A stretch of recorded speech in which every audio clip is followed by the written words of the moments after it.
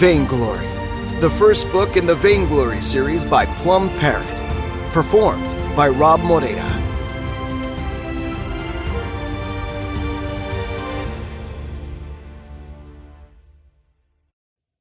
One. Dark Dealings. Ward Dyer was due to retire in less than a month. He'd been on the job for 22 years, since the second week after he finished his 4-year stint with the Marines. If you asked him, he'd put in his dues. It was time to move on to something where he might be appreciated a bit more. He'd done his time in the uniform, and maybe things had been different 20 years ago, but he remembered people in his neighborhood liking him. He'd gotten waves and hellos, and people had been eager to chat him up when he got home from a shift.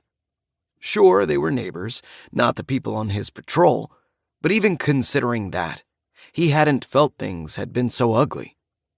Yeah, things are definitely different now, he grumbled, looking at the gray tenement through the drizzling rain. He couldn't really find it in himself to feel resentful. He knew there were some real shitheads in his line of work. Was he an altar boy? Hell no. But he could say with a straight face that he always tried to do right by people. Maybe it was easier for him, being a criminal investigator for the Port Authority. He wasn't on the streets like those SPD grunts, so he really couldn't relate to all the stuff in the news. However you looked at it, Ward was ready to be done with the department, ready to move on to something a hell of a lot quieter as he slowly aged into obscurity. 18 years investigating everything from missing boats to kidnapping, and this is how I go out. Watching one broken down building after another. Sitting on my can in a car with worn out seats, waiting to see if this creepy son of a bitch pokes his head out.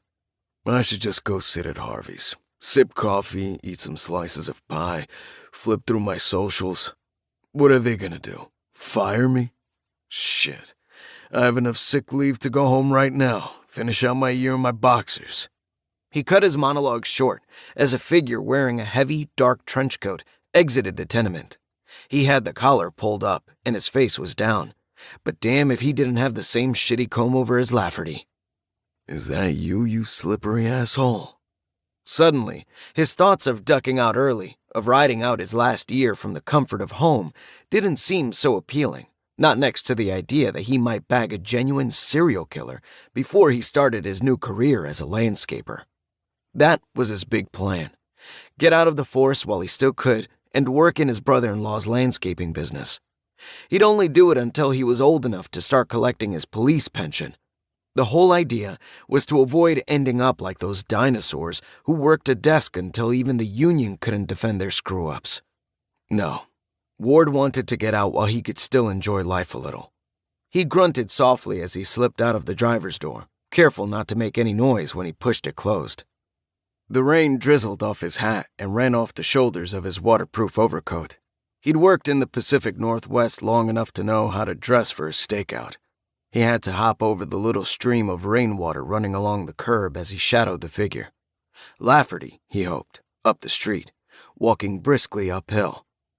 Gotta love Seattle, Ward grumbled, digging in, climbing the steep grade, careful to keep parked vehicles between himself and his quarry. He was pretty sure he'd seen a dozen cars slide down a hill like this during the last freezing rain. People never learned. They'd think, oh, I have front-wheel drive, I can climb this hill. Next thing you know, 7 cars would be piled up at the bottom.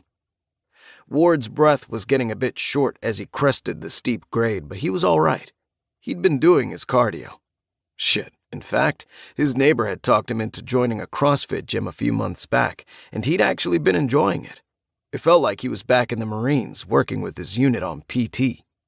He knew it wasn't anything near as intense, and the stakes weren't anywhere close, but still, it was nice to have a kind of drill instructor telling him what to do so he could shut his brain off while he exercised. Lafferty, Ward had decided to be optimistic, turned suddenly, heading down an alley between 2 tall buildings. No one was out, at least not on that street, and Ward thought it was a pretty damn weird place to be turning. Who walks into an alley 2 blocks away from their apartment building in the middle of the night in the rain? Fishy, he muttered, edging up to the corner with his shoulder against the brick wall. As the rain drizzled on the brim of his hat, he peered into the darkness. 30 yards ahead, he saw Lafferty step behind a dumpster. "The hell are you doing in there?" Ward was careful to keep his voice close to a whisper. "Something definitely hinky going on." He reached into the seam of his dark gray overcoat and pulled out his snub-nosed .357 revolver. The department made him qualify with the Glock they'd issued him, but he also was qualified with the revolver, technically his backup gun. It was the only gun he ever carried on duty, though. He liked the Glock all right, but everyone gave him grief about his Smith & Wesson, and, at this point, it was as much a personal challenge as a preference. He liked going against the grain, and the fact that everyone else in the CID walked around with identical 9mm black semi-automatics was a point of pride for Ward. Holding the chromed barrel close to his chest, he proceeded into the alley. When he stepped away from the streetlight, he paused and fished his little handheld flashlight out of his jacket pocket. He didn't turn the light on right away. Ward was still hoping to figure out what Lafferty was doing in that alley, and he'd never know if he spooked him into running. He stepped carefully, avoiding litter and puddles, no telling how deep they were, and approached the dumpster. He was getting a little concerned by the fact that Lafferty hadn't emerged from behind it, that he hadn't proceeded further into the alley. What was he doing back there? Was he setting an ambush? Ward angled away from the big rusty green trash bin, holding the gun close so it wasn't an easy grab, just in case the little jerk was waiting to surprise him. Oddly, though, as he cleared the corner of the dumpster, there wasn't any sign of the guy. Ward tilted up his plain black ball cap to scratch his brow. He had an itch where the rough, scratchy inner band rubbed against his hairline. He'd bought the hat and 4 others for $15 off the internet, and he was regretting his penny pinching. He rubbed the cool metal of his little pocket light back and forth over the itch while he edged toward the dumpster and peered within. The lids were hanging behind it, left open by the sanitation workers, and it was easy to see that nothing but a few bags of garbage sat at the bottom of the reeking container. He backed away, then edged around the side again, trying to figure out if he'd just been seeing shadows or if Lafferty had somehow crawled between the big metal container and the brick wall. "What the shit?" Ward stepped forward and thumbed his flashlight on, pointing it into the foot-wide gap behind the dumpster. Well, well, well. Sure enough, a square of bricks had been removed from the wall behind the big garbage container, something like 2 feet by 4. Did he really squeeze in there? Son of a bitch. Ward crouched down, peered behind the dumpster, poking his little flashlight toward the hole in the wall. When he pressed the button on the bottom and the beam illuminated the dark hole, he saw concrete steps leading down and a shadow that bolted out of sight. The furtive movement startled him, and Ward stumbled back against the wet metal of the garbage bin and slapped his flashlight hand against his pocket, digging for his phone. He stuck the end of his light in his mouth, and then, with his gun still pointing at the hole, he thumbed a message to his partner, Tony DeMonte. "Found Lafferty. Hole in alley behind dumpster, between Galactic Donuts and Hoyt's Music. Call me back up." Ward slipped his phone, light, and gun into his coat pocket, grabbed the side of the dumpster, and heaved, trying to give himself a couple more inches. It was almost empty, and he was a big guy, but it didn't budge. Damn it! He braced a foot against the bricks and strained, pulling against the wet, rough metal. He jerked and pushed with his leg and was awarded by the metal scraping over the ground a hand's breadth. Good enough. With his flashlight in his left hand and his magnum leveled toward the dark hole, he wedged himself behind the garbage bin and proceeded, crouching into the hole. He found himself in a damp stairwell with concrete steps and moldy drywall completely covered with graffiti in 1,000 different styles. A latched metal door led further into the building, but the movement he'd seen had been toward the steps leading down, so he pointed his light that way. He saw a dark, trash-strewn landing and more concrete steps leading further into darkness. The metal railing was damp with moisture and rusted where the ancient blue paint had chipped away. Ward put his back to the wall and carefully descended. Something stank in that stairwell, And it wasn't just garbage and mold.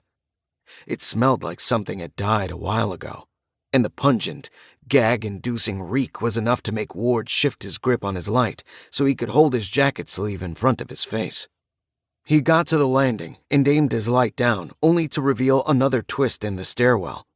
He kept on, slowly descending, wondering why he was going in there alone without waiting for backup. He even went so far as to tell himself, "I should wait." Still, he pressed on, and that's when he saw the source of the stench. A corpse with bloody, exposed bones and not much flesh sat in the corner of the next landing. Ward could see the rotting skin around the figure's neck and chest, but its hands and face had been nearly picked clean. Rats by the dozens scurried and squeaked as his light fell on the scene, and Ward was suddenly grateful that he hadn't eaten dinner. Still, his gag reflex heaved, and he pressed his sleeve tight to his face. He looked away from the corpse, shifting his attention to the stairs leading further down. Now more than ever, he had to be ready for an ambush. Things had just escalated to life and death. Can't stop now. Of course, he could, but that idea didn't register. He turned the corner on the stairwell and continued down, and this time, his light illuminated a closed brown metal door at the bottom.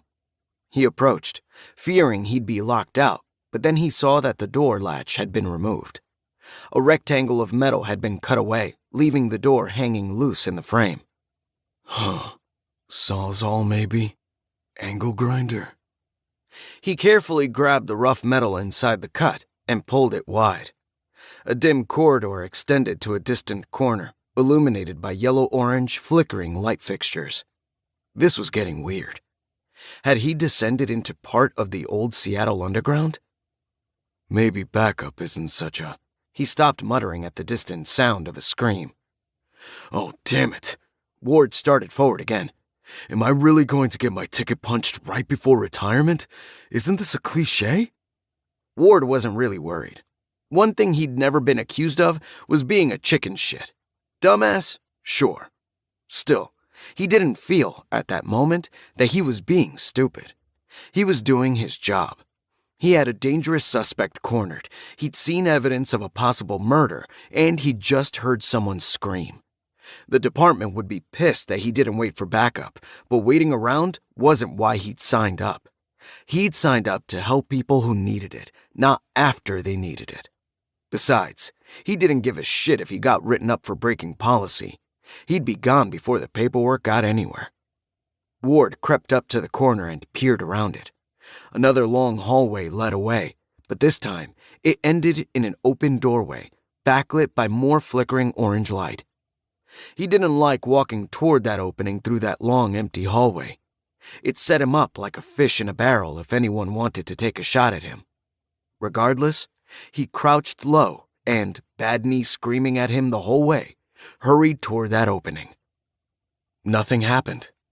No one popped into view and blasted him to bits. Ward reached the opening, and when he peered through, he had to step back, squeeze his eyes shut, knock his head against the wall, and reopen them to have another look. He must have been seeing things. What in the name of... His bewildered curse was cut short as a hooded figure looked his way, and he had to duck back. Ward felt like he was losing it. He'd seen not just 4 hooded figures, but an ancient ballroom. A vast, dusty, wood-paneled room straight out of some 1940s musical, 5 stories underground in the middle of a city. A massive chandelier hung in the middle of the room, flickering with spotty electrical service as half its ancient bulb struggled to work. Beneath the chandelier, carved into the old, water-damaged hardwood floors, was a strange, circular pattern. Crazier than all that, he'd seen a naked woman on the ground in the middle of the circle and Lafferty standing above her, flipping through the pages of a dictionary-sized book.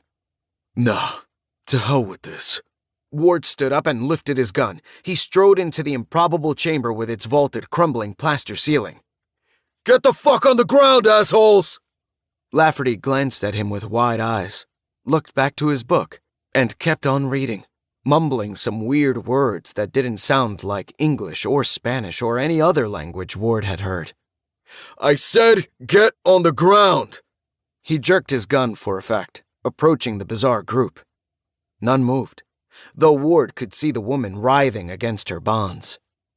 He was only about 15 yards from the first of the robed figures when the guy turned, lifted an 8-inch butcher knife, and charged toward him. Drop the knife! Ward screamed, and when the guy didn't comply, he squeezed the trigger. A fountain of blood sprayed out as his magnum hollow point erased half the guy's neck. He tumbled, sliding with the momentum of his sprint, and his knife clattered and bounced past Ward on the wooden floor. Get on the ground! He screamed again. Lafferty's voice had risen in volume the whole while Ward had approached, and now, as he saw his companion get blasted, he began to shout the weird words, competing with Ward as he doggedly repeated, Get on the ground! Ward wasn't a rookie, and he knew the next asshole might have a knife too, but he wouldn't stand around and wait for Lafferty or one of his cronies to hurt the girl. He didn't know why one of the robed guys had charged him while the others hadn't, but he needed to make them understand that he meant business. He strode up to the one opposite Lafferty in their little circle and grabbed him by the back collar of his robe. He stepped back and yanked, Get on the goddamn ground! To Ward's surprised embarrassment, the robed guy let out a high-pitched scream and tumbled back, much lighter than he'd expected. The woman smashed onto the ground with a startled cry, and it seemed to Ward, when he looked into her wide-open brown eyes, that she was disoriented, surprised to see him. Had she not heard his commands or the gunshot? Didn't you hear me? Stay on the ground! Ward looked back at the circle just in time to see the other two robed figures turn toward him and lift long knives. Drop 'em! He roared, stepping back, only to trip over the woman he'd pulled down. He fell backward and caught himself on his left hand with a painful crack. He collapsed to his elbow, his wrist unable to hold him. He flailed his other arm but managed to hold on to his gun. Ward swung the barrel toward the knife wielders and didn't hesitate. He blasted. Ward might not be the best at paperwork, but he was a damn good shot. He took both assailants in the chest, one shot each. He didn't always double tap as some experts insisted. He only had 6 shots before he'd have to reload, and it wasn't like he was working with a pea shooter.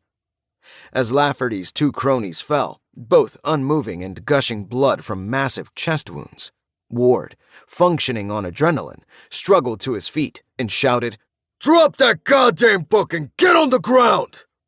Lafferty shrieked something in that weird language, and then he looked up from the book, clapping it shut. His neon orange eyes might be enough to give most people pause, but Ward had just blasted 3 people, and he wasn't in the mood to be scared off by Halloween props. He looked Lafferty in the face and said, for what felt like the 100th time, Get on the ground, asshole! Too late, fool! Observe! Lafferty's final word was a triumphant crow as he dropped his book and yanked a long, curved, snake-like knife out of his robe, lifting it high. Ward was done. He was injured, alone, and already looking at the worst psych review he'd ever experienced. He pulled his thick finger against the trigger of his trusty .357 and put one right between Lafferty's eyes. The madman collapsed in a heap, his brains painting the wooden floor in a fan-shaped spray. Ward stepped forward. You okay, lady? Don't worry. I got him. Let me see here. I can put my coat over you, but let me get a look at these ropes. Ward's words trailed off as he got a better look at the woman. Her wrists and ankles were tied to stakes that someone had pounded into the floorboards. As he'd noted, she was naked, but something else was off. She looked up at him, and he saw that her mouth wasn't gagged. Why wasn't she yelling or speaking or crying or something? Ward paused at the circle's edge, contemplating waiting for backup before he did anything else. He'd neutralized the threats, right? He could take things slower from there. Threats. Ward jerked his head to the right and started to turn. He'd forgotten the hooded woman. What kind of rookie move was that? Never take your eyes off a suspect. Never turn your back on one.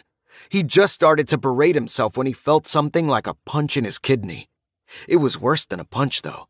Worse even than the time he'd gotten in a fight with Louis Thibodeau at the Lucky Star, and he'd ruptured his spleen. He finished turning, sweeping his uninjured gun hand in an arc, knocking the woman who'd stabbed him to the side. She spun on him, a savage grin on her face with narrowed, scowling eyes, definitely no longer disoriented. Ward felt hot fluid pumping down his pant leg, and he knew he was pouring blood out of the spigot she'd just put in him. "Drop it!" he barked. In an answer, the woman growled and lifted the knife. Ward shot her in the center of her chest, and she collapsed. The knife clattered to the ground by his feet. Damn it. 2.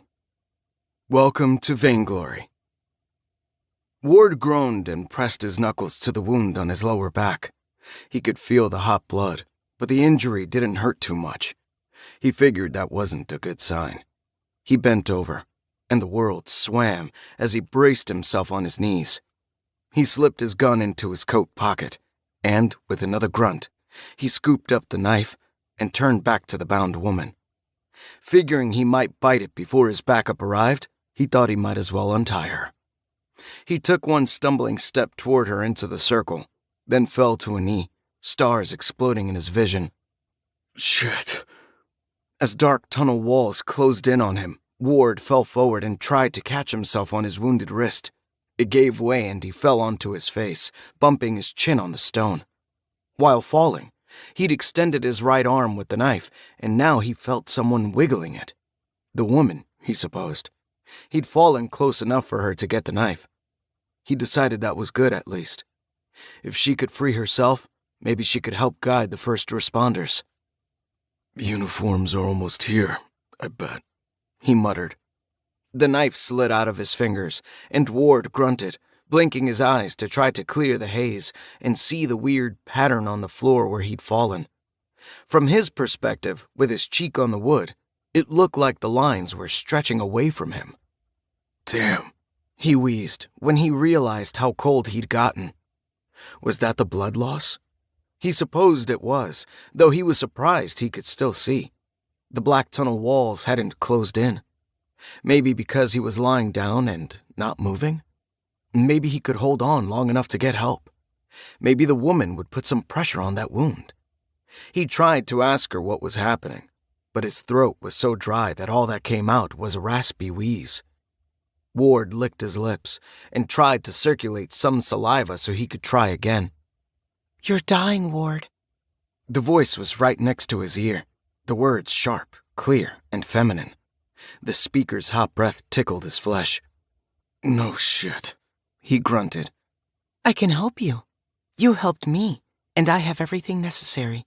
The words were spoken, however feebly, and blood aplenty fed the circle. "Can I help you, Ward? It won't cost you much." Cost? Ward wheezed, his mushy mind trying to make sense of her words. Was the woman saying she'd let him die if he didn't pay up?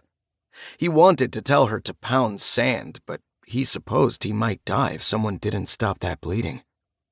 "Can I help you, Ward?" she repeated. Help, he grunted, and just as he uttered it, his sluggish brain realized she shouldn't know his name. Good, Ward. That was a good decision." He felt the woman lay her hand over his temple. Her flesh was hot as she pressed down, and Ward felt some of that warmth flowing into him. It was a wonderful feeling, really, almost like stepping into a bath on a cold, drizzly day.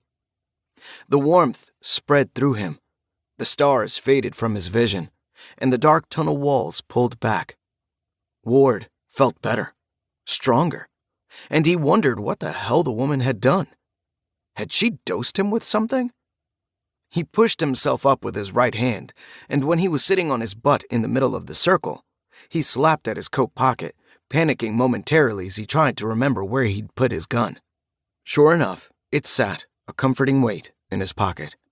Smiling, Ward looked up to thank the woman, only to see she wasn't in the circle. He spun, looking for her amid the carnage of the bodies, and saw her lying outside the pattern's outer ring. She looked unconscious, eyes closed, chest moving in and out with a regular rhythm. Huh. Ward moved to stand, reaching down with his left hand for support. He almost pulled it back, remembering his injury at the last second. But when he pressed down with his weight, nothing hurt. Huh, he said again. He was halfway to standing when the edges of the circle burst into brilliant yellow light, momentarily blinding him. Ward fell back onto his butt again. His mind ran to strange conclusions, trying to explain the light. Had the EMTs arrived? Was he unconscious and seeing the lights above the surgical table? He could feel the floor under his hand, though, and the lights started fading. Ward held still as the dazzling glare gradually diminished, and he found himself able to focus again. More disorientation hit him when the light never entirely went away, and he realized he was sitting under a bright, pale blue sky. A hoarse whisper escaped his lips as he looked around. I'm losing it. I've lost it. Am I dead? Ward was sitting atop a large, relatively flat boulder, and around him, beneath a bright sky, stretched the charred remains of an enormous forest. All he could see, from horizon to horizon, were blackened trees and scorched earth. The air was warm and fresh, with a faint hint of char as the only clue that a great fire had occurred there. Did I have a stroke? Am I... You're not dead. Ward jerked his head to the voice. Sitting cross-legged on the stone beside him was the woman from the ancient ballroom. No, Ward realized, that wasn't right. She wasn't the same woman. Her hair was different. Longer, straighter, blonder. More than the hair, though, was that she wore a slim black dress suit. Those eyes, though, Ward muttered, staring into the woman's red eyes that seemed filled with flickering flames. My eyes? I suppose they're rather distinctive. How do you feel, Ward? He looked around at the burned forest and the pale sky, then back at the beautiful young woman. I'm nuts, I guess. Finally lost it. Oh, brother, come on, old man. She erupted to her feet and moved to stand facing him squarely. That's the most creative explanation you can come up with? I'm dead. I'm nuts. Good grief. I gave up a perfectly fit host for you. You're going to have to sharpen up. She had a soprano voice that rang with authority, and she enunciated her syllables very clearly as she stared those fiery eyes straight at him. Sharpen up? Ward growled, clambering to his feet and looked down at the slight figure. Who the hell are you? Well, you can call me Grace. My real name would be hard for you to pronounce. Grace?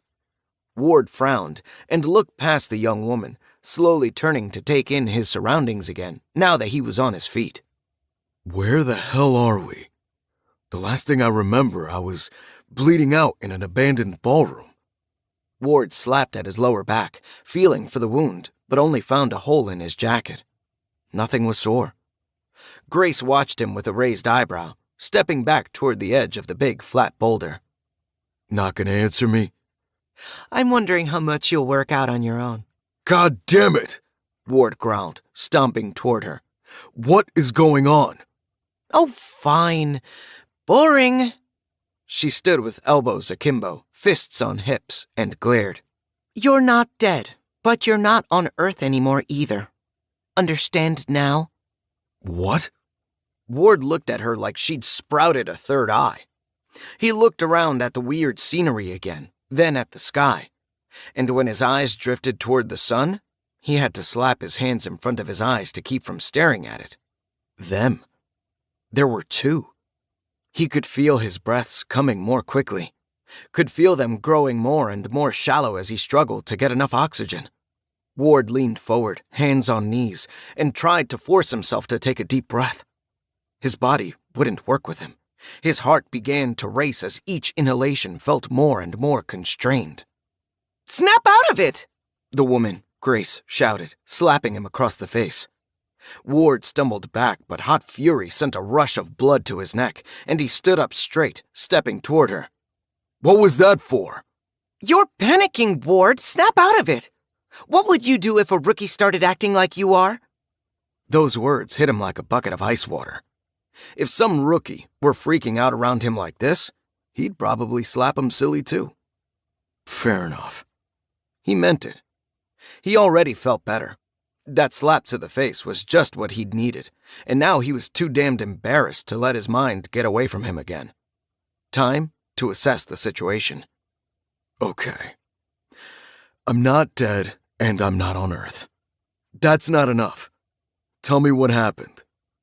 Grace smiled and began to pace back and forth, a spring in her step. Ward noticed that she didn't have shoes on. She wore a black dress suit, but no shoes. He shook his head, staring at her slender feet, trying to make sense of it while she answered. Maybe you won't be so bad. I like it more when you're a bit tough and rugged. None of that panicky nonsense, okay, Ward? I'm stuck with you, at least for now, so let's try not to be tedious to each other. So, what happened? Well, you were very heroic and got yourself hurt trying to help me. I don't usually feel sorry for people. Well, I really never do, but you were interesting to me, and I had a funny urge. I wondered if you might be more fun to hang around with than my other host, and let me tell you, she was pretty gifted, so you've got your work cut out for you. Whoa, hold on, Motormouth. Ward reached into his pocket, getting his .357 out. He popped the cylinder and dumped the empty brass into his free hand, separating out the one live round and dropping it back into a chamber. Slow down, and let me get a word in. Now, what do you mean by host? Ward deposited the empty brass into his coat pocket, reached under his coat, into the front pocket of his navy blue trousers, and pulled out a handful of fresh rounds. Host? This is where things might be a little hard to swallow, but try to stay chill, Ward. You see, I don't really have a body. I'm not here. I'm here for you, I guess, but that's because I'm in you. You can feel me and hear me and all that because we're sharing your parts. What? Ward snorted, dropping 5 rounds into the cylinder and slapping it shut. That woman you saved was my host. Now, you're my host. So, you're like a tapeworm? Ward was feeling a lot better with a loaded gun in his hand. He didn't know what to make of the woman, but something was definitely not right. Either he'd been roofied and dumped in some burned-out forest he'd never heard of, or something was true about her BS. That's rude! She stepped forward and punched him in the shoulder, and it rocked him back. For a little thing, she had a hell of a follow-through. Easy. Ward rubbed his shoulder and winced. Come on, finish your story. He rolled his hand like one does to tell someone else to get on with it. You were saying I've got my work cut out for me. Right. My previous host was very talented. Well, I can already tell you're going to struggle. It feels like we might be a good match, though. I think you might have some affinity for mana, but your body's not suited for its use. I'm quite sure you won't even be able to utter any words of power without tearing yourself apart. We'll have a long row to hoe, but I think we can get there. Worst case scenario, you die, and I have to drift on the ether for a while. We're in the right place, at least. She held her arms wide, indicating the devastated environment. Ward put aside all the other crazy words she'd uttered and asked, The right place? Where are we then? Grace stood on her red-polished toes and pirouetted as she replied, Cinder, the lowest of the Vainglory worlds. 3. Crash Course. Ward snorted again and raised a thick brown eyebrow, locking his pale eyes with Grace's strange, fiery ones. The hell do you mean the lowest world? The hell is Vainglory? The woman might not have realized it, but at that moment, Ward decided she wasn't real. As far as he was concerned, something had snapped in his noodle, and he needed to start figuring things out. Needed to get himself straight. Grace stepped to the edge of the boulder and dropped down out of sight. Ward felt some relief when she vanished. Maybe his delusion was fading. Well?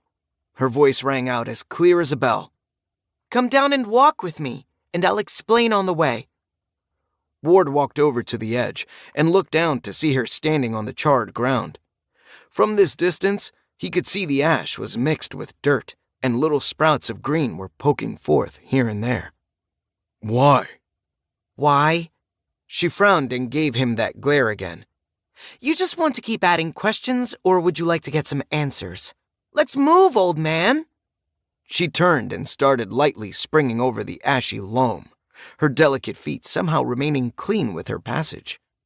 Old man, Ward grumbled, then sat on the edge of the gigantic boulder and slid down the edge, dropping 5 or 6 feet to the ground.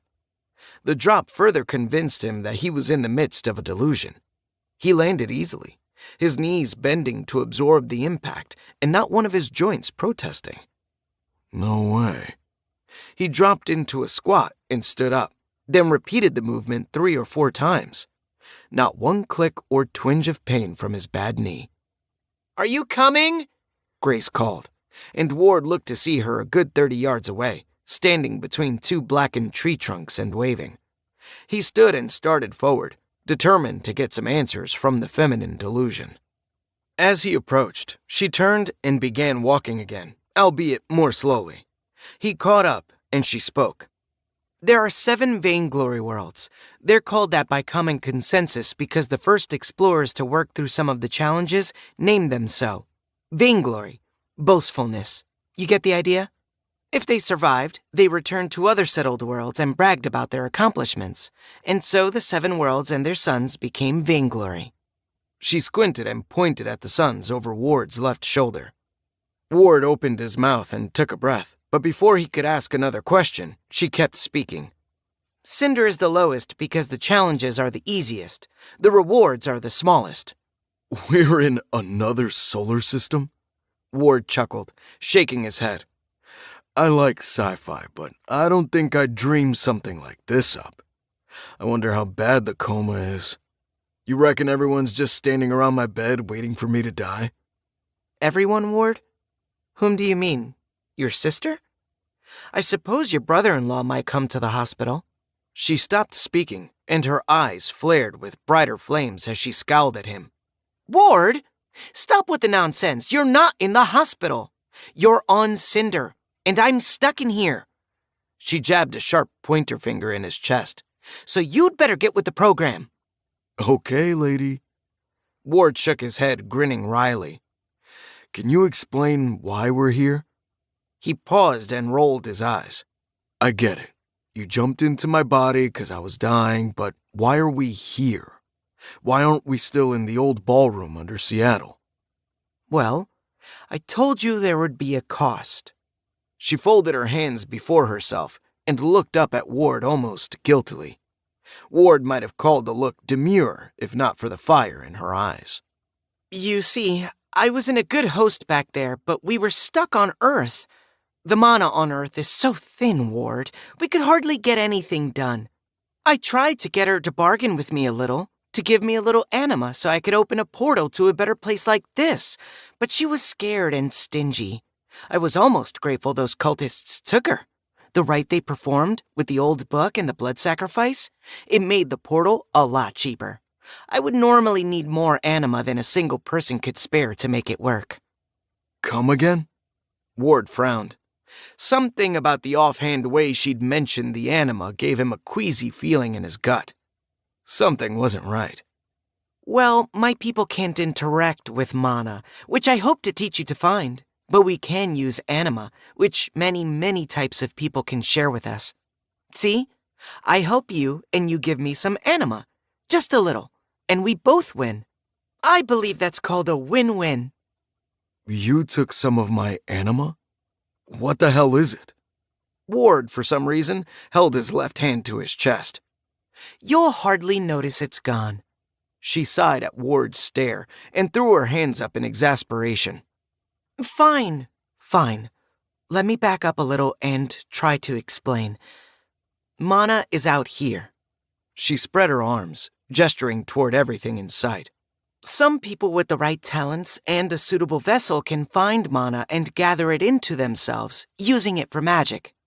People like me, well, we can't use mana, but we can use anima, which is in here. She stepped closer and gently tapped her manicured red nail against Ward's sternum. And you took some of mine to get me out of trouble? Basically. But what is it? What does anima mean? There are many words with anima as their root, but it's your soul. Forget that for now, Ward. The important thing is that I brought you here, where the mana is rich, and I'm going to teach you so much. I've already given you a lot. I healed you and freshened up that old flesh of yours. Freshened up? Ward held up his right hand, still clutching the polished walnut grip of his snub-nosed Smith & Wesson. He stared at the back of his hand and the wrist sticking out of his jacket. Something was off. He snatched his left hand up in front of his face and spread his fingers wide, slowly turning his wrist. Was he losing it? Or were there a lot fewer wrinkles around his knuckles? Was his skin thicker and more vibrant? Did you... He couldn't bring himself to say it, afraid he'd sound hopeful and sad, exposing himself to ridicule. Make you younger? I'd say I shaved a good 10 years off you, old man. Back in your 30s again. Does it feel good? Think how great you'll feel after you harvest some mana and we get to work improving that weak flesh of yours. No way. Ward yanked his coat open and jammed the pistol into his shoulder holster. Then he shrugged out of his raincoat, letting it fall to the charred ground. He pulled his shirt tails out of the top of his trousers, noticing they felt significantly looser and roomier, and started to unbutton his shirt. What are you doing, Ward? Grace had hopped atop a burned stump and stood on her painted toes, looking down at him with a narrowed eye, wrinkling her nose. Gonna see if you're full of shit or not. By getting naked? Why don't you just snap a selfie? Ward froze, then slapped himself on the forehead and dropped his half-unbuttoned shirt. He jammed his hand into his pocket, the one that wasn't full of extra bullets, and yanked out his phone. He held it before his face, and it clicked and opened, displaying his home screen, though several lines of distorted static repeatedly ran through the image. Had he fallen on it and cracked the panel beneath the glass? He had 4 text notifications, but before he touched them, he looked at the top of the screen and saw he had no service, no Wi-Fi, no nothing. His battery was at 32%. Ward touched the text icon, noting the 4 messages were from his partner, Tony. 10:17. Huh? A hole in an alley? 10:19. Are you drunk, man? 10:24. Ward, my man, you need to let me know if this is a prank, like now. 10:32. Okay, calling the watch sergeant to send you backup. If this is a prank or you're drunk or something, I'm gonna forward your text to the entire department. Jesus, Tony. Ward sighed and shook his head. You waited 15 minutes to call for backup. Thinking of the minutes, Ward glanced at the time on his phone and groaned when he saw it said 11:47 p.m. My phone thinks it's midnight. He glared at the blue sky, then turned back to the phone and touched the camera app. He held the lens in front of his face and couldn't stop the idiotic grin that exposed his teeth. You really did it. You really took 10 years off. I don't like to lie. Grace frowned and crossed her arms over her chest. Ward barely heard her. He was looking at the taut skin around his neck, the absence of age spots, the dark stubble along his jawline, and the lack of gray in his eyebrows and short, thick hair. He grinned wider, looking at his teeth, and was sure they looked a bit whiter than they had that morning. Is this permanent? Well, you understand how time works, right? She suddenly sounded very concerned. Huh? I took 10 years off, so, as you continue to age... Oh, right. Ward laughed idiotically and put his phone back in his pocket. If you listen to me and follow my guidance, There's a good chance you'll be even younger looking soon. There's a good chance you might never have to worry about aging again. All right, lady. You're starting to get my attention. I don't see how I could dream up such a goofy scenario. Ward leaned over, snatched up his jacket, and hung it over his shoulder. He took a good look at her. The tapered cut of her slim-fitting dress slacks, the black blazer, clearly tailored for a perfect fit, and her spotless starched white shirt, buttoned to the collar. She certainly looked sharp. Would he dress her like that if she were a figment of his imagination?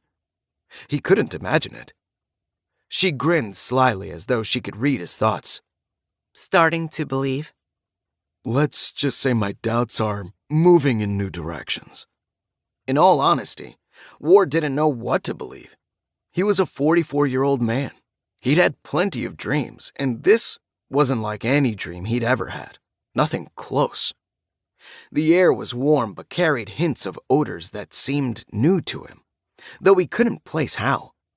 The ground was crunchy where the ash had solidified, but beneath it was a layer of springy loam, and when Ward bounced his weight up and down, his shoes squeaked as they broke through the crust. He could feel sweat building in his armpits and along his brow. He was aware of his breathing, his heartbeat, and the weight of his coat on his shoulder. In short, everything seemed too real to be a fantasy. Are you ready to follow me? Grace hopped down from the stump, and Ward sized her up. She wasn't tiny, but she wasn't a big woman. Maybe 5'5", he figured. She winked at him as his eyes came to rest on her face, and Ward looked away and cleared his throat. Relax, Ward. I told you I'm in your head. She turned and started to saunter away through the ash, passing by a tremendous, blackened fallen tree. Ward figured it had to be a couple 100 feet long, and Grace looked ant-like when she walked in its shadow. He got moving, trudging along in her wake, and called, Where are we going? East! Why? Well, cinder burns in an east to west progression. We're in a place that burned not too long ago, so if we go east, we'll get to parts that have recovered more. It burns? Ward's eyes drifted around the blackened hellscape. Slowly. There's a band of fire that stretches from pole to pole, and it moves around the globe burning. It takes a long time, though. Centuries. That doesn't sound possible. Sustainable. More doubts sprang to life in Ward's mind. You need to stop thinking about things in terms of Earth, Ward. The universe is a big, mysterious place, and when you account for things like mana and anima, which you humans have very little understanding of, things can get pretty weird. She hopped up the side of a hill, hardly disturbing the ashy soil, and Ward followed after her, trying to make sense of her words. He was about to ask more about mana when he noticed he was stepping into one of her slender footprints, and a new thought occurred to him. I thought you said you were in my head, not real for other people. She paused at the top of the slope and looked down at him, frowning. The footprints? Yeah. He grunted. Ward, I'm very real for you. You see me, hear me, feel me, and your brain will fill in things like footprints in ash. If we stand here and chat for a while, then you turn back to look at your progress, you'll see that only your footprints remain. Can we? So eager to test me? She frowned and folded her arms over her chest again, but didn't move. I know you're wondering about mana and anima. Ward nodded as he finally got to the top of the slope. When he looked past her, further east, he supposed, he saw a long, gentle slope dotted with slender, burned stumps. But farther, almost as far as he could see, he saw more green. Yeah, I was. Also, are we almost out of the burned area? Well, lucky for you, we came in near the edge. We could have been hiking through ash for weeks. She sighed and kicked her slender, pale foot through the ash, digging up a furrow, sending a puff of gray into the air, and scattering loose, dark soil over the top of the outer crust. Okay, eyes up here. She pointed to her face. Listen to me for a few minutes, and then we'll confirm that I'm not corporeal. Ward complied, looking into those dancing flames buried behind her red irises. So, mana. Obviously, you're familiar with the idea of a soul. Imagine that the universe has a soul. That's natural mana. Now, I'm not telling you to start attending church again, Ward. Soul is one word, but others consider it more of an essence, a driving force. It's an elusive, mysterious stuff that some people can interact with more than others. More than that, it's richer in some areas than others, and no one knows why. Not really. Some species in the universe are older. They've evolved more and did so in an area rich in mana. Those species have a real leg up on humans like you, Ward. So, the playing field isn't level. Not in the slightest. She grinned and punched him in the shoulder. Not hard, but enough to jostle him. You're catching on quickly. Don't worry, though. Not everyone has a helpful little devil like me. Devil? Oh, don't let the word scare you off. Call me an alien, an angel. Heck, you could call me a ghost if you want. The point is, I'm in your head and will help you figure things out. There are ways to make you tougher, to open you to mana, and to give you the means to make use of it. And you're helping me because... Because I think it will be fun. Also, you gave me some anima, and, Ward, it was so good. Plus, I'd be stuck on Earth if it weren't for you. Who knows? If I help you get strong enough, you might make it to the next world. Or, heck, old man, maybe all the way out of the Vainglory system. Ward frowned, rubbing at his stubble, enjoying the rough texture on his fingertips as he contemplated. There was no way his brain was coming up with all this shit. Something had to be happening outside his mind, and he couldn't think of any reasonable explanation. Was this lady legit? He looked at the ash near his feet and saw the divot she'd kicked out was gone, the area smooth and untouched. Yeah, but there's gotta be more in it for you. Hush! Grace held a finger to her lips, then slowly turned in a circle. Oh, damn it! Shit! Time to run, old man. 4. Scavs. Ward arched an eyebrow at Grace's sudden outburst. Huh? Go! East! Keep moving! Come on, run! She started ahead of him, and Ward, straining to hear what had bothered her, started jogging. He felt surprisingly good, much better than he had the last time he'd exercised. His ankles and knees were pain-free. His lower back didn't protest. And, despite them having been hiking for quite a few minutes in the steady light of twin suns, he didn't feel overly taxed. I feel pretty good. I know you do. I healed all your old injuries. Come on, Ward. We don't want those scavs to catch us. Even on Cinder, they probably have some mana control. Scavs? Scavengers! Come on, sharpen up, old man! She leaped over a fallen trunk 4 feet high. Ward didn't think he could clear it, so he slowed down and used a hand to vault it. What the hell are they scavenging out here? He gestured to the expanse of ashes and burned trees. There were cities and towns out here that got burned when the fire passed. They'll dig for the basements and cellars looking for old treasures. Don't the people who fled the flames come back? Some, but let's be real, they'd have to circle the globe. Most just move ahead of the flames enough to live in peace for a few decades. She slowed down, sighed heavily, and shrugged her shoulders, turning to look at him with a funny expression. She wore half a smile, and yet her eyes looked at him with sympathy. Oh, damn. I'm sorry, Ward. What? Well, I'd hoped I'd have some time to introduce you to Cinder a little slower and maybe let you meet some friendly folk. Looks like it's out of the frying pan and into the fire for you. Those scavs are running this way, and they're moving a lot faster than you can. Maybe they won't kill you. Maybe they'll just rob you. Nah, hell with that. Ward growled, yanking his .357 out of his holster. How many? 3. But Ward... She trailed off as, hooting and yowling, sounding much like a pack of wild dogs, 3 tall, loping figures crested the top of the slope where Ward and Grace had been chatting. They were each well over 6 feet tall with long, wiry limbs jutting out of weird apparel that wouldn't have looked out of place on a Star Wars set. At this distance, Ward couldn't make them out clearly, but he thought it looked like they had animal snouts and high, pointed ears.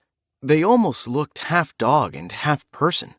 They caught sight of him and howled with greater fervor and began loping down the slope, rapidly approaching. Ward barked his old go-to phrase, lifting his gun. Get on the ground! The scavs carried packs on their backs, satchels over their shoulders, belts and bandoliers laden with knives and, if he weren't mistaken, pistols. When he hollered for them to get on the ground, he saw them grab hold of those knives and guns, and Ward didn't hesitate. He squeezed the trigger. Back in Afghanistan, some of Ward's buddies in the Marines accused him of having ice in his veins. He never got rattled during an engagement. No, Ward saved that for later. When he'd gotten home from his deployment, he'd spent many nights waking up in cold sweats, images from the war fresh in his mind. Once he'd been hired onto the force, the department had probably shelled out double his salary to the various shrinks that had served his unit over the years. He went in voluntarily and also on the captain's orders after his many violent encounters with felons. All that said, when his first shot dropped the scav in the lead, sending him careening head over heels through the ash and tumbling down the hill, he didn't flinch when the others returned fire. Their guns barked loudly, sending clouds of black smoke into the air with each shot, and Ward heard their bullets snap through the air nearby, kicking up clouds of ash and dirt and splintering into a burned-out tree he stood beside. Nonetheless, he held steady. He took aim and blasted. The S&W barked in his hand, and the scav on the left, now only 15 yards away, cried out and grabbed at its throat, dropping its pistol. Ward couldn't help thinking of the scav as it. They looked like bipedal dogs wearing clothes, and he couldn't tell if they were males or females or something else altogether. As the scav tried in vain to hold the blood inside its body, it fell to its rump with a sad, almost pathetic whimper. The other scav, the last one, dropped its gun and stooped low, looking up at Ward in much the way a dog might if you caught it pissing on the rug, a look of guilt and surrender in its eyes. Please, it begged, in a surprisingly feminine, human-like voice. Before Ward could come to grips with that, it struck him that it spoke English. Get on the ground, he growled, defaulting to old habits again as his mind whirled. To his delight, the scav complied, lying on her chest, snout to the side, hands spread. Ward checked the other two and saw the one he'd first shot was lying in a heap, unmoving against a burned tree. The other, the one he'd shot through the neck, was lying on its side, panting in short, quick breaths. Ward had a feeling he or she wasn't long for this world. Well, that went better than I thought. I knew I liked how you handled those cultists. Grace stepped out from behind a nearby tree and approached him. You should just shoot this other one. You don't want her to find you in the night and slit your throat. Why the hell can I understand her? Huh? The scav asked. She was squeezing her eyes shut, but she peeled one open, a big honey-colored orb wet with moisture, and rolled it in the socket to better look at Ward. Did you ask me something? She can understand you because you're speaking her language. Well, I'm doing it for you. I told you I would help you, didn't I? Your what? Ward was very damn sure he was speaking English. He could feel his mouth moving and hear the words in his ears. Ward, you gotta get with it. Sir, my brother, he's dying. The scav sounded desperate, and Ward had to take a beat to realize what an asshole he was being. The guy might look like he was part dog, and he might have been trying to kill him, but a man shouldn't be so callous while another person was bleeding out in front of him. Can you help him? He asked his prisoner. Yes. Do it. Don't try anything funny, or I'll have to start shooting. Oh, brother, what's going on here, Ward? Grace took 2 quick steps toward him, reached up, and flicked one of her pointy red nails against his earlobe. It felt like a wasp stung him. Ouch! He slapped a hand to his ear and scowled at her. What the hell? The female scav who'd scurried over to kneel over her gasping, bleeding brother jerked her head up and narrowed her strange, lupine eyes at him. Ward, what are you going to do with these scavs? Suppose she saves the hurt one. Now you've got 2 people with vendettas against you loose in the world. Just finish them off. Ward whirled on Grace and growled. I don't do that kind of shit. What? Come on, Ward. I saw you basically assassinate Lafferty and his crew. That's different. There were dead bodies around. They had you tied up in a circle. Not me. And they came at me with knives. Ward waved off Grace's objection, and in the process, he let his gaze fall on the scav and saw she was staring at him with wide yellow-brown eyes and an open mouth from which hung a pink tongue. She ran that long tongue over her snout and sniffed. Are you okay? You're not talking to me, are you? Now you've done it, Grace sighed. Pretty soon, everyone on Cinder's gonna be talking about the raving lunatic in the burn belt. Can it, Grace? Ward sighed and shook his head, then walked over to the scav. He gonna make it? No. She made a faint whimpering sound, and Ward almost reached down to stroke her furry head between the ears. He stepped back, though, reminding himself that this was a person and she'd just been set on killing him. Look, I'm sorry about your loss, but you folks were aiming to kill me, right? I suppose. She sniffed and rubbed a hairy arm over her moist black nostrils. Well, I'm gonna take one of your packs and all the guns, and then we're going to walk in opposite directions. Understand? He'd folded his arms over his chest, but he still held the .357, and he tapped it against his elbow, letting the metal clink as a reminder that he was in charge. The first reasonable thing you've said. Grace walked around in a slow circle behind the scavenger, scrutinizing her. Don't forget about the knife on her belt. You can keep your knife, but keep your hands away from it until we're gone. We? The scavenger looked left and right, then scrutinized Ward, and, despite her canine appearance, he could read what she was thinking. He was nuts. Yeah, he covered. You and me. You can play with your knife all you want when we're both gone from here. He looked past her to the crumpled corpse of the first scav he'd shot. I'll get his pack, but you need to come with me. I'm not going to turn my back on you. Got it? The scav whimpered as she stood up from her brother's body, but she complied, and soon, maybe 10 minutes later, Ward had a big backpack filled with random odds and ends, 3 big-barreled, breech-loading pistols, and a cloth sack full of brass cartridges. The bullets were long and wide, almost the size of a .410 shotgun shell, but unlike any caliber Ward was familiar with.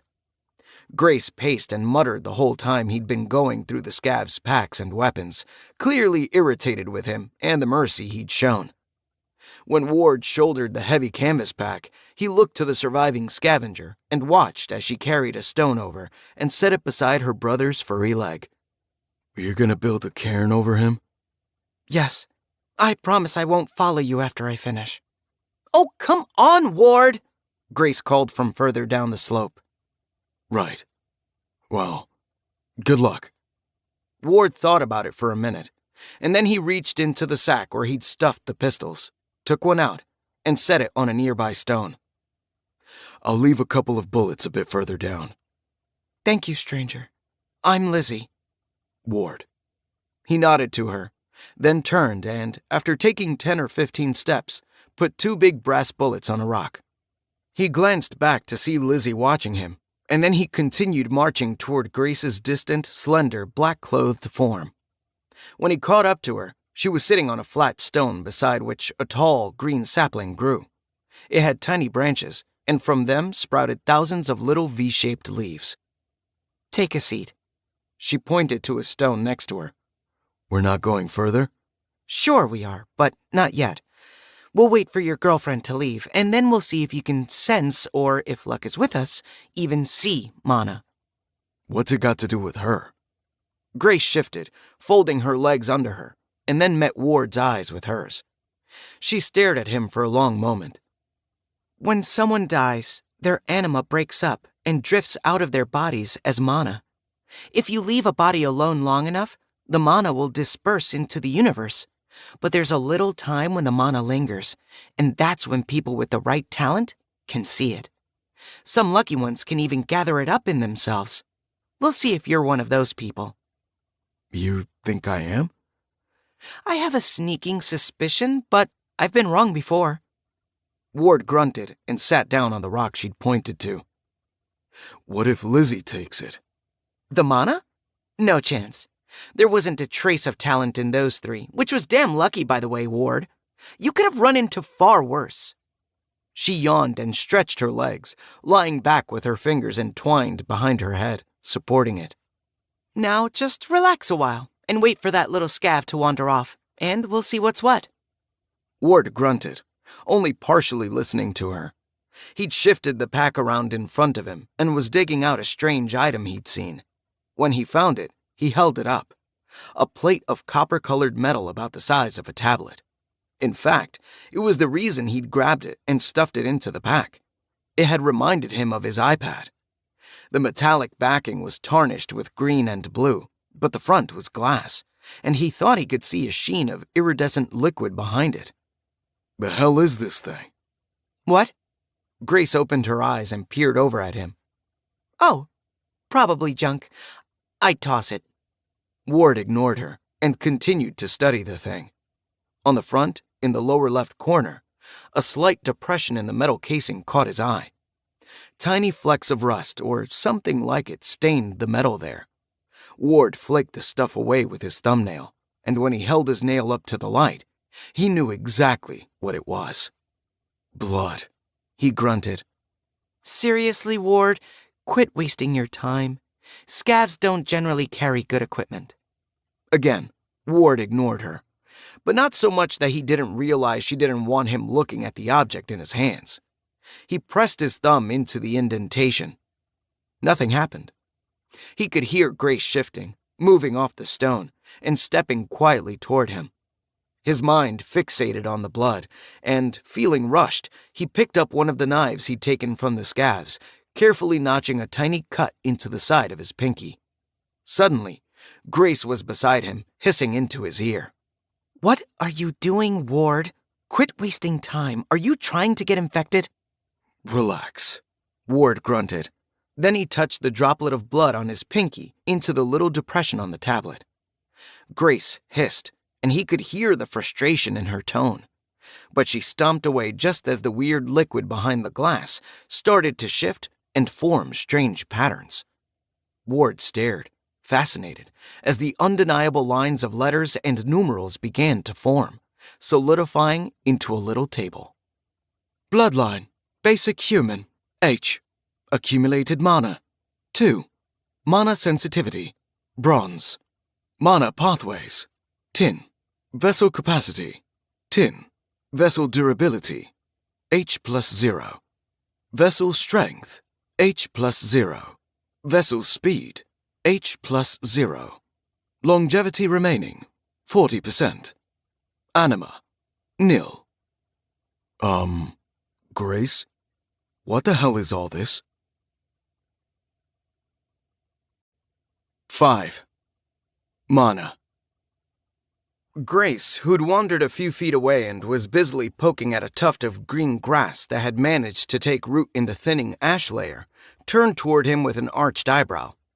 Oh, what? Ward had seen a witness or suspect play dumb before, and he wasn't buying it. Quit playing games, all right? Explain this thing to me. He held up the metal and glass tablet. It's just junk, Ward. I told you those scavs won't have good tech. It's called, I believe, a hemograph or vital scope. It uses glyphs, written words of power, to force the ambient mana to perform an analysis of your blood. She sighed and stood up, stomping toward him. Thing is, Ward, you got this off a dead scav, and I doubt it's a very good one. I doubt it's calibrated to read a person like you, a person from Earth, properly. She peered over his shoulder at the chart and clicked her tongue as she perused the numbers. It identified me as human, which seems to contradict what you just said. Identifying a bloodline is different from understanding it. These are very basic details. I've read texts about hemographs that could tell much more about a person.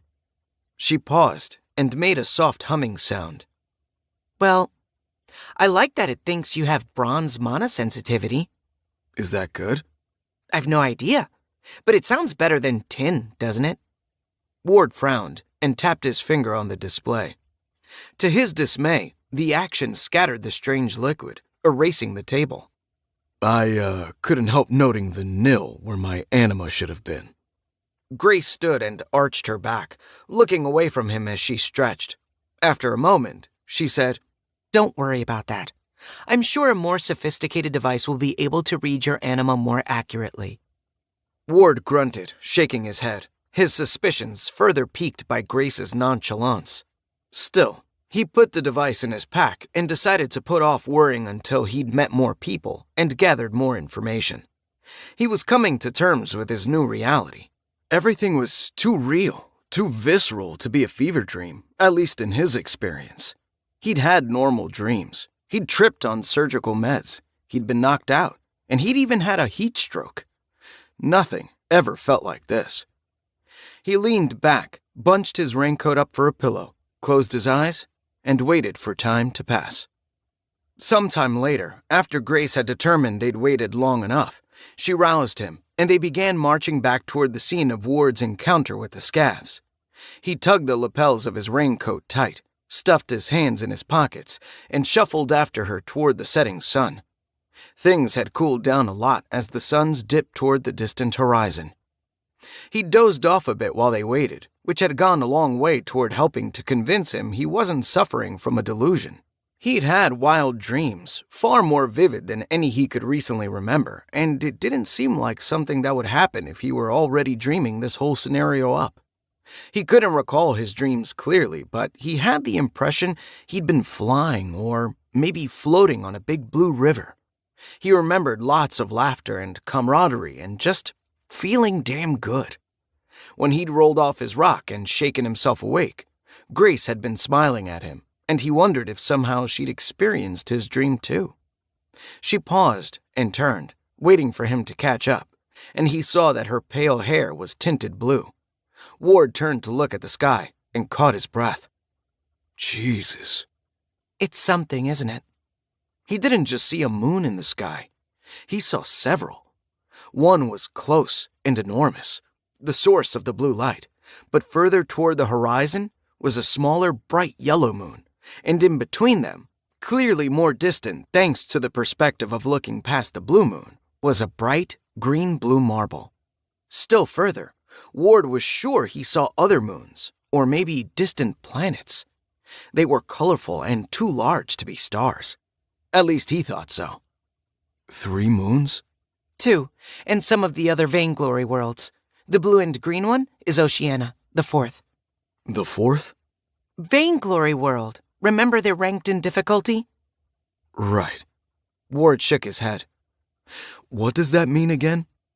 There are challenges that an ancient culture built on these worlds. They involve mana and have valuable prizes. That's why I brought us here. I figured you could prove yourself, and while you're at it, you could improve yourself. She grinned, turned on her heel, and resumed her walk toward the distant sunset.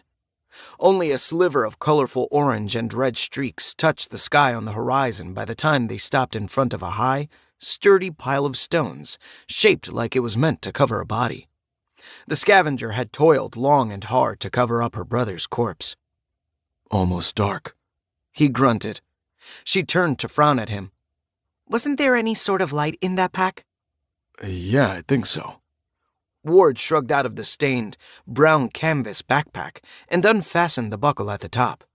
He dumped the 2 packs of the dead scavengers and tried to consolidate the things he wanted, but most of it was junk in his estimation.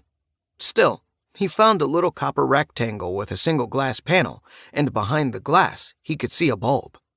It was weirdly shaped, almost like it had been blown by hand. A custom creation. On the back was a little copper crank. He muttered as he began to turn it. The mechanism inside the lamp whirred and clicked, and he could feel it getting tighter and tighter as he cranked. When he got it to the point where he feared he might break the little lever, he let go. The bulb began to tick and flicker, rapidly brightening, and soon a warm yellow glow shone from the glass window. Grace nodded. It's good that you have a light, but for what we're about to do, you might have an easier time in the dark. Let's start with that poor bugger you shot first, the one who isn't buried. All right. Ward led the way around the cairn and then up the slight slope to the crumpled form of the dead scavenger. What's the deal with this anyway? Who has a brass cranking flashlight? Ward held up the little lantern. Vainglory is a crossroads system. Many portals and mana pathways lead through it, and you'll find all sorts of tech and strange people here. She squinted at his lantern. Can you turn the light off, or does it have to wind down? I don't know. Ward lifted the lamp and scrutinized the backside. Sure enough, beneath the crank was a little brass switch. When he flicked it to the side, the gears inside the lamp stopped ticking, and the bulb faded to a faint orange glow, and then winked out. Good. Now, sit down here beside the corpse. Face it. All right. Ward sat down on the hard-packed ash and crossed his legs before himself. He was about a foot away from the dead scavenger, and some smells were beginning to emanate from the body. He wrinkled his nose and silently hoped they'd soon be gone from the scene. Grace flopped down beside him and began to take exaggerated breaths, in through her nose and out through her mouth. When Ward looked sidelong at her, marveling at how bright the blue from the moon had become, she took another deep breath and pointed at him. You too. She made him take 5 deep breaths, in and out. You're trying to ground yourself, to center yourself. Push troublesome thoughts from your mind and be in the moment. Feel the air, see the moonlight, taste the copper and decay in your breaths. Her casual acceptance of the dead body smells struck Ward as strange, but also comforting. The body was part of his reality now. Watch the scav's body, Ward. Really see it. She grew quiet after that, and Ward did what she asked. He watched the body. Time passed, and Ward tried to stay in the moment, to be present for the sights and smells and feelings around him. But his mind began to wander, and for some damn reason, he started to think about his ex-wife. She'd left him nearly 9 years ago in a cliché of all clichés, dumping him to start a relationship with an old high school flame she'd reconnected with through some online class reunion site. Ward wouldn't admit it to anyone, not even his sister, but it had pretty much gutted him. You're letting your mind wander. Grace sighed, hopping up. You don't see anything? Nothing. Just a pile of shadowy lumps. Oh well, it was probably too much to be optimistic. I'd hoped you have some affinity for mana. It would have made things a heck ton easier. Heck ton? I'm trying it out. You don't like it? Grace wrinkled her nose. No, not really. What do we do if I can't see mana? We'll have to try to solve some of the easier challenges to get you some infusions. Hopefully, that will wake something up. She turned and started to walk back to the east, and Ward followed. And if it doesn't? Wake something up? Well, I'll probably be hunting for a new host. She turned to grin, but Ward wasn't listening. As soon as he turned to follow her, he'd seen over her shoulder the cairn where Lizzie's brother had been buried. Drifting out between the stones, he saw tiny motes of flickering, glowing, pale blue dust. Is that it? What? Grace stared at Ward briefly, followed his gaze, and then looked back at him. He frowned. You don't see it? No! Describe it! She rushed toward him and grabbed his arm, looking into his eyes as though she could see what he was seeing by peering into their depths. Like, I don't know, tiny floating particles of blue dust. It's seeping out of the gaps in the stones. Grace squeezed and jerked on his arm in excitement as she interrupted him. Mana! She pulled his arm, turning him, and pointed at the other corpse up the slope. Nothing there? Nothing. Ward could barely make out the darker shadow of the body, slumped against the charred ground. He must have traded all his anima, or nearly so. Huh? I'll explain later, but come here. Let's see if you can do anything with what you see. Again, she tugged his arm, pulling him close to the cairn Lizzie had built. If you are in me, Why can't you see what I see? Ward held his hand out over the stones, passing it through the fine blue dust. Because of my nature. I can interact with anima, but not mana. There are all kinds of people in the universe, Ward. She hopped atop the cairn, and Ward frowned. You shouldn't sit up there. He pulled his hand out of the mana cloud, not having felt anything. It's disrespectful. She frowned and looked down. To him? The scav? He doesn't care. How do you know? Well, because he's dead. To Lizzie, then. To me. Goodness, sensitive. She hopped down to stand beside him again. I'm in a good mood, though, so I'll be easy. You don't know how good it is that you can see the mana. And you're not even concentrating. My last host had to meditate in a perfectly calm space to catch a few glimpses. Your gift is pretty rare among humans. I knew I felt something about you. She trailed off, looking from Ward's eyes to the cairn and back again.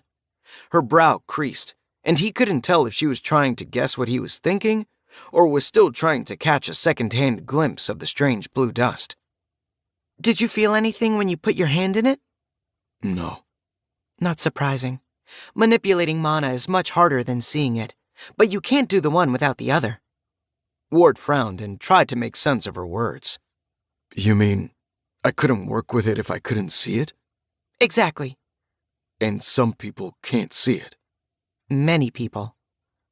And why couldn't I see it on Earth? Because it's so thin. Well, and it's quite possible I woke something up in you and I bound myself to you.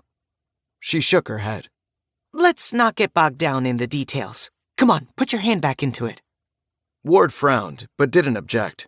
He reached his hand, palm down, fingers splayed wide, into the nearest little cloud of blue, sparkling dust, and held it there. Now what? Now, close your eyes and try to tune out everything. Everything but your hand. Really focus on it, Ward. See if you can detect anything unusual. Tingles, itching, heat, cold. Everyone describes it differently. Ward tried to follow her instructions. He closed his eyes, steadied his breathing, and focused his attention on his hand. He stood there for a while, breathing slowly and trying to calm his mind. The world was tranquil where they stood, with only an occasional insect chirp or a faint rustle of ash in the breeze to disturb him. So he couldn't complain about distractions, at least not physical ones. The problem was that his mind kept wandering, a faint, nagging worry that he was completely nuts, living in a delusion, taking the lion's share of his focus. When he shook that off and pushed it down, another question clawed its way into his conscious thoughts. Was he dead? Ward had to consider the idea. Was he on a crazy trip triggered by a chemical dump in his brain as it died? Ward wasn't a religious man, but his mom had made him go to church as a kid, and he had to wonder if he was in some kind of purgatory or hell. It sure didn't feel like heaven. In a way, he found the idea comforting. At least he still existed. I think, therefore I am, he muttered with a soft chuckle. Ward, you won't get it if you don't focus. He felt Grace snake her fingers up to his biceps, and he had a second to wonder what she was doing before she gave him a vicious pinch. He snapped his eyes open and jerked his arm out of her grasp. Ouch! Damn it! You need to stop with the baloney about being dead. In the dim blue light of the moon, her eyes flared brightly, and Ward could clearly see the flames dancing behind her irises. Why are there flames in your eyes? No, Ward. We're not going to start off on another tangent right now. Come on, focus. Put your hand back in the mana and really try to close down all your other thoughts. Remember when I showed you how to ground yourself earlier? Focus on being here, on experiencing the present, and just shut out those annoying worries. Dismiss them. They'll get you nowhere. Ward rubbed at his arm for a second, frowning, but then he sighed, took a deep, cleansing breath, and put his hand back into the blue cloud. This time, he didn't close his eyes. He found it easier to focus on the mana and close out his other thoughts if he could watch it.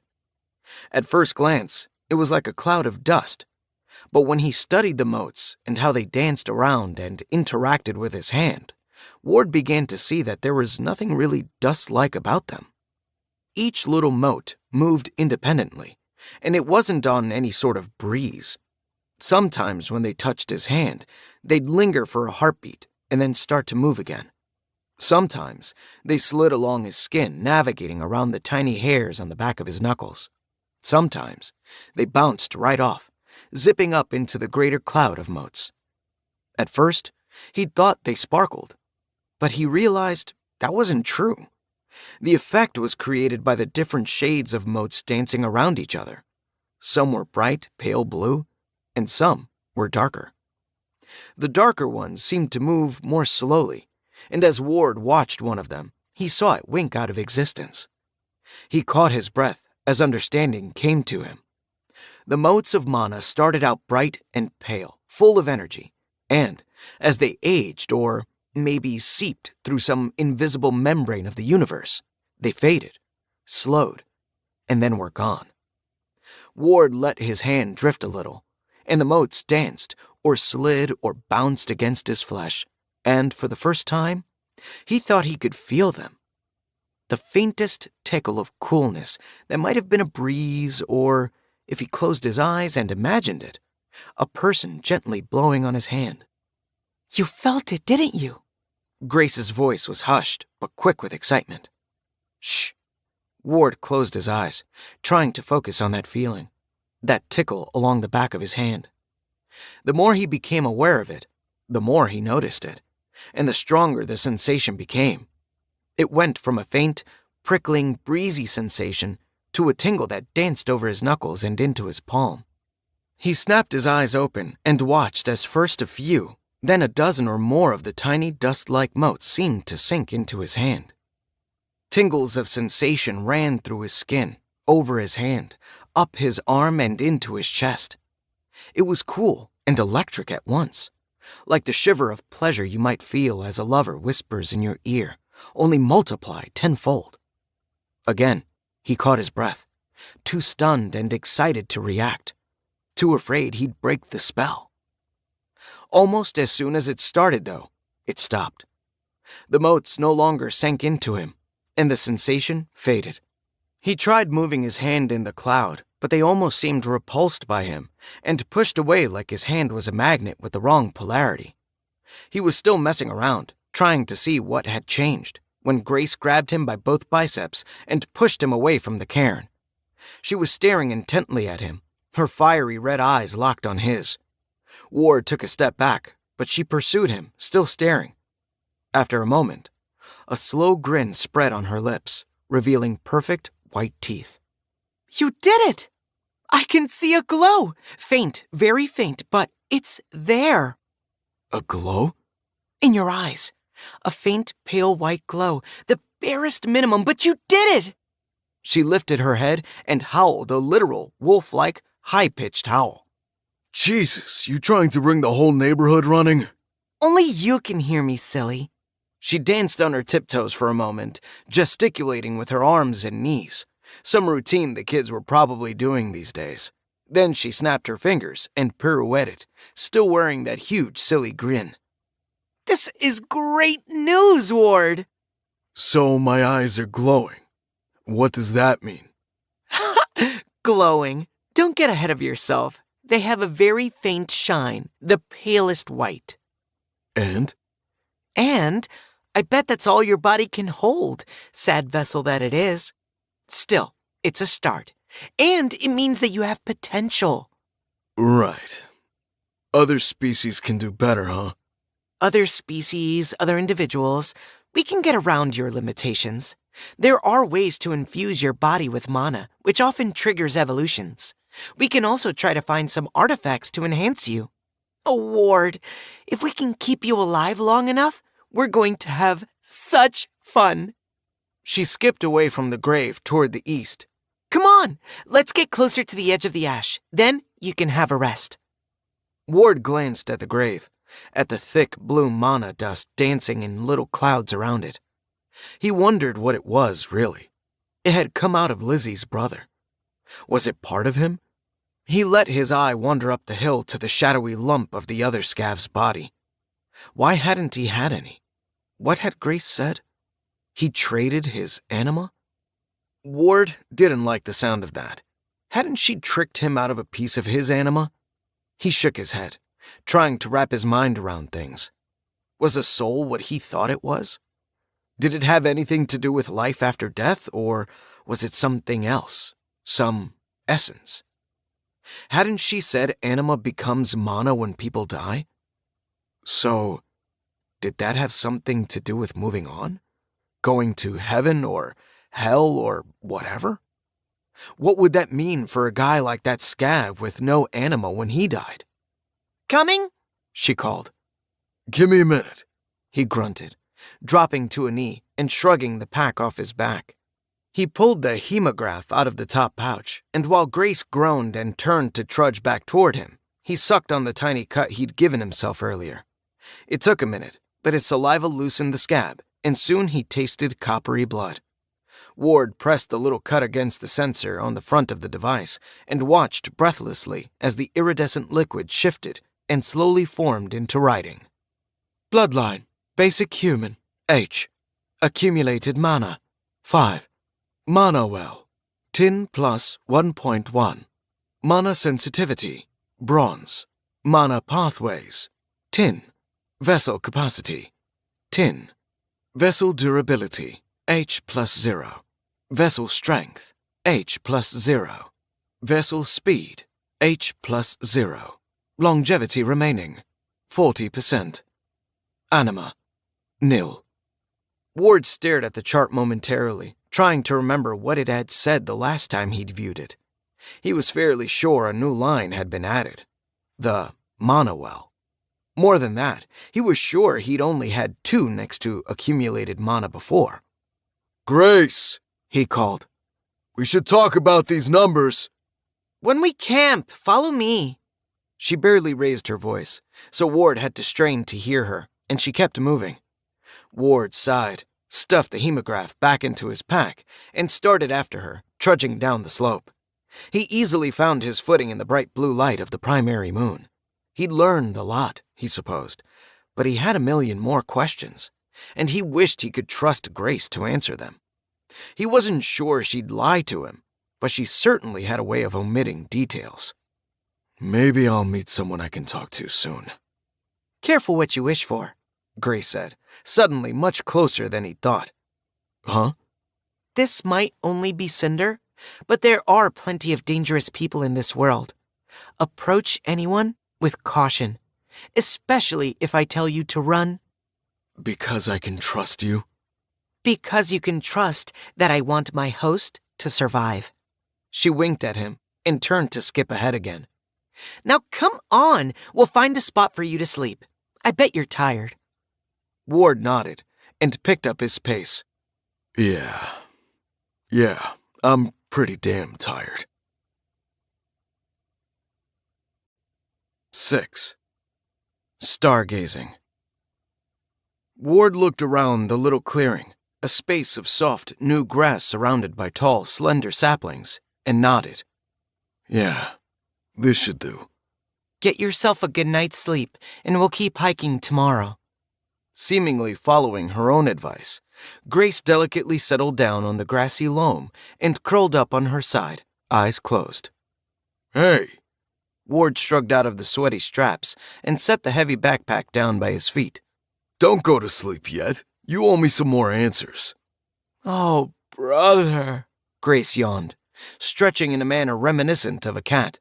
She opened her eyes to bare slits, revealing smoldering flames as she peered through the shadows at Ward. Can't it wait for morning? I'll talk all you want while we hike. No.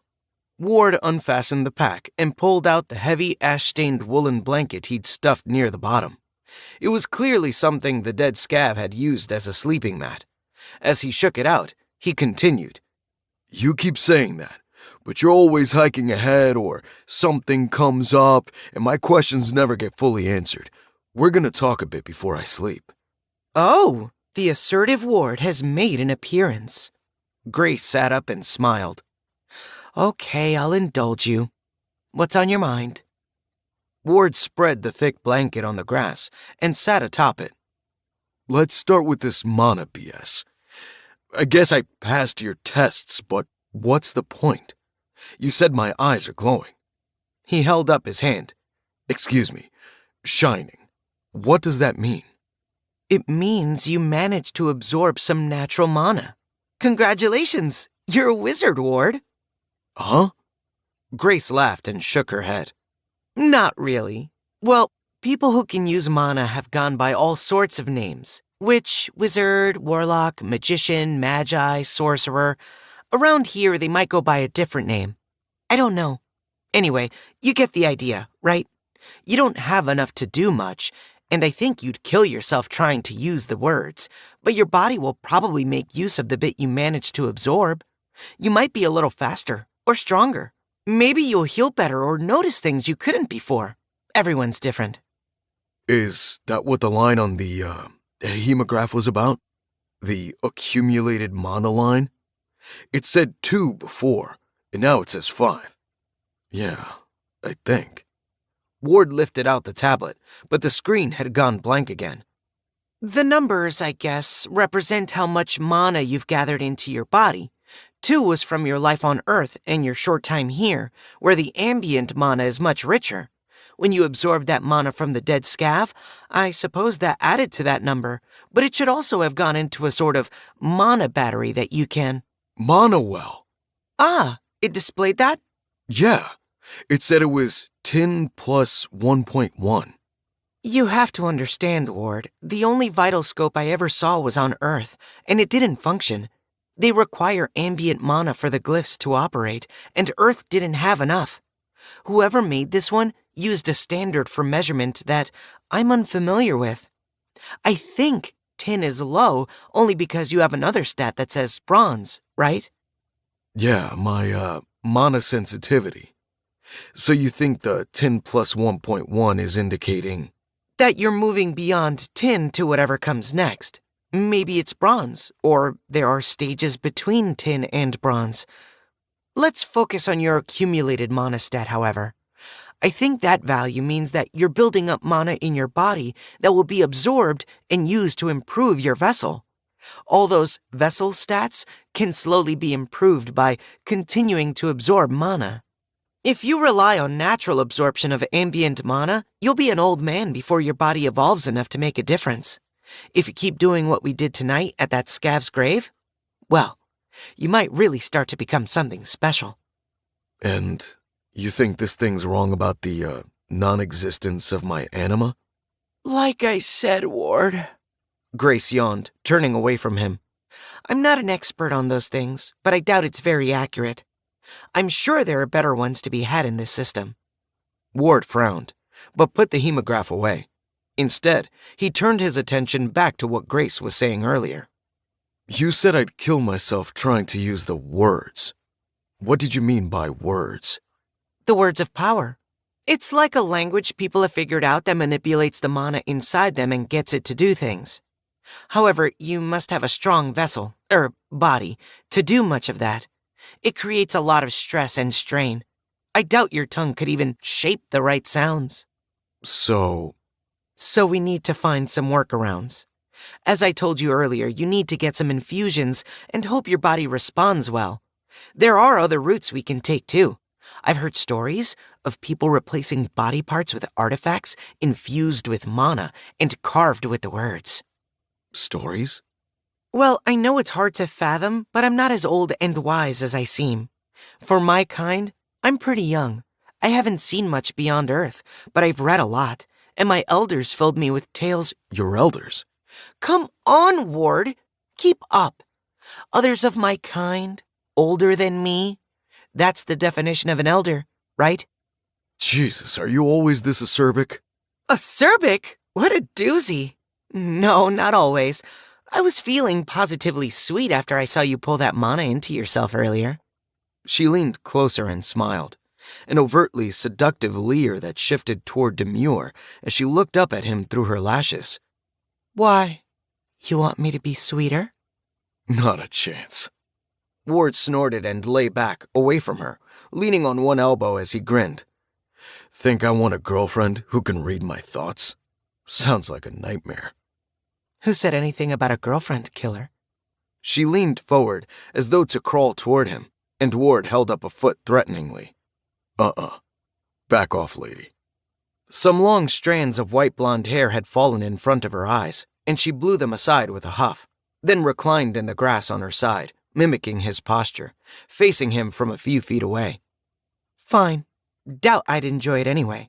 You know I can't really read your mind, right? I just notice your loudest, most intrusive thoughts, but only if I'm paying attention. Like right now, you're wondering really loudly if you shouldn't have rejected me. She grinned, her white teeth reflecting the moonlight, and Ward snorted. Okay, so what's the deal with that scav with no mana? You said he traded it away? He gave up bits of his anima here and there, or all of it at once, I'd guess.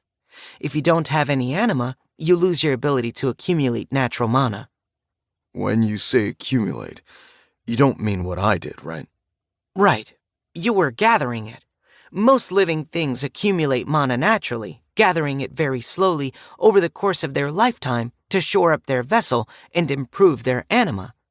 If a person never trades it away, their anima does something to send their soul elsewhere when they die.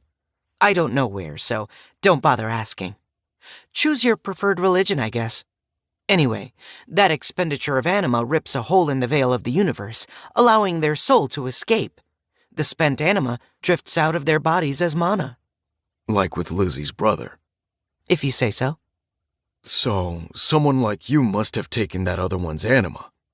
Someone like me? I doubt it. There are many, many strange beings in the universe, Ward. She frowned and plucked a blade of grass, holding it up before her orange-lit eye. You have to be careful now that you're away from Earth, in a place where mana flows freely. There are people and entities in this part of the universe who could really mess you up, my friend. Not just in this life, but the next. But you don't know exactly what you mean by the next, huh? I don't. There are mysteries aplenty left, even for me. So, did you screw me over? Am I damaged goods now that you took some of my anima? I don't think so. I just took a little. Besides, if you listen to me and improve enough, you can replace it. How? Well, I'm not sure, but I know there are ways. When I was small and still in my nest, my home, I learned that some powerful individuals who carried one of my kind were able to provide a steady supply of anima, for which they received regular boons.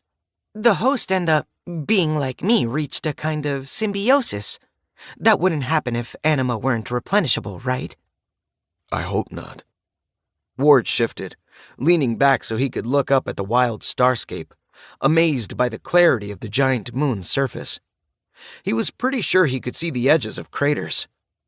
Anyway, I guess I'd be dead meat if you hadn't stepped in, so I can't find it in me to be too pissed about it. By the way, back when you first described yourself to me, wasn't it odd that your first choice was devil? Well, I'm sorry, but that's what a lot of species call us. I'm not like your biblical devil, though, Ward. I promise. Ha, sounds like something the devil would say. I'm a devil, Ward, not like that, she growled. Well, let's see. Ward began ticking things off on his fingers. You already told me you don't feel sympathy. You struck a bargain for some of my soul. You tried to get me to murder Lizzie, and you've admitted that your people are called devils by many species. Yeah, I'm gonna have to keep my guard up for now, Grace. He chuckled and rolled onto his side, resting his head on his arm. Oh, and you're currently possessing me, and you just tried to seduce me. Grace huffed and flopped onto her back, arms folded on her chest. Ward grinned, rather enjoying needling the bossy, strange woman. Despite everything, he felt pretty good, especially physically. If he were honest, he felt better than he could remember feeling since he was a kid. Not a single muscle ached. His head was clear, and, for the first time in a while, he didn't have any acid reflux while trying to fall asleep. More than that, the air was cool and refreshing, and he was exceedingly comfortable as he lay there in his raincoat on the woolen blanket. He mimicked Grace and shifted to lay flat on his back, continuing to soak in the brilliant expanse of moons, planets, and stars. He'd never seen anything like it, that was for sure. Not even when he was a kid, and he'd been out camping. The Milky Way was something else, but this view, with the moons and nearby planets, couldn't be topped. He watched the blue-green orb of the planet Grace had called Oceania, wondering how far away it was, and, if she weren't lying, how many people were walking around on it right now. As he thought about the people, Ward asked, "Grace?" "What?" He could tell she wanted to snap at him, but her tone didn't sound all that irritated. What was the deal with those scavs? Lizzie, is that what the people on this planet look like? I don't know. I'm operating on stories and texts I've read. I don't think so, but it's possible. It doesn't matter anyway, because people from all kinds of worlds will be here. At least, that's what I'm betting. Did you ever go anywhere other than Earth?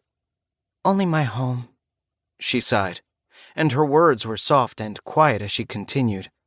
I was pretty young when I got my first contract. An Englishman named Hamlin managed to muster up the mana required to make contact. He wanted to make a bargain with one of my kind and offered up a piece of his anima. Of course, I never saw any of it. My uncle, I guess, is the best way to describe him. He took the anima and made me fulfill the bargain. I didn't want to go because I knew I'd be stuck on Earth for at least as long as Hamlin lived there. Back then, I didn't know how to open portals, and even if I did, Hamlin gave up most of his anima in the bargain. Anyway, I was chosen, and I couldn't say no. Didn't have the clout, so to speak. That sounds like a raw deal. It was, but I'm stronger now. I've learned a lot. Since then, I've had 5 hosts, not including you, and some of them gained access to very interesting texts. I took my due in anima from most of them, though never as much as Hamlin gave up to my uncle. Your hosts all died? Yes, though I'll have you know it wasn't because of my failings. Hamlin died in a duel. Verity of heart failure. Thurston, Royce, and Philippi all died in wars, and, well, you know what happened to Christina. Christina? That's the woman Lafferty had tied up? She didn't die, right? No, she's alive, though probably furious to find me gone. Does it hurt? What? She finally turned to face him again, her bright eyes shining in the darkness. Losing a host. I know you told me you don't feel sympathy for... I should never have said that. You'll forever hold it over my head, won't you? Again, she sighed heavily. I never liked Hamlin. He was a vile man who did vile things, and I was forced into my contract with him. I celebrated when he died. She grew quiet for a moment, but her eyes still faced him, still smoldered in the shadows where she lay on the grass. I was bodiless for a long time after he died. Few people on Earth know how to reach out to form contracts with those like me. Fewer now than ever despite the massive increase in population. Anyway, some tried, but I rejected them. I didn't want to ride another monster like Hamlin. Then Verity came along, and, well, she was an altogether different type of person. I mourned her death, Ward. What? I don't want to talk about my hosts anymore. Not tonight. Fair enough. Ward was about to broach a new subject when he saw on the distant horizon a slow, smoldering ember lift from the planet's surface and streak upward, almost like it was flying straight toward the moon. He watched it, breathless for a long moment, then said, "Is that a goddamn spaceship?" Grace rolled to her other side so she could see what he was talking about, and then he heard her quiet reply. A living ship. See the way the flames are tinted magenta? The gas they expel from their bladders burns that color. Living ship? I've heard about them. They use mana to bridge interstellar space, tunneling through it, almost like a portal. But they're ships? Well, not naturally. Grace turned back to him as the ship's fiery glow grew smaller and smaller. Just a tiny spark now. They're animals. Or beings, maybe. I don't know how intelligent they are. They can be tamed or befriended or something like that, and then people can kind of build a ship around them. Like, imagine a gondola on an elephant, or a boat cabin atop a whale. Crazy. The wider universe is full of wonder. It's one of the reasons I took a gamble and jumped out of Christina to save you. Well, that and you tricked me out of a piece of my soul. Ward chuckled, folding his hands under his head as he savored the fresh, cool air and stared into the blue light of the biggest moon. Grace's voice was small when she said, I hadn't had any anima for nearly 3 decades. Christina barely gave me any when we struck our bargain. She was damaged and cast off by another, older one of my kind. Before her, I hadn't had any since I tried to save Royce in Vietnam. The war? Ward interrupted, shifting to look at Grace more closely. Damn. How old are you anyway? Centuries. But time is different for me when I'm not in a host. It doesn't feel like I'm that old. Well, you sure don't look old. Oh, brother, get with it, Ward. I'm not a physical being. Do you think they had hairstyles like this in the 10th century? Suits like this? I look how I want to look. 10th. That's when I was forced into the bargain with Hamlin. She flopped back and groaned. I didn't want to get into all this with you. I think your anima is affecting me. They say it can do that. I swear, I never talk this much with my other hosts. Well, that's not true. Verity and I spoke for hours and hours. Her voice had grown wistful. Ward watched her for a minute, then turned to his side and closed his eyes. He wasn't trying to sleep, just rest his eyes and take a minute to think about everything he'd learned. But sleep had other plans, and it grabbed him, pulling him down into a deep, dream-filled slumber. 7. A stranger in need. When Ward woke the following day, his mouth was so dry it felt coated in cotton, and the twisting knot of hunger in his belly demanded attention. He groaned and rolled to his back, opening his eyes to the pale gray-blue sky. He blinked rapidly a few times, growing accustomed to the light, and then he noticed a tall shadow to his left. At first, he ignored it. In his mind, it was one of the nearby saplings, more prominent than he remembered from the night before, but nothing to be alarmed about. Then the tree cleared its throat, and Ward jerked his eyes toward the shape, realizing that it was not, in fact, a tree. A tall man with swarthy skin and piercing blue eyes that seemed to glow with pale yellow light stood watching him. He leaned upon a tall spear with a long curved blade and was wrapped head to toe in soft, flowing green robes. Good morning, stranger. His voice was pleasant, warm even, and Ward found himself responding with a smile. Good morning. Ward hurriedly glanced around, looking for Grace, but saw no sign of his personal devil. Had he imagined the whole thing? He grunted, shifting to sit up on the blanket. I noticed your camp. It occurred to me that I might better use my time advancing in my journey, but then I thought, no, Husim, no. A fellow traveler there rests, and a good traveler sees to the needs of those with whom he shares the road. So, traveler, might I offer you any aid? Ward cleared his throat, uncomfortable sitting while the stranger loomed over him. What now? Aid? You seem well fed? Hail, in fact. I see the shine of mana in your eyes, so I know you aren't without means. A weapon rests there under your arm, and I see a well-stocked pack. Am I correct in assuming that you need no aid? He leaned against his spear as he spoke, bringing his face closer to Ward.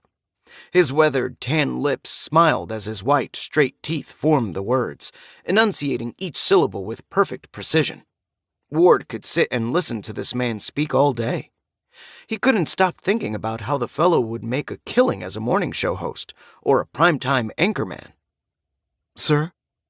Oh, Right.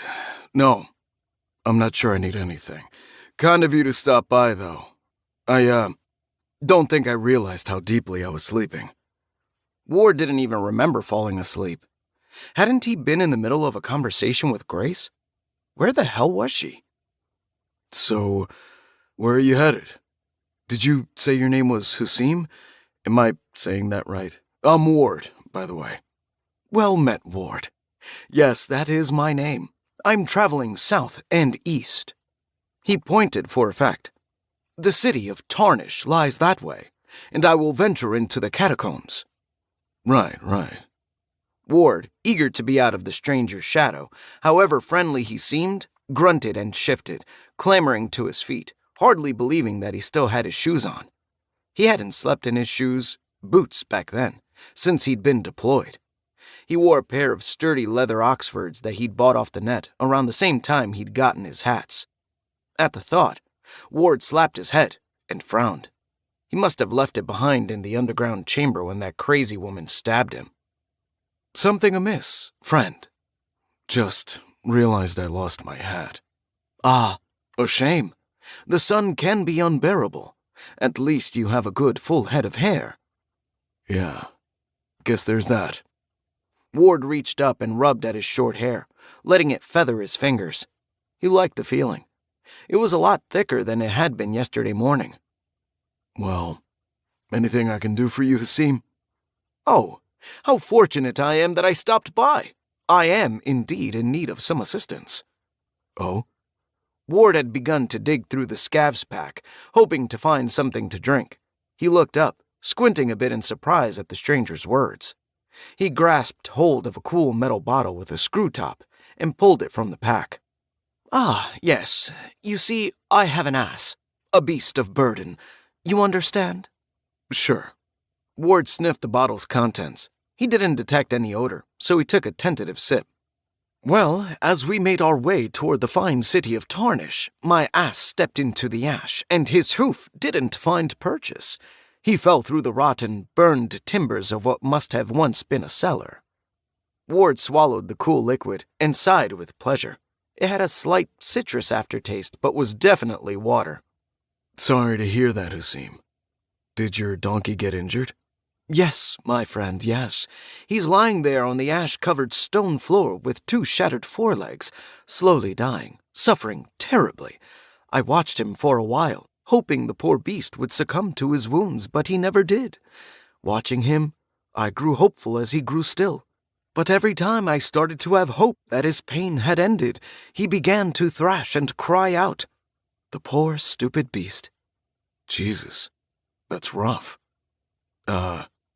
What do you want me to do? Ward took another long drink. Then he screwed the top onto the bottle. I need your help, friend Ward, to put the poor animal down. He shrugged, almost as if to say sorry. How's that now? You've got a nice long spear there. No, you see, I've sworn an oath never to touch another with the intent to harm unless they harm me first. My poor ass has never done me harm. Ward frowned. Aren't you harming it by letting it suffer? Perhaps, but if I broke my leg, I don't think I'd look upon a man kindly who stabbed me with a spear. You're not a donkey. Exactly, and there lies the quandary within which I find myself. I know that killing the ass is the merciful thing, but I know that it would harm the ass. I know leaving my poor beast is also harmful, so I must find another solution. You are that solution, my friend. Oh, hell, man. Ward stuffed the bottle into the pack and bent to pick up his blanket.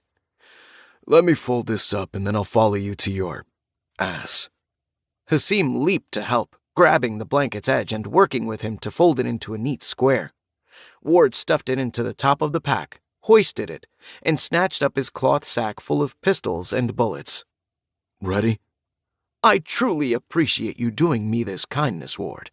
Not many so near the burn would help a stranger with such a request. He pressed a fist into a flat palm and bowed slightly. Nothing to worry about. I didn't have big plans for the day. Hasim began hiking southwest, and Ward followed, trudging behind him over the new, springy grass. After a while, they re-entered the burn, leaving the vibrant new life behind and walking up and down low hills until Ward heard the most god-awful sound he'd ever come across, and he'd heard some bad shit on deployment. He immediately knew what it was. Only a donkey could reach that hoarse, throaty note in its cry. Still, it wasn't like any donkey bray he'd ever heard. It was long, protracted, raspy, and full of misery.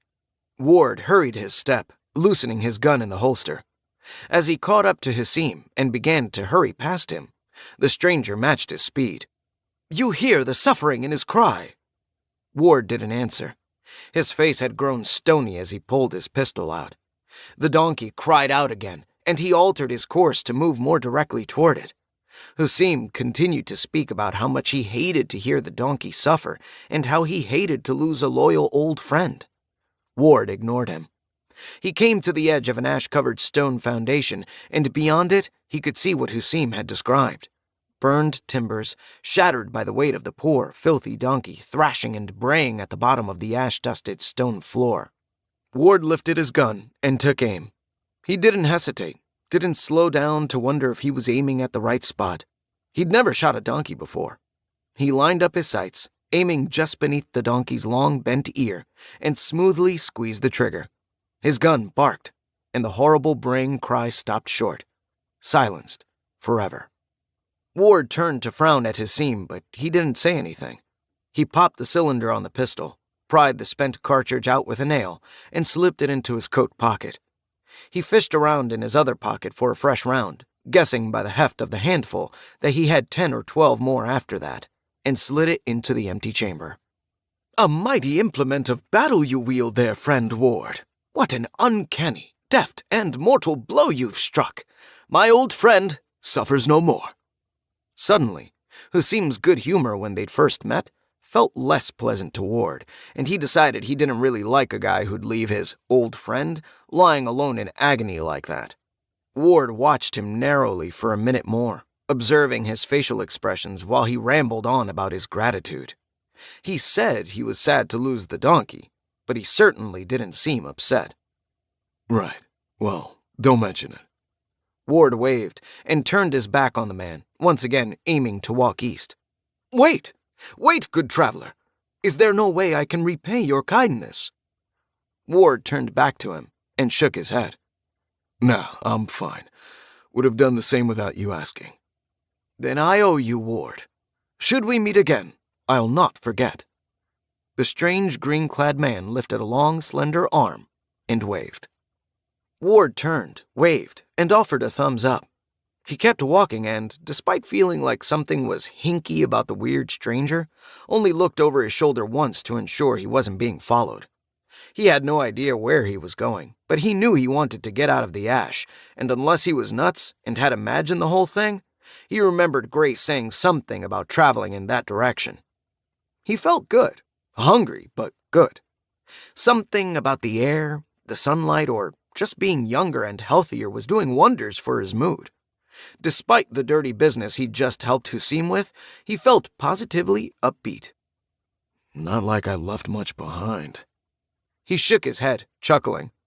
The department wouldn't miss him. He'd pissed off too many people over the last few years, burned too many bridges. His sister would, and that stung a little, but Grace never said he couldn't return.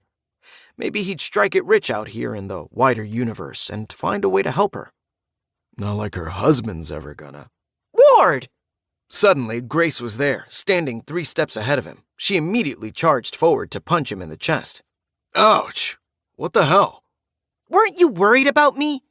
She scowled, pouted, and snarled, somehow all at once, and Ward rubbed at his chest, trying not to laugh at her outrage. "Worried?" "Don't you think it odd that I wasn't around when you awoke?" "Sure, but I thought talking to you all day yesterday was odd too. I'm still not sure I haven't snapped. I could be sitting in a psych ward right now, chewing on God knows what kind of medication." "Not this again!" She balled up her fists and held them down by her sides, arms straight as 2x4s, and Ward thought maybe her head would explode. "Relax. I'm not saying I believe that. I'm just saying it wasn't so strange waking up and not seeing you. I did that most of my life, you know.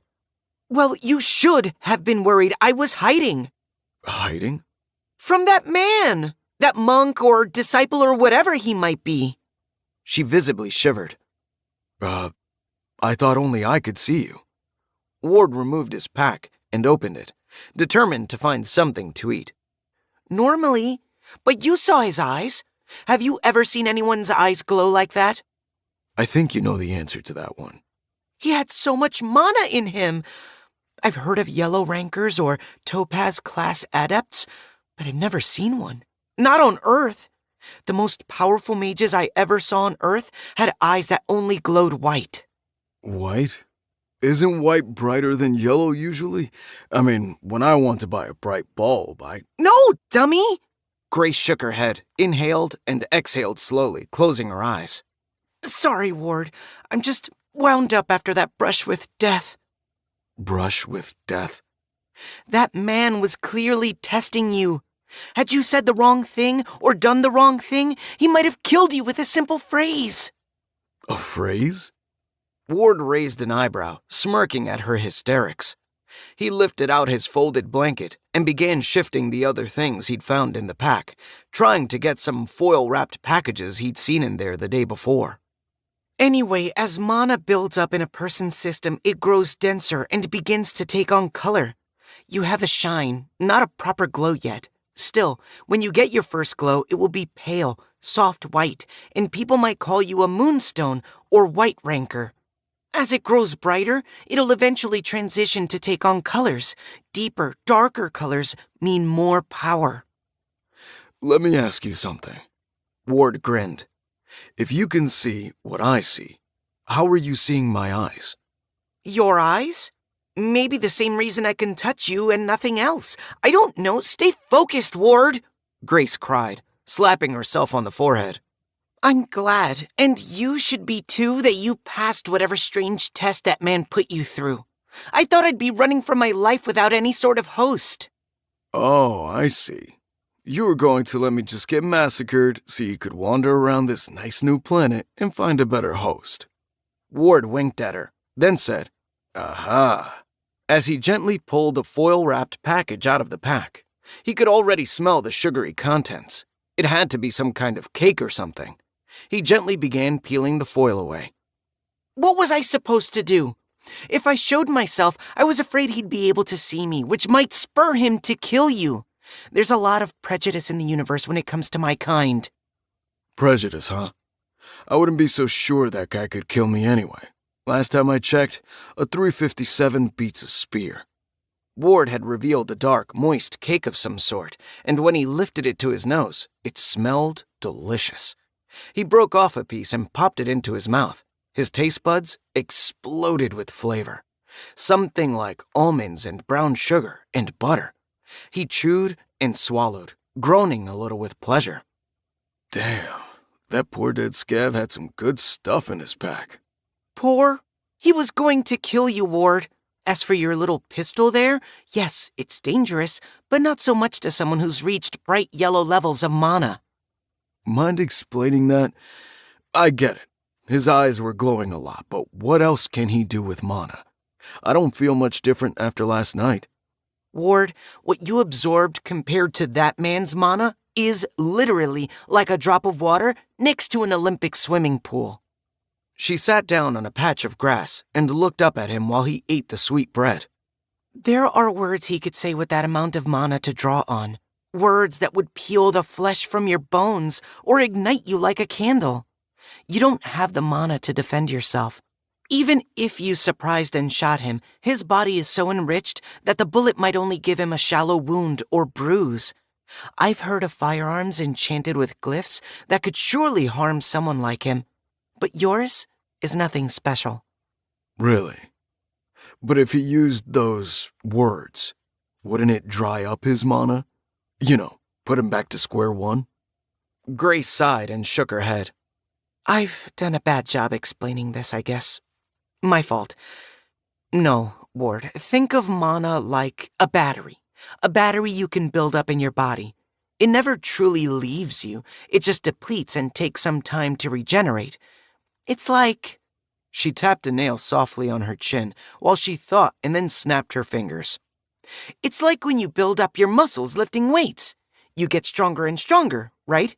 Still, you can wear the muscles out, and they need to recover. That's what mana is like. It never really leaves you. Well, not until you die anyway. I guess it makes sense. That, hemograph said I had a mana well now. Exactly. That's it. That's your mana battery. Grace nodded eagerly. Ward swallowed another bite and then asked, You couldn't show yourself or speak, but you could hear, right? That guy said some city was that way. He pointed to what he figured was southeast. Yes! Grace moved close, eyes wide with excitement. And catacombs. I think they're one of the Vainglory Challenges. 8. The Road to Tarnish.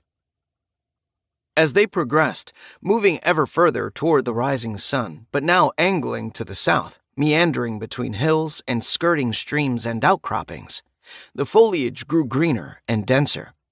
By midday, the trees they passed were tall and wide enough to lean against, no longer saplings. So, the fire burns through every 100 years or so? Ward contemplated the little copse they walked through, wondering how old the trees were. That's what I remember from the text I read. Well, I can't remember if it's a century or centuries. If you were stuck on Earth for most of your life, where'd you get texts about these worlds? Ward gestured around, indicating the planet they walked upon and also the ones above their heads. Earth may be low on mana, but it has been visited by plenty of beings from other places. Some humans have made their way through portals and back, bringing with them knowledge. Some of my earlier hosts had extensive libraries. And they wouldn't give you enough anima to open a gateway? I'd think they'd want to visit other places with more magic. Well, I might have exaggerated my role in the opening of that portal. Lafferty did most of the work. She shrugged and looked up at him from beneath furrowed brows, almost like she was afraid Ward would rebuke her. He passed her admission off as no big deal, maintaining a pleasant expression, waiting for her to continue. In any case, Christina wasn't exactly rich in anima. I told you about her earlier devil, the one who just about drained her dry, right? Only offhand. It's a long story, but back to your question. Opening a gateway to another world isn't something done lightly. Yes, it takes anima, but the spell I used also requires sacrifice. Your friends paid most of the toll. My friends? The cultists you killed? Her voice had a note of humor, so Ward didn't bother arguing. She was teasing, probably trying to save face for needing a weasel like Lafferty to help her open the portal. You're a funny kind of cop, Ward. I've been on Earth a long time and known quite a few police officers in my day. I don't remember any of them walking around with a pocket full of bullets. He snorted, unsurprised at the change in subject. Nah, it's just a lazy habit. I refused to carry my semi-automatic, which pissed off my old lieutenant. He used to make me carry around speed loaders for my revolver. I think he thought the inconvenience would push me into carrying the department-issued Glock. Got me these little clips to fasten them to my belt and everything. When he retired, I just started carrying extra bullets in my pocket so I didn't have to have those dumb things on my belt. Speed loaders? They're like these little rings you put bullets in. Then you could drop them into your cylinder all at once. Sorry I asked. Oh, am I boring you? Ward chuckled. Is it a fashion thing? Huh? Not wanting to carry the dumb speed loaders on your belt. No. Well, honestly, they just got in the way of everything. I'd catch them on the steering wheel or seatbelt, they'd get hung up on my raincoat, and, well, I told you, I'm lazy. It's just easier to throw a handful of rounds in my pocket. I don't think you're lazy. A lazy man wouldn't have followed Lafferty into that basement and then into the old abandoned structure where he was going to kill Christina. All right. I'm lazy about some things. Listen, Ward. Grace stopped and turned to face him fully. I know you have a certain attitude, a certain way of doing things, but you need to be on your toes in this world. You're a small fish in a very, very big pond now. And you don't have the law on your side anymore. You can't expect people to listen to your authority, so be prepared for violence at any moment. You mean like I handled those cultists? Or how about those scavs? You were ready to throw in the towel and basically told me it was game over. Don't worry about me taking shit seriously, all right? Grace frowned and nodded. Don't get mad, old guy. I'm just saying this is real. This isn't a fantasy, and I don't want to be without a host for the next century, so try to keep alive. Come on. Ward gestured for her to turn around and keep walking. She stared at him for another minute, then turned and started up the grassy slope. Quit calling me old, too. Does a little teasing bother you so much? It's just dumb, 'cause you're a hell of a lot older than I am, and I wasn't even really old when we met. Shit, I still had decades before I could claim my pension without any penalties. Consider it a term of endearment, meant as a commentary on your general vibe and not your actual age. You're saying I act old? You have a certain air about you, probably a result of being an authority figure for too long. Anyway, lighten up. She stopped at the top of the rise and exclaimed, This ought to put a spring in your step. Ward, just behind her, looking over her pale blonde head, had to agree. Idyllic pasture land stretched before them in an enormous verdant valley that spanned the horizon from one distant purple mountain range to another.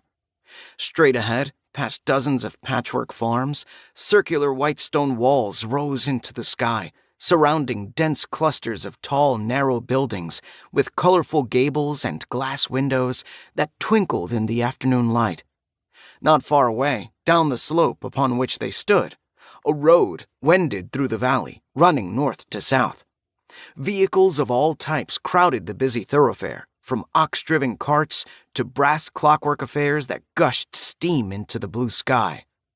The road was cobbled in red and brown bricks and had extensive culverts and high berms leading up to it.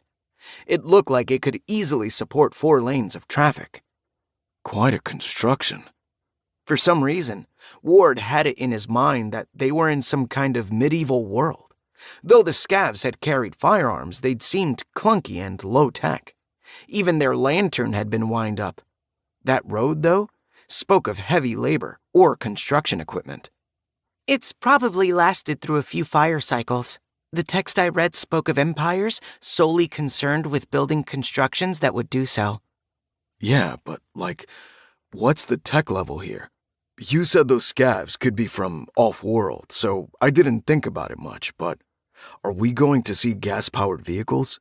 What's the deal with the steam truck down there? If that kind of thing is available, why are so many folks using animals to haul their stuff? I don't know, not about any of those questions. I know things work differently in places with lots of mana, especially electronics. Take a look at your phone. I think we've been here long enough for it to be affected. What the hell? Ward interrupted, already looking at the little phone screen. He'd feared the battery would die, but that wasn't the case. Instead, he saw nothing but static and prismatic flickers of light, almost like he'd dropped it and badly cracked the screen. Yeah, that's what a traveler recorded in his journal. Most electronics don't last long in mana-rich environments. Well, damn. Ward sighed, sliding the phone back into his pocket. I thought I'd at least be able to look at photos or listen to music.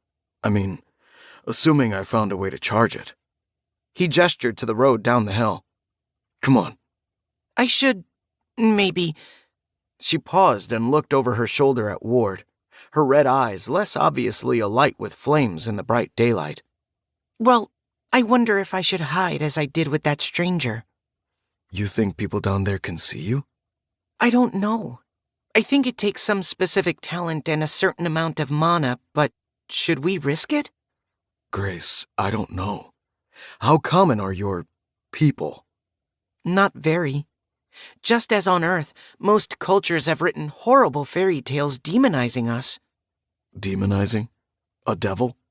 I already told you, that's not a name we've chosen for ourselves. It's not accurate, at least not in the way humans have used the word. Well, then what are you called? Ugh! Grace stepped toward him, balling her fists, and Ward held up his hands, ready to defend himself from another physical outburst. She stopped short, though, staring at him with narrowed, angular eyebrows, gritting her teeth. We might accept the name, but that doesn't mean we all like it. Look, Ward lifted his hands, palms out. I didn't name you folks. I think I've been pretty open-minded about you and the things you do. Now, how about we play it by ear, huh? Go ahead and hide for now, and let me kind of feel things out down there. Can't you, talk in my head or something? Maybe someday, but not yet. We're too newly bonded. Bonded? Is that a polite way to say you're possessing me? Ward shook his head, grinning, and started walking. He'd always prided himself on being the kind of guy who handled things as they came and didn't sit around worrying. Grace was either a delusion or a real devil that he could see and speak to, and either way, he had to keep living. Maybe some psychiatrist would tell him to ignore her, that if she was a delusion, she'd only get worse the more attention he gave her, but he didn't care.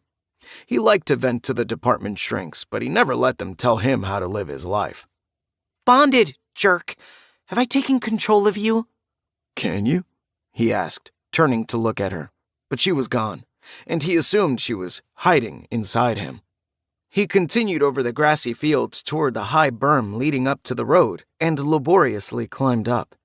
The gravel was a bit loose, but the soil was hard-packed beneath, and he managed to get up to the cobblestones without falling.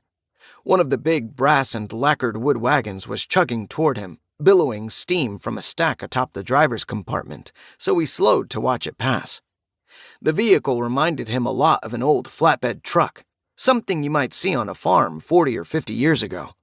It was stacked high with baled green hay, and the smell as it rumbled past was fresh and rich, which made Ward pause to really appreciate the vivid colors and scents on the wind. It was a damn sight different from Seattle in late fall, and that, combined with his overall sense of wellness and vitality, made it impossible not to smile as he stood there, watching the steam wagon rumble ahead of him toward the distant city. He started walking again, observing the people he passed or who passed him in their vehicles or on their mounts. He was surprised that almost everyone looked pretty much human to him. Hadn't Grace acted like humans were some backward, low-mana people and that he'd be struggling to compete with more advanced species? Were these people not precisely human but human-like? They certainly varied more in size and coloration than the people of Earth. Plenty of folks had light and dark skin and everything in between, but some had hair and eye colors that would have turned heads back on Earth. He saw people whose hair was bright green, blue, red, yellow, purple, and pretty much every other hue of the rainbow. He figured the hair could be dyed.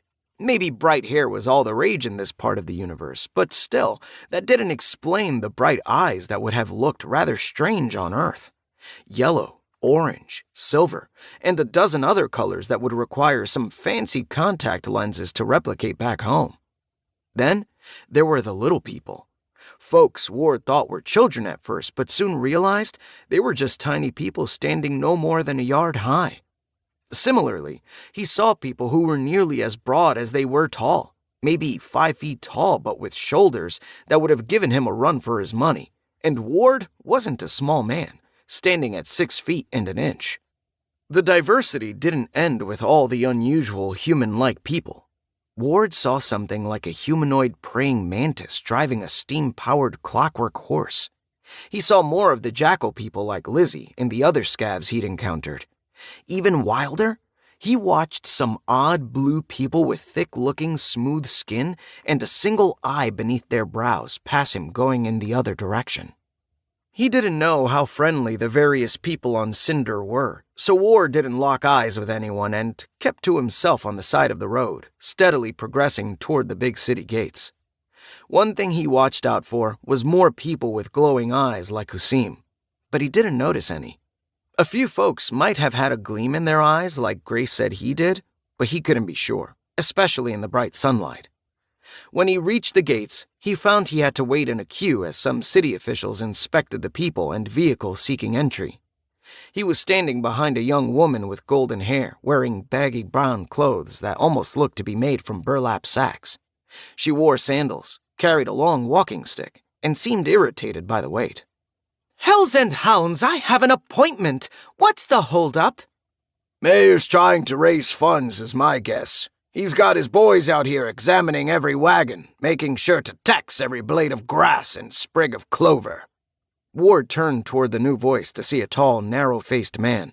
He finished his statement by gathering a huge wad of phlegm from his throat and spitting it onto the cobbles. Looking past Ward to the man, the woman nodded. I'm sick of this mayor. We need an election. Oh, don't worry. He'll stop the inspections a month before the next election, and all the sheep will forget why they were irritated. Mark my words. He'll repair the potholes and hand out candied corn to the kids in the square, too. Ward snorted and nodded. Sounds like politics as usual. The woman smiled at him, exposing nice white teeth with a couple of notable gaps. He wondered about the story behind those missing teeth. A fight? Decay? Somehow he doubted the latter. Just what I was about to say. She glanced him up and down, noticing his pack and the sack full of guns and bullets hanging from his left hand. What you in town for? Ward shrugged. Just seeing the sights. I've been traveling. Oh, any place I might know? Well, heard of Earth? She frowned and pressed her thumb against the dimple on her chin. Can't say I have. Far? Oh, yeah. Very. Ward figured he should change the subject, so he asked, What do you think of that city? He jerked his chin toward the gates. Tarnish, right? It's fair enough. Most of the roads are good, and the catacombs draw enough tourists to keep the restaurants and inns in business, so that's good for the rest of us. I'm on my way to work. My aunt runs an inn. What's the deal with the catacombs? One of the challenges. Surely you've heard of them. The tall man interjected, leaning close as he spoke, dousing Ward with breath that smelled something like cabbage. He took a purposeful step away from the fellow, turning a bit so he could more easily face the two. Yeah, I've heard of the challenges, but I don't know anything much about them. What are the catacombs like? I've never spoken to any victor, but sure, I can share some rumors with you. The young woman replied, rescuing Ward from more cabbage breath. As she spoke, her lips moved oddly, and watching her, Ward realized she was poking her tongue through one of the gaps in her teeth. What about people who don't win? Well, people who don't complete the challenge never come out. She shrugged. Move the line! A short, very broad woman shouted from behind the tall, narrow-faced man. The woman speaking to Ward frowned, but turned and moved up the road, closing the gap between her and the cart ahead. Anyway, rumors are vague. Puzzles, mazes, that kind of thing. Some people claim the place changes magically every time people go in. They only open once every 6 months. Sometimes only a few people go in, but I watched more than 100 enter the last time. Ward nodded, scratching his chin. Do people work together? She scrunched up her nose, thinking, then nodded. Sometimes, but they say the catacombs have a way of splitting people up. The tall man leaned forward, edging up beside Ward. I was there too. I also heard a couple of the keepers talking in a bar the other night. Only something like a dozen of those 100 have come out. The woman shrugged, sighing. Yeah, that's the rumor. Something less than 15% of challengers become victors. Could be worse, I guess. Ward knew Grace wanted him to go in there, and it was a little daunting to think of those odds, but he'd never considered himself average in his entire life. If someone asked him if he were in the top 15% of the force, he'd have answered yes. Of course, this wasn't a cop challenge, but still, the odds didn't shake him much. You think so? The woman looked him up and down again as though sizing him up. I guess you do have a bit of a shine to your eyes, don't you? Does he? The tall man asked, peering around Ward's shoulder. Oh, I guess so. I hadn't noticed in the sunlight. It's a pleasure to meet you, sir. Are you a challenger, then? Well, I'm Fayella. The woman narrowed her eyes angrily at Cabbage Breath. Do you have lodging lined up? It seemed the tall man got the hint because he harumphed and took a few steps back, striking up a conversation with the broad-shouldered woman behind him. No, nothing lined up. I'm new around here. Oh, right. Well, as I said, my family runs an inn near the center of town. I could lead you there and make sure you get a good rate. Yeah? Ward found the woman pleasant enough, but he also thought it was interesting how the two strangers' tone had altered so quickly when they'd seen he had a bit of mana, causing his eyes to shine. Was the ability to gather it that uncommon? He also had the small problem of not having any money. He didn't even know what these people used for money. Thinking about it, he realized he might actually have some. He hadn't been through all the pockets, pouches, tins, and folded-up swatches of cloth in the scav pack. Sure, it'd be nice to have someone interesting to talk to in the common room for a change.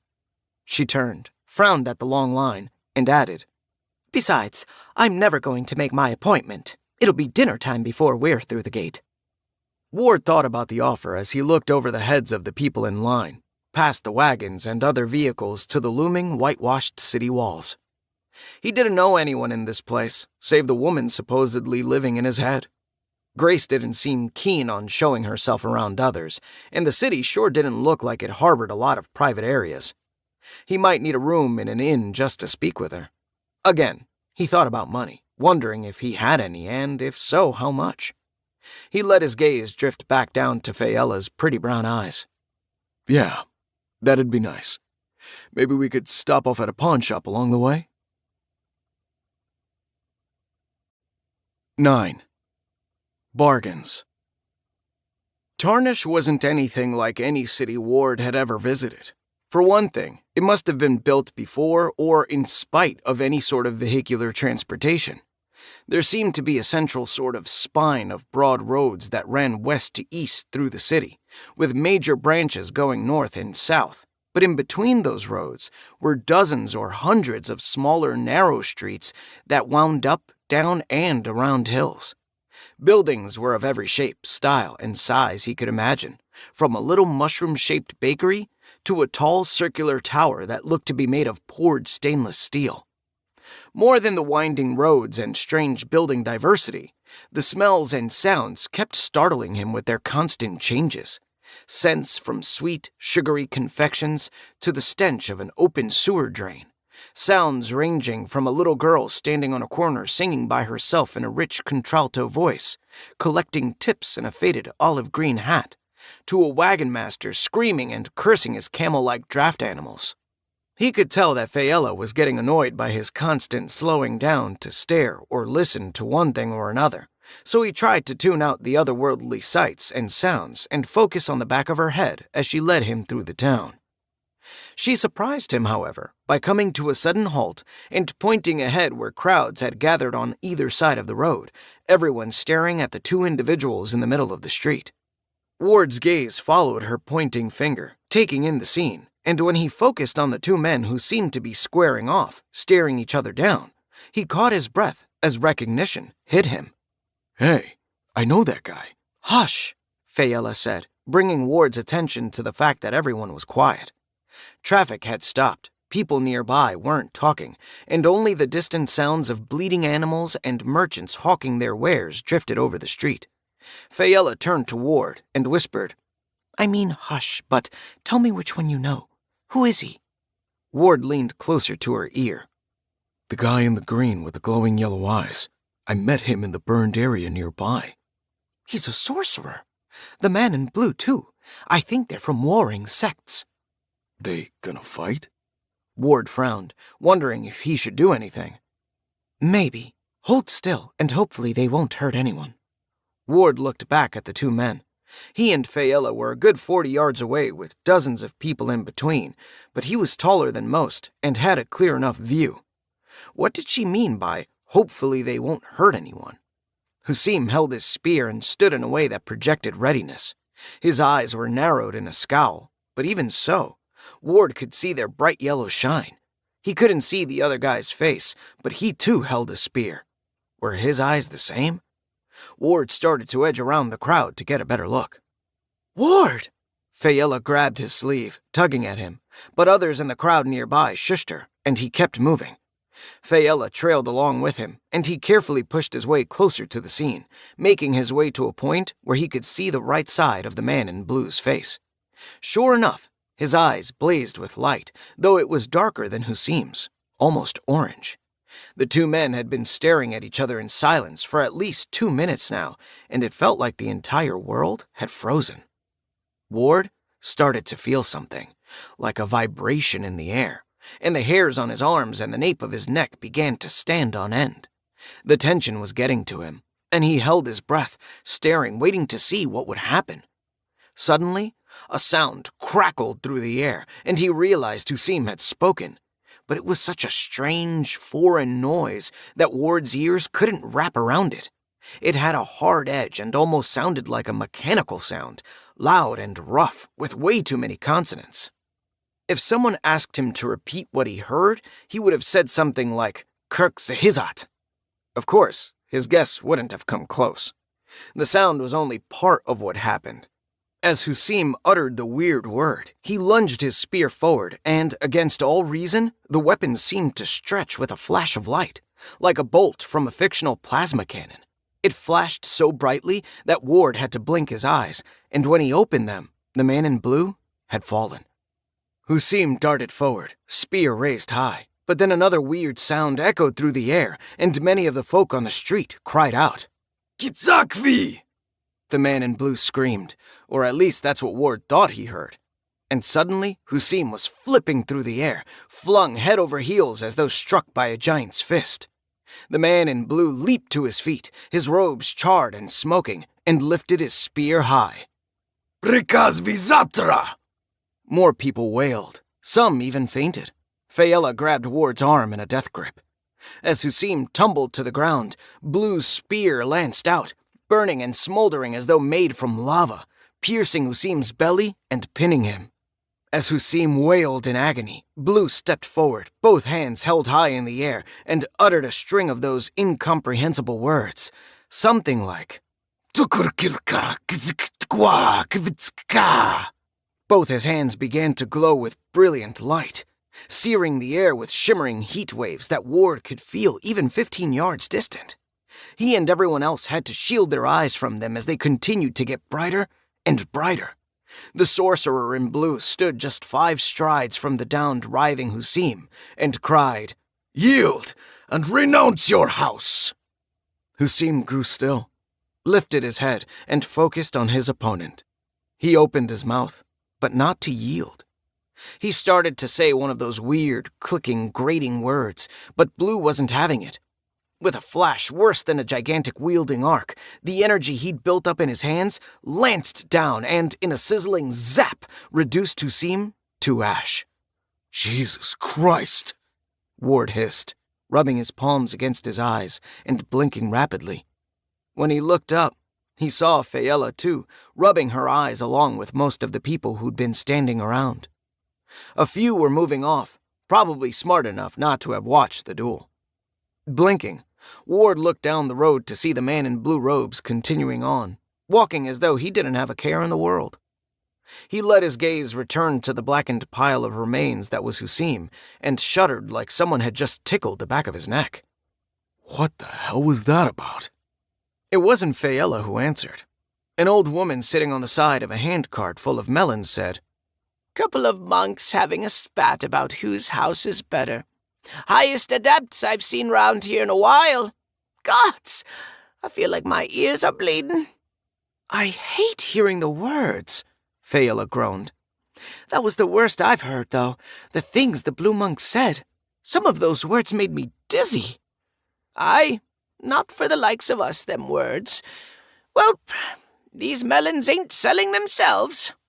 The old woman stood up, picked up the handles to her cart, and started forward. Ward looked down at Fayella. She still had a tight grip on his arm, and he raised an eyebrow. Okay? Yes, thank you. Ward led her a bit further from the center of the street toward the side of a building, letting more people push past. So, they can just kill each other in the street like that? The cops don't care? Cops? The, town watch. You know, the guards by the gate. Oh, The city guards won't interfere with a sorcerer's duel. They're not suicidal. Fayella let go of his arm and nodded, offering him a sweet, if shaky, smile. Shall we continue? All right. Yeah. Ward waited for her to lead the way, and then they continued down the street. He gave Who Seems Remains one final glance as they went by and offered a silent goodbye to the strange, cheerful fellow. He wasn't sure how to feel about what he'd just seen. Two men had just gone at it in a magical duel in the middle of the street. What was he supposed to do with that? He still couldn't quite wrap his mind around it. The weird words, the blinding lights, and the sudden violence all added up to a surreal experience, and he needed time to process it. After a long, winding climb up a steep, cobbled road that led to a cul-de-sac of shops near the top of a small hill, Fayella pointed to a small blue building with a steep A-frame roof. The front deck was covered with stacks of everything imaginable. Pots, books, gardening tools, a rack of hats, another rack of shoes, and 100 other items, large and small. The door, nearly obscured by the stuff piled before it, had a hand-painted sign that read, Talbot's Odds and Ends. Talbot will probably buy what you're selling. Fayella gestured to the stoop. I'll just wait out here. Take your time. Like I said, I already missed my appointment. You sure? I can find my way to a hotel if you don't want to wait around. Nah, if I bring you back to the inn with me, at least I'll get some credit for that. If I wander back on my own, my aunt will just holler at me for missing my meeting and then put me to work scrubbing the floors. Your appointment was with someone at the inn? Ward didn't really care, but he could tell Fayella was fishing for sympathy. No, it was with the doctor. My auntie will ask me about it, though, and I'll have to tell her I missed it, see? She'll be angry that I stayed outside the city last night and got hung up at the gates. Oh, I get it. Yeah, that's not great, but I'll put a good word in for you. Ward nodded, then shrugged, adjusting the sweaty straps of his pack, shifting them off the sore spots on his shoulders. Well, I guess I'll go in. Fayella smiled at him and moved to sit down, so Ward stepped onto the wooden deck, skirted around a stack of copper pots, and walked up to the door. It opened with the ring of a bell as he pulled on the handle, and the smell of incense tickled his nose as he stepped inside. The shop was just as cluttered inside as out, perhaps more so. Stacks of goods rose from the floor to the vaulted ceilings. Other than stacks, shelves, and racks, lines ran in a crazy spider's web from roof beam to roof beam, from which hung more merchandise. Ward tried to think of a way for someone to cram more stuff for sale in the place, but he came up blank. Careful not to knock anything over with his pack, he wedged himself between a spinning rack of watches and eyeglasses and a tall stack of books to make his way to the cluttered counter. A small old man with white tufts of hair sticking out from the sides of his head looked up from a magnifying glass. "Welcome in, traveler." Thanks, Ward stepped over a pile of deep blue plates. Was told you buy used goods. You were led in the right direction. What sorts of goods? Well, that's the thing of it, mister. I've had a pretty damn strange couple of days, and, frankly, I don't know what all I've got to sell here. I don't even know what money is in this world. I saw a girl singing for coins out on the street. At least that's what it looked like to me. People tossing coins into her hat. Ward set his sack of pistols on the counter and worked on shrugging the heavy pack off his shoulders while he spoke. From off-world, huh? The old man set his magnifying glass down and peered at Ward with strangely beautiful pink-green flecked irises.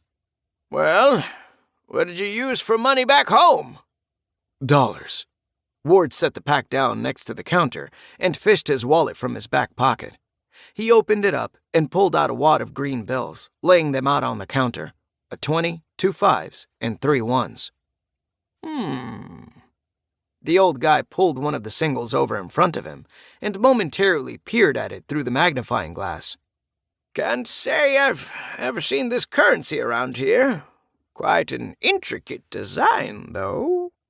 He tugged it gently, making a tiny tear with his thumbnail. Not paper? Looks like paper, but it's tougher than paper. Well, yeah, I think it has linen or something like that in it. I really don't know what they make it out of. Well, I'd buy 'em if only to add to my collection. To answer your question, the Vainglory worlds have a standard currency called glories, as you might guess if I gave you a few hints. You can find single, 5, 10, 50, and 100 glory coins. I guess there are 1,000 glory coins, but I've never seen one. Could be an old washer's tale for all I know. How about 10 glories for this funny foreign money? Oh, yeah? I don't know. If they're the only ones in the city, maybe I ought to shop them around a bit. Ward moved his hand like he meant to scoop up the bills. Let's not be hasty, the man said, shooing Ward's hand away. How about you tell me what kind of offer might pique your interest? Well? Ward thought for a couple of seconds, trying to think of a way to bargain with the old man when he didn't even know what a glory could buy. Let's set that aside for a minute, okay? He pushed the stack of bills to the side, making his request literal. Then he reached into his pocket and fished out a .357 bullet. He set it on the counter and, next to it, placed one of his empty brass casings. You familiar with bullets? Of course, though these are different than the ones I'm used to. The old man picked up the live round and peered at it through his glass. Your gun strikes the center here to ignite the alchemical fire? Yeah, I guess that's the best way to describe it. He opened the sack and took out one of the big scavenger bullets. I noticed these bullets don't have a primer. They shoot at a lower velocity than mine, spewing lots of black smoke, and they didn't seem very accurate. Poor quality alchemical fire. With a bullet that size, though, you wouldn't want good fire. It would destroy your weapon. What do you mean by primer? That little round thing the hammer strikes. Ward pulled out his pistol and opened the cylinder, shaking the bullets into his hand. Then he demonstrated how the gun worked, dry firing it a couple of times. So, the hammer strikes the primer, which ignites the alchemical fire? The shopkeeper took the pistol and turned it slowly, admiring the craftsmanship. Quite a lovely piece. Almost looks like an artifact. Thanks. Ward held out his hand, and the shopkeeper handed it over. He reloaded it and slipped it into his holster. You think I could get bullets made for it? I'm something of a tinker. I could get the alchemical fire from a friend. Perhaps he and I could come up with a kind of primer. Though it might not function on the same principles as your bullet there. It shouldn't be hard to create something that ignites from the hammer strike, however. I've seen alchemical fire that explodes if you drop it. Well, look, they have to be stable. I don't want my bullets blowing up in my pocket. No promises, but I'll talk to my friend. The old shopkeeper reached for the empty casing and the live round. Can I take these? Yeah, but tell me how much those bullets are going to cost me.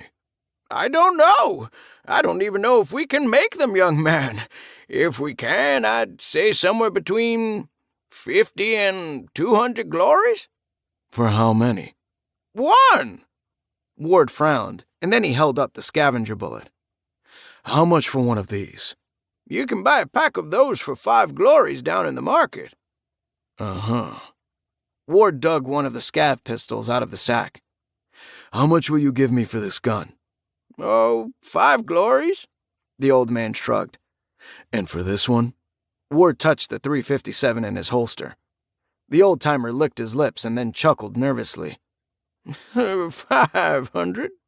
Ward nodded, starting to get the idea. Uncommon things were worth more, basic supply and demand. He didn't doubt he could get a lot more for his pistol. The old guy was a tight-fisted bargainer. Still, he had no intention of selling it. He looked into the shopkeeper's colorful eyes for a second, then said, What's your name? I'm Gonjin. Okay, Gonjin. Ward shook his head at the strange name. I think I'll shop around for bullets, 'cause I can't afford what you're selling.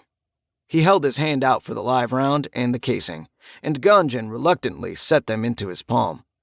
It's not my specialty. He shrugged apologetically. Right. Well, listen. I'm going to sell you some mundane stuff, and if you don't rip me off, I'll consider selling you these dollars and maybe another special item from my world. Rip you off? You mean to take advantage? Yeah. Ward started unloading objects from his sack and the pack onto the counter. The scav guns, all the scav bullets, a pair of stained leather trousers, something that looked like a copper ashtray, 2 empty wine bottles, and a small pouch filled with cloudy yellow crystals about the size of his thumbnail.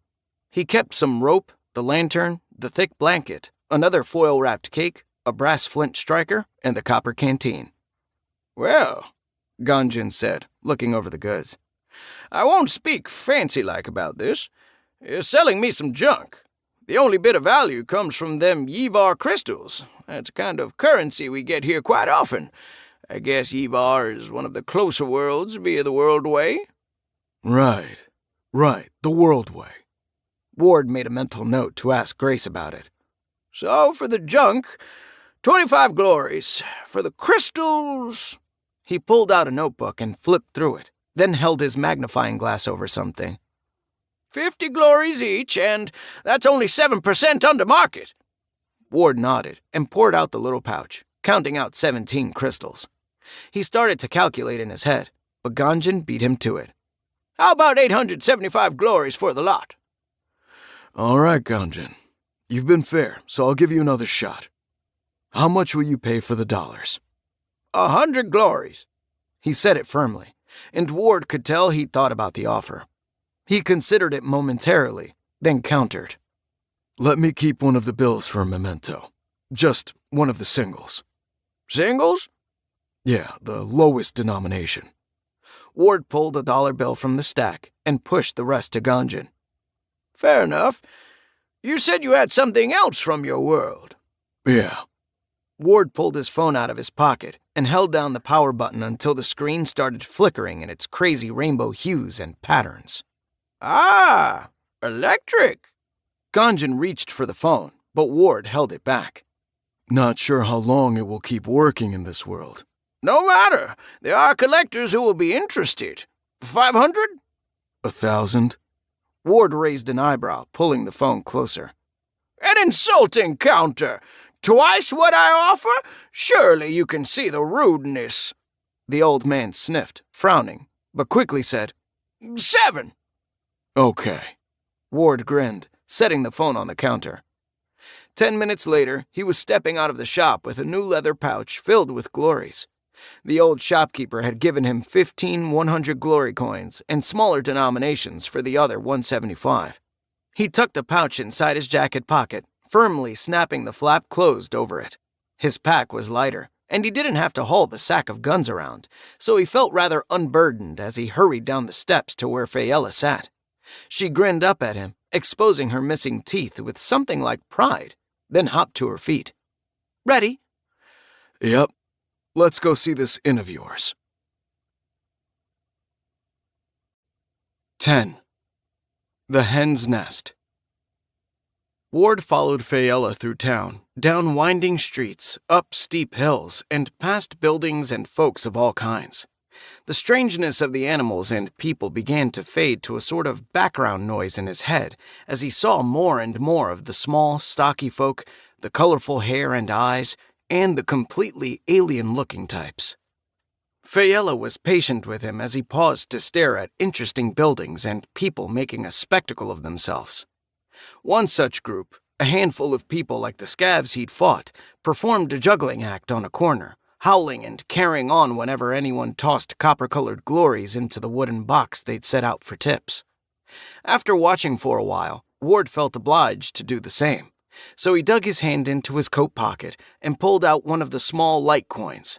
It was easy to distinguish by feel from the heavier, larger coins in his pouch. He was careful to button up the pocket as he extracted the coin and tossed it into the box. The juggler in the front, a big, black-furred man, howled in appreciation. Ward chuckled and followed Fayella around the corner. It's just up here. See the yellow paint? She pointed ahead and to the left.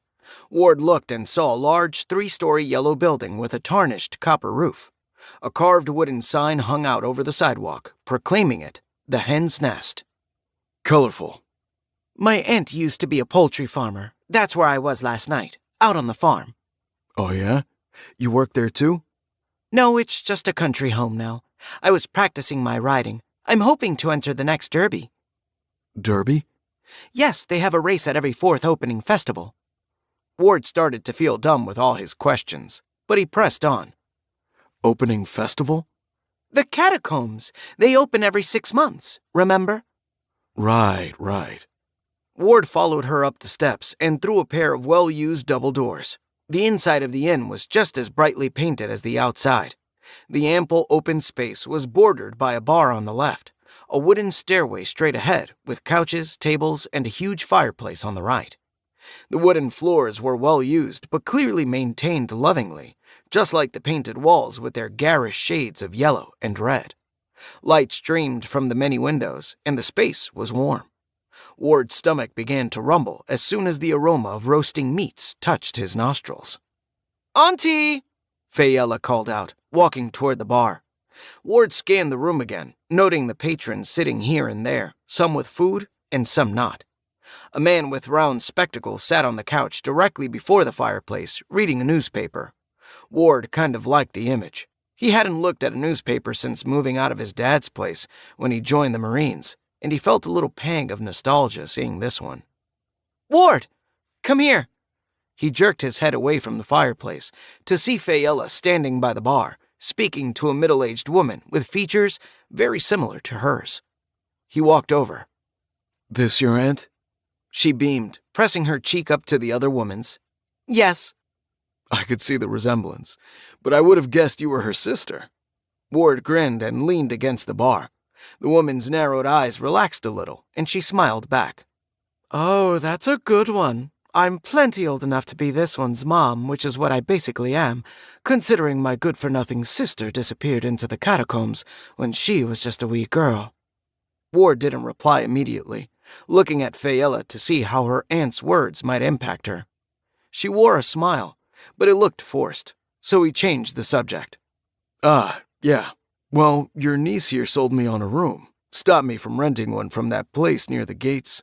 "Ronald's," Fayella supplied, quick to capitalize on Ward's fib. "Oh, you stole him from Ronald, did you? Good lass. Well," she turned to Ward. "What sort of room would you like? Will you be staying long?" "Not really sure. To be honest." "He's going in." "Oh, a challenger." Fayella's aunt looked Ward up and down a little more carefully. "Not for sure." Ward shook his head, chuckling at Fayella's enthusiasm. "I'm interested in it. That's all." "Well, the next opening's tomorrow, so you best decide quickly. You'll need to purchase an entrance ticket. I suppose for business's sake, I should hope you don't go in, but if you do, maybe that could be good too. Do you think you'll stop by and share your story if you come out? We haven't had a victor stay at the inn in a long while." "Well, sure. I don't see why I wouldn't. I'll need a place to sleep, won't I?" Ward winked at her and added, "Something smells damn good. You think I could get a plate? Oh, as far as my room goes, something with a comfortable bed and privacy is all I really care about." "A bath?" Ward scratched the stubble on his chin. He was still thinking like he was on Earth. Apparently, bathrooms weren't standard. Yeah, I'd like a bath. Look, I'm new to this world. Do the rooms have toilets?" "Some of them, aye. Sounds like you want a suite, and I can give you the Grand Rooster for 20 a night, dinner and breakfast included." 20? Ward nodded, glanced at Fayella, and made eye contact before looking back at her aunt. "Well, that's awfully kind of you to offer me a discount, but I already agreed to 25 with Fayella while we walked this way." "Oh, did you now? Well, if you struck a bargain, I appreciate you sticking to it. What a pleasure to have such a cultured guest. Why don't you sit down here and have a meal while Faye gets your room ready?" "Sounds perfect." Ward shrugged out of his backpack and leaned it on the bar next to a high stool, then took a seat. "See you around, Ward." Fayella squeezed his shoulder, a gentle touch that felt so good on his tired, sore muscles that he found himself yearning for more as she let go and left via the stairs. "I've got a stew and fresh bread at the moment. That be all right?" While she spoke, the aunt turned and picked up a large stoneware mug and held it under a tap. "House ale, too, of course." "Sounds damn good."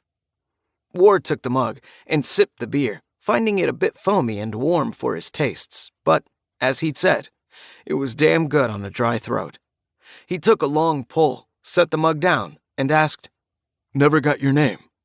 Oh, I'm sorry. I'm Fana, but everyone calls me Fan.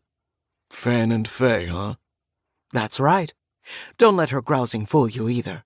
We get along quite well. She watched Ward take another sip of beer, then turned to the door that, he supposed, led to the kitchen. I'll get your food. As soon as the door swung shut behind her, Grace spoke up. The sudden sound of her voice right beside him startled him so much that he inhaled some foam off his beer. As he coughed and sputtered, Grace said, You sure seem to be enjoying yourself, flirting with the townsfolk. He took a moment to swallow and gather himself before he turned to find her perched atop the stool beside him. I'm not really flirting, and what do you expect? You don't want me to be friendly? There's friendly, and then there's friendly, Ward. You're nuts. I didn't even say anything. He cut himself off as the door swung open, and Fan walked out of the kitchen carrying a steaming wooden bowl with a thick wedge of fresh buttered bread protruding from the rim. She set the dish before him and laid a spoon with a linen napkin next to it. Enjoy. Oh, I will.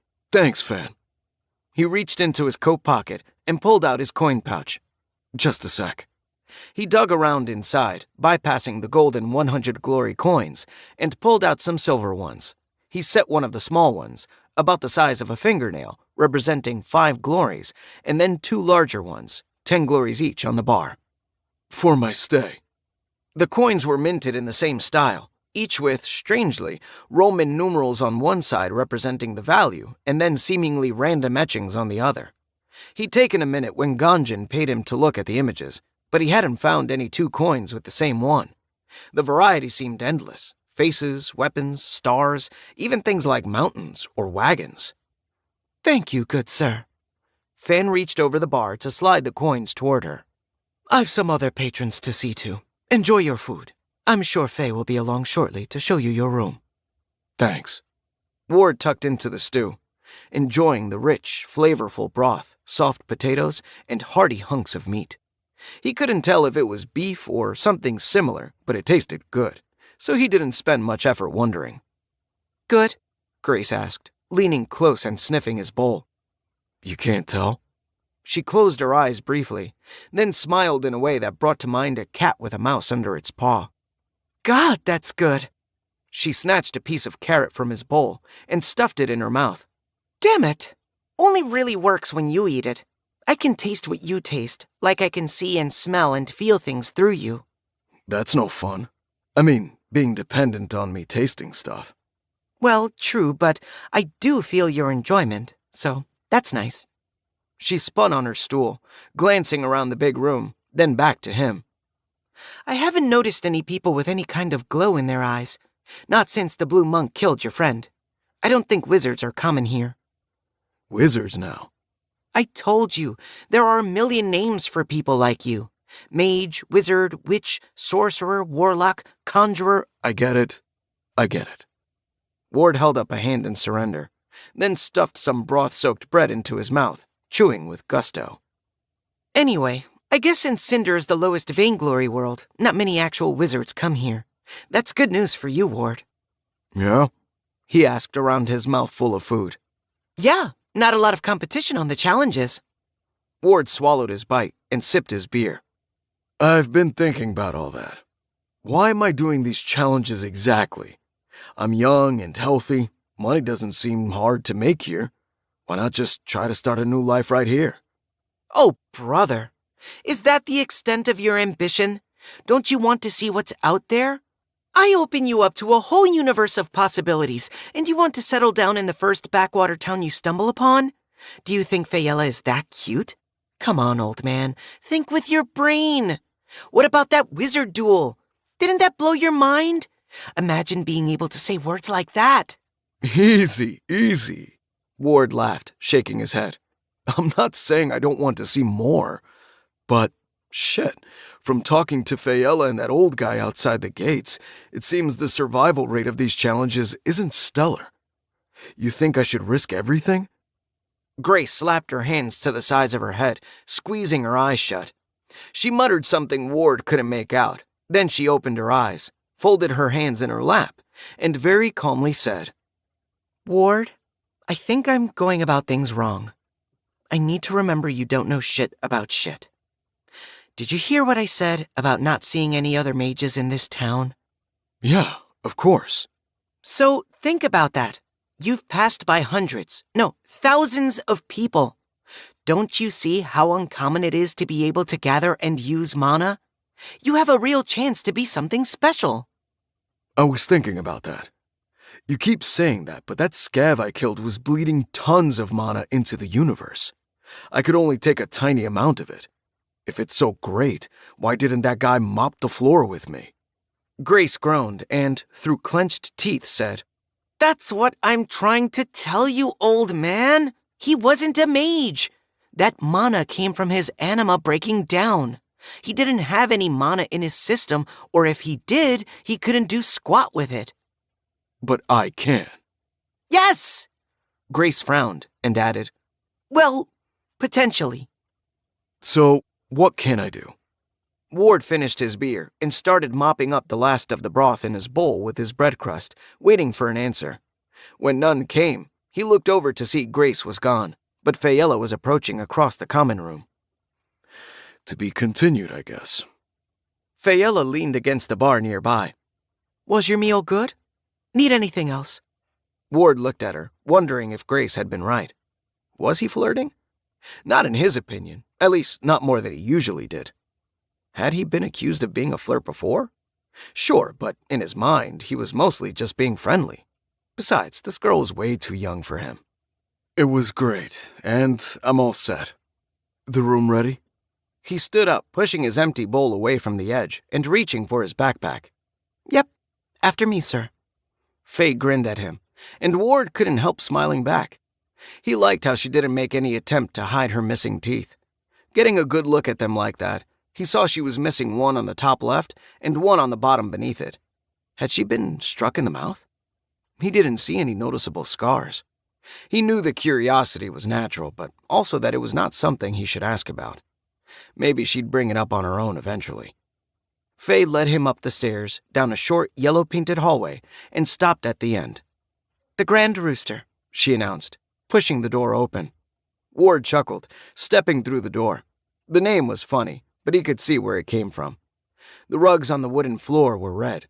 The walls were painted red and black, and the big bed by the bay windows was covered in a fluffy red comforter. An alcove to the left opened into a partially separate room, where an enormous copper tub sat beside an antique-looking toilet. Still, it was a toilet and not a chamber pot, as he'd secretly feared, so he was thankful for small mercies. Nice. He walked over to the trunk at the foot of the bed and set his pack on top. You know where to find me if you need something. Oh, and thanks, Ward. For making it sound like I did something smart for a change. Ward turned to see her still standing in the doorway, hands clasped before her.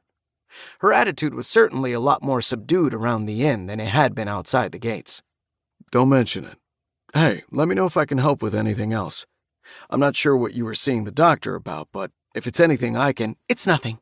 Thanks for the offer. She backed up quickly, pulling the door partway closed. Enjoy your stay. As soon as the door clicked shut, Grace was standing before it. I'm starting to think I can go ahead and walk about with you.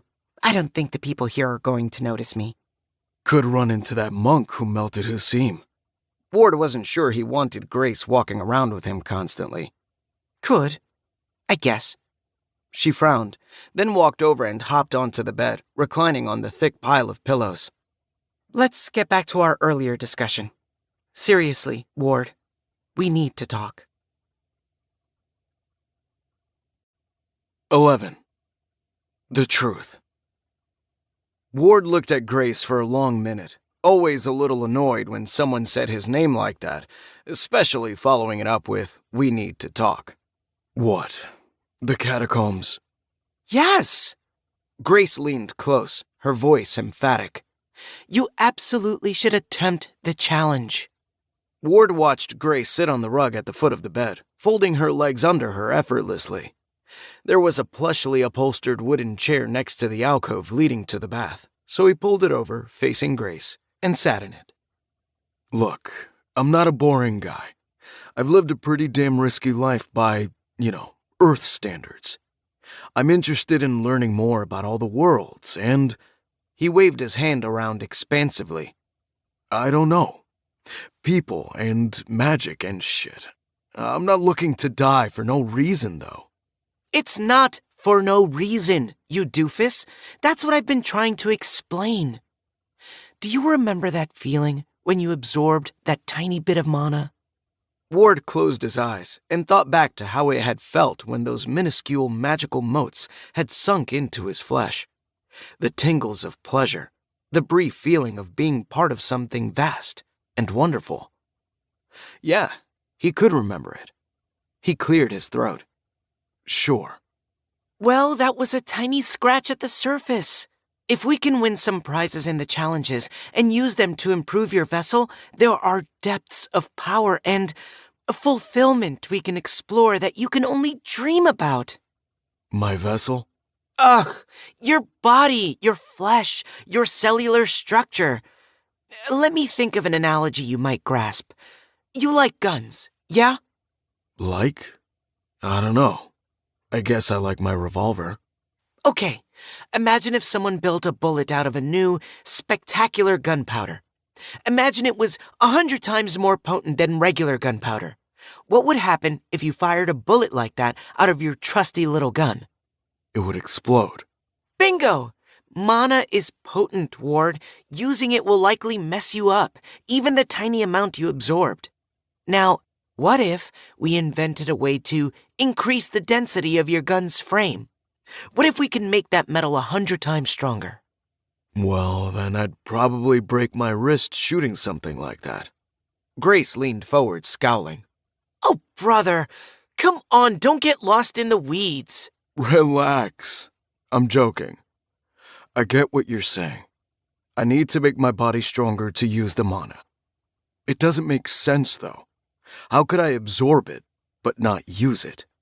No, you just don't have all the facts yet. Let me try to explain a bit more. There are 3 kinds of people, speaking broadly and only with regard to mana and its use. The first are the average people, those like your friends downstairs, people without the ability to interact with mana. Christina, my previous host, called people like that mundanes. The second category is people like you. They can see and interact with mana, but using the words to try to control it would rip their bodies apart. Finally, you have the third category, those who can see, harvest, and command the mana. To most people, though, you're either a wizard or you're not. So, to the folks downstairs, I'm a wizard, just 'cause my eyes shine a little in the right light? Now you're getting it. You know, Grace, this is kind of like pulling teeth. What the hell can it do for me? What's the point of being a wordless wizard? Ugh, you have passive benefits. Use your little thing again, the hemograph. Ward frowned, but he complied, curious about where this was going. He pulled his pack over, leaned it against the chair, and dug the device out. Grimacing slightly, he took one of the knives he'd kept and gave himself a fresh nick on the side of his finger. He chuckled as he pressed the blood into the slight depression. I wonder if that would cut down on screen time. When Grace didn't laugh, he added, You know, if people had to give some blood to get the thing to turn on. Grace sighed. Focus, Ward. Look at your numbers. With a disappointed tisk, Ward put the knife down and lifted the hemograph. Bloodline, basic human, H, accumulated mana, 0, mana well, tin plus 2.0, mana sensitivity, bronze, mana pathways, tin, vessel capacity, tin, vessel durability, H plus 2.24, vessel strength, H plus 1.15, vessel speed, H plus 0.51. Longevity remaining, 41.12%. Anima, nil. His frown fell away as his brow wrinkled in confusion. What the hell? My accumulated mana is gone. It was at 5 before. Look at the other numbers. Right. Ward tried to add up the other numbers, wondering if they'd equal 5, but it kept coming up short. Then he remembered that his mana well had been at 1.1 before. That fixed the math. Roughly. So, that mana I absorbed, what, it made those other things better? My mana well, my durability, strength, and speed? Shit. His frown deepened. My longevity? Exactly. Before you ask, I don't know why it went to those stats in those amounts, but the point is that you're already making your vessel stronger. Haven't you noticed how great you feel? Sure, I took some years off your beat-up old body and fixed it up, but have you felt very tired since absorbing that mana?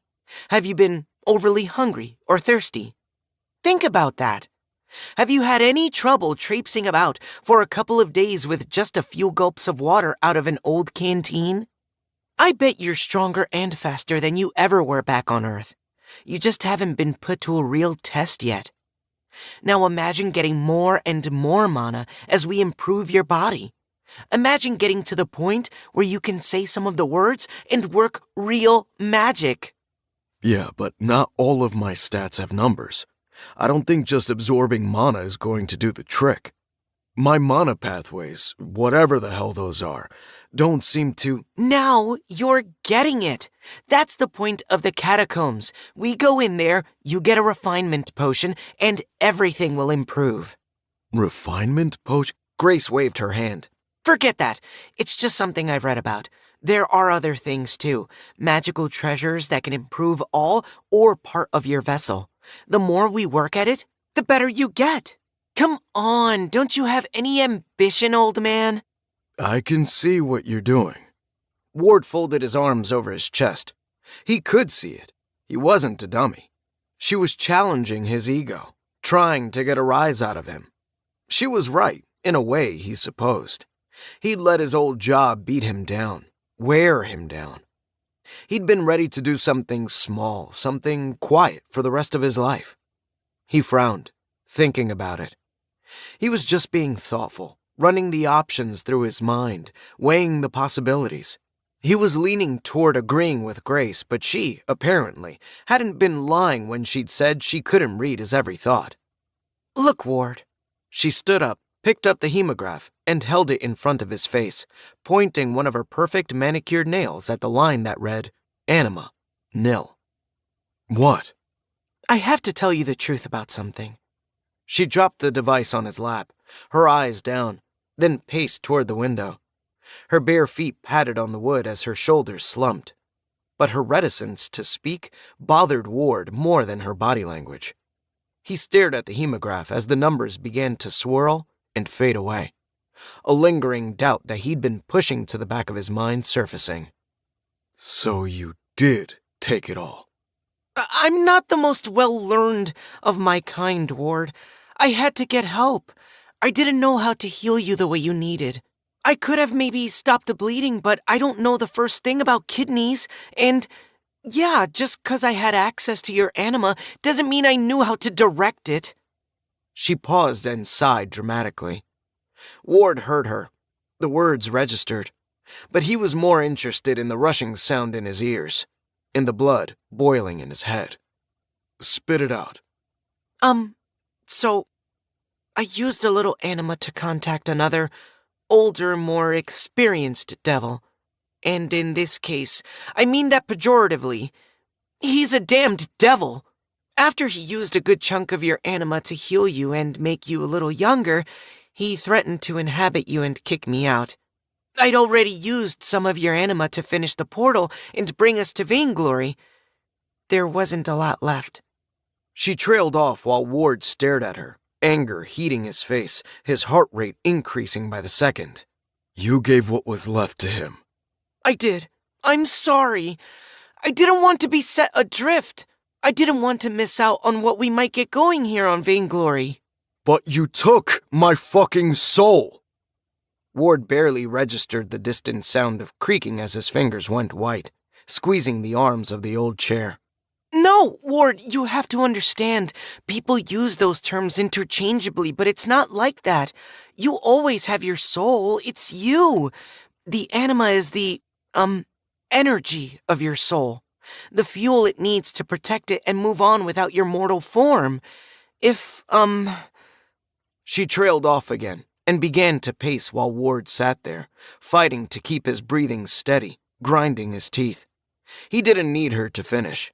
He'd put two and two together. If I die like this, that's the end of the road for me. That about right? She whirled to face him, eyes wide, wringing her hands. Exactly. As Ward considered his anger, he was struck by the absurdity of it all.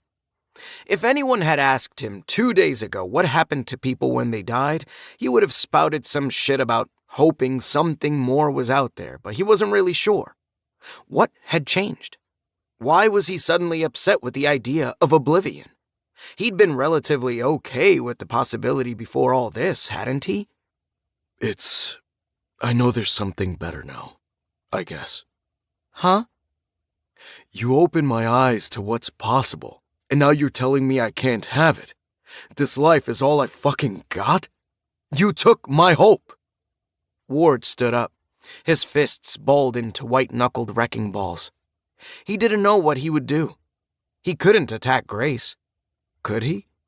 He shook his head, unclenching his hands and squeezing his eyes shut, trying to steady his breathing. I swear to you, Ward, I swear on anything you believe is good. I wasn't lying about hearing stories about people being able to regenerate their anima. There has to be a way.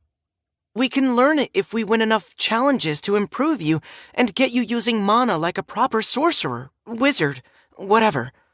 If we can move up through the Vainglory worlds, we'll begin to meet people who know more about the universe than anyone on Earth has ever dreamed. We'll learn more than my asshole uncle who took most of your anima. Ward opened one of his eyes. That's who you called? You told me he was a bastard. He is. He's also the only one I knew how to call who could properly save you. What's his name? Ward, you don't want to know his name. What's his goddamn name, Grace? Ward's spine was up, and if he was going to be pissed, he wanted to know who he should really be pissed at. Grace licked her lips, stepping a little closer to him. Verathraxis, she whispered. The name sounded more like a cough than a word coming from her lips, but Ward nodded, memorizing the sound. Anyone looking at his face would have recognized the resolve born of righteous fury in his eyes. Good. He's on the top of my list. Ward knew his face showed his anger, knew his dark, heavy brows were narrowed, that his eyes were likely bloodshot with the pressure of his blood pounding in his head. Still, it surprised him when Grace backed up a step and raised her hands. You can't hurt me, Ward. Hurt?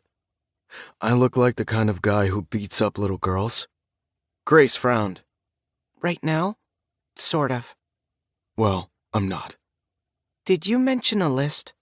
Grace reached toward him, but Ward stepped back, angry and irritated that she seemed to be changing the subject or trying to throw him off guard. Gonna just brush past it, huh? Yeah, damn list. People I need to get square with. Ward had never made such a list, but he figured the occasion called for the start of one. He sighed heavily and turned to the wall, leaning his forehead against it, thumping his skull hollowly on the wooden planks. It was bluster, and he knew it, but he didn't care. He couldn't exactly trust everything Grace was telling him, but he'd hoped making her name the uncle and making a nebulous threat might get her to crack a little more. The truth was, if anyone was at the top of that list, it was probably Grace. Ward, talk to me. I didn't want this to happen. I wanted us to get along. That's why I lied about your anima. Get along? He snorted, shaking his head. What? I told you. I didn't intend for any... She trailed off, looking down, clenching her fists. After a moment, she tried to move closer to him, but he took another step away. Trying to push his emotions aside, Ward thought about what Grace had said earlier when she'd asked him if he had any ambition. He hadn't, really. Not back on Earth. He'd thought that part of his life was done. Things were different now, though, weren't they? He needed to find out how to get his anima back. That was a given. Even just the hint, the idea that it had something to do with helping him move past death, that was enough for him. He'd fight to get it back, just on the off chance that Grace wasn't lying. Forgetting that, though, she'd hit the nail on the head, describing how he felt physically. He might still look like he was in his 30s, but he felt better than he could remember ever feeling, even when he'd been in the best shape of his life after boot camp. Did he want to settle down in a nowhere town and try to live a small, quiet life with magic and mystical worlds right in front of him? Especially now, knowing it was the end of the road when he finally croaked? Hell no. Huh? Hell no. I don't want to sit around in this little town. So? So, I'll see what I can shake out of those catacombs. I'm pissed at you, Grace. I'm pissed that you weren't honest with me. I don't trust you, not one bit, and that little display didn't help. She rushed over to him, reaching for his hands. Ward pulled them back. I was only trying to keep you alive, Ward, I swear. I was trying to do right by you. I didn't know my uncle would do that. Right. Ward turned toward the door, scowling. I need to go buy a ticket for this damn challenge. 12. Nothing ventured. Ward looked down the long stretch of marble stairs, past the rows of tiered stone benches, into the bowl of an outdoor amphitheater where the entrance to the tarnished catacombs sat. He found it hard to believe that he could just walk into some old ruins with some other folks and come out with treasures that might be the key to finding a way to fix whatever Grace did to him. He had a hard time swallowing anything he'd heard from his unwelcome passenger, especially since she'd disappeared all night, refusing to show her face to answer more questions when he'd finally returned to his hotel room. The day before, he'd gotten directions to the mayor's office where he'd purchased his ticket for 50 glories. They'd been just about to close up for the evening, like most of the other shops around the city, so he'd counted himself lucky to walk out with a piece of fancy cardstock. After that, he'd spent some time sitting in the common room of the Hen's Nest, drinking too much warm ale and getting to know some of the regulars. It was all a little bit of a blur, if he were being honest, and his head wasn't thanking him for his behavior. Fan tried to talk him out of going into the catacombs that morning, suggesting he stay in town until the next opening to prepare better. The urgency of his condition was weighing heavily on him, however, and though he'd enjoyed his short time at the inn, he'd declined. Not that Ward hadn't thought about waiting. Over breakfast, he debated with himself, exploring the merits of finding his footing in Tarnish for half a year, maybe finding a cheaper long-term rental, and exploring his options when it came to tinkerers and alchemists, the types of folks who might be able to replicate his bullets. As he'd sat, watching people walk by on the street with all manner of weapons, from spears to swords to blunderbusses, he'd conceded to himself that it had been a while since he fought anyone with something other than a gun. He'd mentioned it to Fan, and she'd suggested he might do himself a favor by visiting the martial guilds in town. Still, Ward felt like pressing for the early initiative where the catacombs were concerned, striking the anvil while it's hot, so to speak. He liked to debate with himself, but he also knew he felt like going for it. After only a couple of nights in this world, he felt like his life back in Seattle was 1,000,000 miles and 1,000 years away. It was almost unsettling how quickly he was adapting to the idea that he'd been yanked out of his old life and thrust into this wild new reality. He wondered if that was normal and if he was coping somehow. He also wondered if it was some effect of the mana or his strange, devilish passenger, if he even still had one. Grace had certainly done a good job of making herself scarce. Whatever the case, he felt good, excited even, which was something he hadn't felt in a very long time. The truth was, he couldn't remember the last time he'd been excited about anything. He hadn't even felt this kind of anticipation when he'd married his ex-wife. It was almost like deploying with the Marines without the dread and existential guilt. Adding to Ward's general good vibes, the atmosphere around the amphitheater was festive. People were crowding the tiered seating, vendors were selling sweet treats, and in opposite corners of the open space below, musicians played, vying for the attention of the crowds. He figured it would have been nice if Grace weren't hiding. It would be nice to have someone to ask questions of, like what the hell kind of musical instruments those were, or what exactly he was supposed to be looking for in the catacombs when they let him in. Fayella was there, though, guiding him down the steps, her body moving with the beats of the drums. She wore slender black leggings made of something soft and close-fitting, and a blue crop-topped blouse exposed her lean, muscular lower back.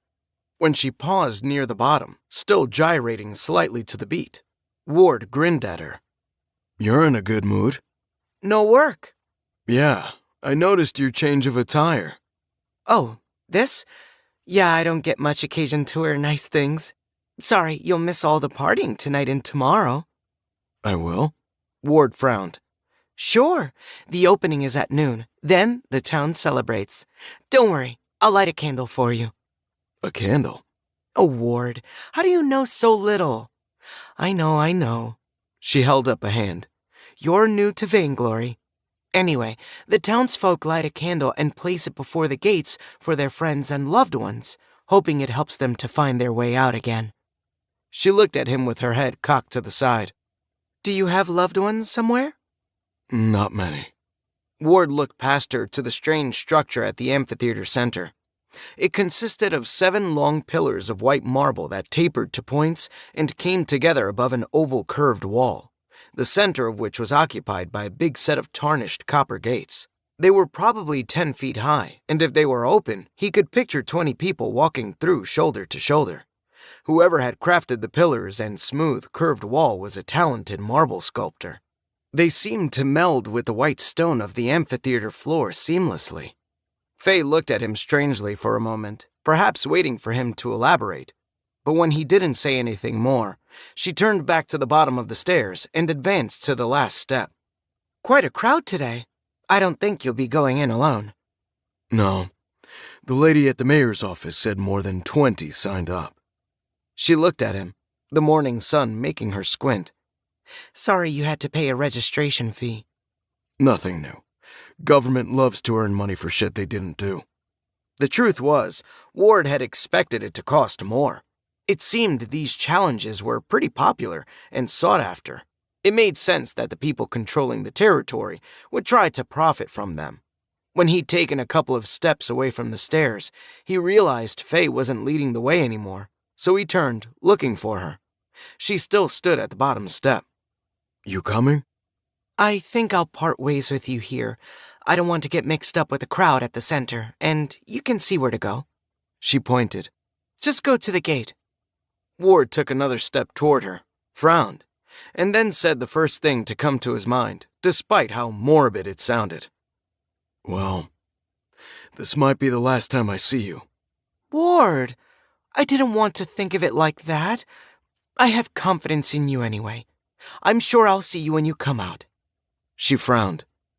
It's not always the same amount of time when people emerge. You'll come by the inn? "Yeah, of course. I already promised your aunt."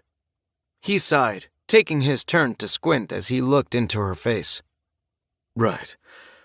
Well, see you later then, Faye." He lifted his hand to wave, but she hurried forward and grasped him in a quick hug. Good luck, Ward. Then she turned and was gone, hurrying up the steps. Ward moved his hands to his sides, pressing where the young woman had hugged him. It felt like sparks were dancing around under his skin. If he could have, he would have prolonged that embrace. She'd been so warm, and her touch so gentle. He shook his head. "Snap out of it, old man, as Grace would say." He chuckled and turned, walking toward the huge slanted marble pillars and the copper door in the curved wall. He wore his long-sleeved white collared shirt tucked into his navy blue trousers. On his feet were his sturdy leather work shoes, no longer shiny, but then he rarely shined them for work anyway. He wore his pistol under his arm and carried his backpack with the rest of his belongings. After he'd gone to the mayor's office the previous day, he'd wanted to do some shopping for supplies to bring into the catacombs. He didn't know what to expect, but figured some better boots or some backup weapons would be nice. The city was larger than it seemed, though, and it had rapidly gotten dark. Most of the shops between the inn and the mayor's office had been closed, and Ward had decided not to push his luck by wandering around a strange city on foot in the dark. Back at the inn, he talked a guy at the bar into selling him a big knife, though, much nicer than the ones he'd taken from the scavs. It was a real grizzly killer of a handmade Bowie-style blade. Ward loved it, and it currently hung from his belt in its hand-stitched leather sheath. When he approached the copper gates, he saw that the crowd was restrained by a thick red ribbon strung between copper stanchions. On the other side stood an officious-looking man and woman. The man wore a silky, frilly gold and lavender suit, and the woman wore a close-fitting maroon dress that flared out like an upside-down tulip at the bottom. They were both in their middle years, the man a bit plump and the woman very slim. Ward could see they were talking, but couldn't make out their words in the din of the crowd. "What's the story?" he asked a short, portly man standing near the barrier. "Just waiting for the mayor to start the ceremony. Shouldn't be too long now." "Thanks." Ward folded his arms over his chest, getting ready to settle down and wait, but then he felt a nudge on his elbow and looked to see Grace standing beside him. She beckoned for him to follow. Ward frowned at her, irritated that he wasn't surprised to see her. She beckoned again, more emphatically, and, with a sigh, he followed her. She led him away from the bulk of the crowd toward a big wagon that looked to belong to a nearby food merchant. She continued to the back of the wagon, nodded, and said, I didn't want to come out around so many people, but I thought we should talk a little before you go in. "Now we should talk? Why the sudden urge to chat?" Well, I didn't realize how big an event this was. There are going to be a lot of people going in with you, and I didn't know if you thought about what that means. As in? As in competition. People will try to make teams, while others might be outright violent, and you've got to be wary of double dealings. Double dealings? What is this, a Sherlock Holmes story? What do you mean? Like people tricking me? I've been around the block a time or two, Grace. Could have fooled me by how you acted last night. Are you seriously trying to turn this around on me? You screwed me over, Grace. You think I should feel bad about being upset? Let's talk about what really happened. You confessed, I got angry, and then you sulked, hiding all night and refusing to answer any more questions. Let's not forget that you're the only one who made any threats. Ward, we don't have time for this. They're going to open the— We never have time. Whenever I start to get some answers from you, something comes up. The scavs, me falling asleep, you needing to hide anywhere I go in this city. Every damn time. By then, Ward's voice was quite strident, and he was leaning closer and closer to Grace, his face getting red with annoyance. All that said, he shouldn't have been surprised when a woman cleared her throat behind him noisily. He straightened up and spun around to see an older lady carrying an armful of empty burlap sacks to the rear of the wagon. Do you need some help, good sir? She looked at him with wide eyes, and her posture seemed to be torn between continuing to the wagon or turning to flee the madman she stumbled upon. I'm fine. Ward straightened up and glanced at Grace, only to find she'd conveniently disappeared. Perfect. He sighed. He looked back at the lady. Look, I have a bit of a habit of arguing with myself. It started with my ex-wife. You see, I'd often debate topics with myself from her point of view, just to see how much trouble I'd gotten myself into. Interesting. Well, now, I'd appreciate it if you took your arguing away from my wagon. Yeah, sure. I was just leaving. Ward smoothed the front of his shirt, nodded to her, and then walked around the wagon and back toward the gathering crowd in front of the gates. When he arrived, he slowly worked his way through the crowd toward the red ribbon. He'd just gotten close when the stocky man in the fancy suit cleared his throat and blew a long, surprisingly loud whistle through his fingers. The crowd quieted, and he cleared his throat. "Good people of Tarnish, we'll have quite the send-off celebration tonight. 23 challengers go into the catacombs this fine, sunny day." He paused as the crowd erupted with cheers. 23 challengers and 2 from our very own streets. Haley and Faust, come up here. Ward watched as 2 young people ducked under the ribbon and approached the mayor. They both looked to be in their late teens or maybe early 20s. They were very fit, wearing similar suits of close-fitting leather vests and pants. The woman was smaller, with short black hair, and the young man, currently strutting around in front of the mayor, lifting his arms up and down to elicit more cheers, had curly blonde hair and sported a crossbow strapped on his back. Looking at their matching clothes, Ward muttered, "Must be siblings or something." "That they are!" a jovial man with a hawkish nose said as he enthusiastically smashed his hands together. Again, the mayor whistled for silence. "What a proud pair we have here, eh, Tarnish? I'm sure they'll be out in record time. Now, let's get the rest of the challengers in here. Be sure to present your ticket." With that, he backed up toward the gate and watched as a man in a red and black uniform untied the ribbon between the central stanchions. The crowd shifted and surged, making room for people pressing their way up to the opening, Ward among them. He fished out the shiny red ticket and held it out to the uniformed man as he passed through. He lined up with all sorts of people, the two kids, older men and women, some who even looked old enough to make him feel young. Stocky, rough types and smaller, frail-looking folks. He counted 17 men and 6 women. It made him wonder if these catacombs were known for being a more physical challenge. Shouldn't women be just as interested in the prizes as men? Maybe it didn't mean anything and was just a random occurrence. He didn't know, but figured if he was successful, he might find out as he attempted more challenges. "Good people, challengers! You can see by the founder's clock," he gestured to a tall clock tower on the far side of the amphitheater, "that the gates will be opening momentarily. We, the citizens of this fine town, wish you all the best and will cheerfully await your return. That said, if you have any final words or instructions, you may purchase post-challenge services from the town secretary, Mrs. Holodash." He gestured to the woman in the tulip dress. "We can carry out messages, last rites, and even distribute your wealth. If you haven't spoken to her yet, make haste. The gates will only remain open a short while." Ward watched with interest as one of the older-looking challengers approached the secretary. He was a stocky, short man, and one of the few who looked like he'd been in a scrap before.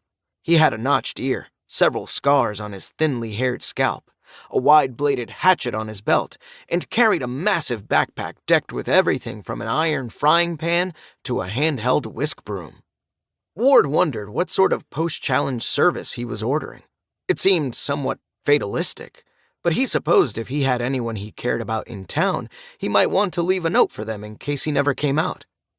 He was just about to try to strike up a conversation with a tall, oval-faced woman wearing a layered green robe when the gates began to rumble open. He'd been drawn to the woman by her glimmering green eyes, and when they opened wide, looking toward the gate, he realized why. They had a faint luminescence behind them. She was a mage, or wizard, or something. Ward reluctantly looked away from her toward the opening and saw that, beyond the tarnished metal gates, a steeply descending set of white marble steps led into darkness. A bald man with a big backpack and a sledgehammer in his hand strode through the opening. Some others started forward, and Ward shrugged, hooking his thumbs under his pack straps. "Nothing ventured," he muttered, stomping through the gate, wondering what awaited them in the depths. 13. A harsh welcome.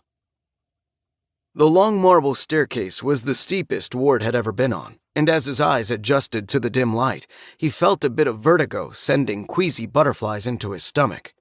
Some of the other challengers spoke to each other. A few made quips, trying to lighten the mood, but most were silent as they climbed down the precarious, seemingly endless stairs. Ward looked over his shoulder a few times, trying to gauge how far they'd gone, and after the third such glance back, he could no longer clearly see the exit.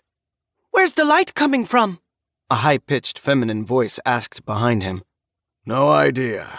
These challenges were crafted with more mana than even an Archon could muster," a tall, leather-clad man towards left remarked. Hearing him, Ward wondered what he meant by an Archon, and tried to mentally add it to his list of things to ask Grace when she showed her face next. "Who made you the expert?" This speaker Ward recognized. He was one of the Tarnish locals, Faust, if he remembered correctly. Not an expert. I just said I don't have any idea. Are you stupid or just looking for a quarrel? The tall man looked over his shoulder and scowled down his long, angular nose at the much smaller local hero. Neither, the kid mumbled, then leaned close to his sister and began a hushed conversation. Ward figured he was trying to save some face. He was contemplating whether he should move ahead, hang back, or just continue in the center of the pack when a loud gong sounded from up above. "Gates closed," said a voice from behind him. "Gods, but these stairs are long," cried a woman a few steps ahead of Ward. He adjusted his straps with his thumbs and kept trudging downward, endlessly appreciative of his newly healed knee. He tuned out the small talk around him and focused on the shadows obscuring the most distant stairs ahead. After a while, he thought he saw a different quality to the light down there, like maybe it was growing brighter. He was thinking about mentioning it to the group, wondering if anyone else had noticed, when a different sound echoed through the air, up and down the long marble stairway. A strange crystal chime rang out. Ding! "What was that?" someone asked. "No idea." Ding! Again! Someone cried. Ding, ding! The way the sound was increasing in speed and intensity made Ward think about an alarm, and he began to wonder if it was a warning or a signal that they needed to hurry the hell up. He decided to go with his gut, and, despite the steep incline and the vertigo threatening his balance, he began to hop down the steps 2 at a time. Some of the other challengers called out questions. What was he doing? Did he know something? Was he daft? Ding, ding, ding! Ward felt intensifying anxiety as the chime continued to increase in volume and frequency, and soon he was recklessly leaping down steps 4 at a time. At least half the other challengers were rushing with him, and the big hatchet-faced man who'd threatened Faust stumbled and fell headlong, almost tripping up another challenger who barely dodged him. Ward heard a loud crack when the man struck the steps, heard him cry out, and, glancing back, saw him struggling to stand, one arm hanging limp. The end of the stairway was apparent now, a dimly lit expanse of marble floor that stretched away from the bottom step. Ward figured he was only 50 or so steps from the bottom when the chimes began to ring incessantly. Ding, ding, ding, ding, ding, ding! He leaped, pell-mell downward, and he just hit the second-to-last step when, with a smooth, softly grinding snick, they rotated into each other to form a seamless, horribly steep ramp. Ward's footing slipped out from under him, and he fell to his butt but only slid a short distance before he struck the marble floor feet first and somersaulted forward to flop onto his back, his pack cushioning the impact. The people close behind him suffered similar fates, but as he hurriedly scrabbled into a seated position and turned, Ward saw many hadn't been so lucky. They tumbled and careened down the steep marble slide, rapidly approaching the unforgivingly brutal floor. Ward scrabbled backward so they wouldn't crash into him, and saw others doing the same. And then those who'd refused to run or hurry down the steps began to impact with sickening thuds, cracks, screams, curses, and, in quite a few cases, eternal silence. "Jesus," Ward breathed, still scooting backward away from the falling challengers and the stairs that had become a treacherous slide. He'd seen some messed up stuff in his day, but watching those people crash into the white marble floor, spattering it with red in many cases, was a new one for him. "Help me!" Ward turned to the cry and saw the young woman from Tarnish, Haley, trying to pull her brother out from under a larger man who seemed to be either dead or unconscious. Ward hurried over, and while Haley tugged on Faust's arm, he grabbed his ankle, and together they pulled him free of the big man's bulk. "Oh, idiot! Stupid, prideful dolt! He refused to hurry. Thought you were panicking. Well, he should have panicked." The woman was in tears, and Ward felt sorry for her. He didn't think Faust would be going anywhere soon. The young man had a split on his forehead beneath which a massive goose egg rose in bloody purple splendor. The fellow who'd fallen atop Faust was in even worse shape. Ward had seen plenty of corpses, and he was a prime example of what they look like. Neck bent in the wrong direction, skin flat, and lifeless, and not a bit of movement under those prominent ribs. Ward turned away from the corpse and the crying young woman to take stock.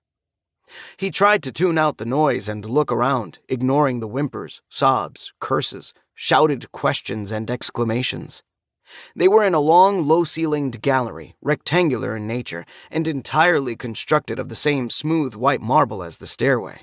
Something like 50 yards ahead, opposite the horrible ramp that led up to Tarnish, was a copper door. Ward could just make out the shadow of a depression or void before it.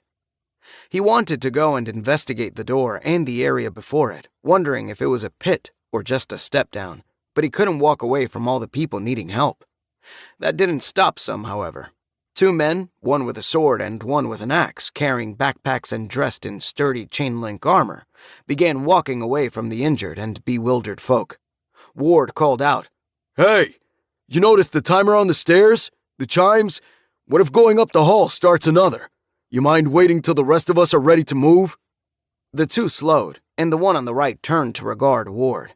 He was a hard-looking man with scars around his eyes, a rough, patchy black beard, and a scowl that would probably have made a child cry. We're none of your business. No prizes for helping the doomed. His voice was a hoarse growl, but it didn't faze Ward.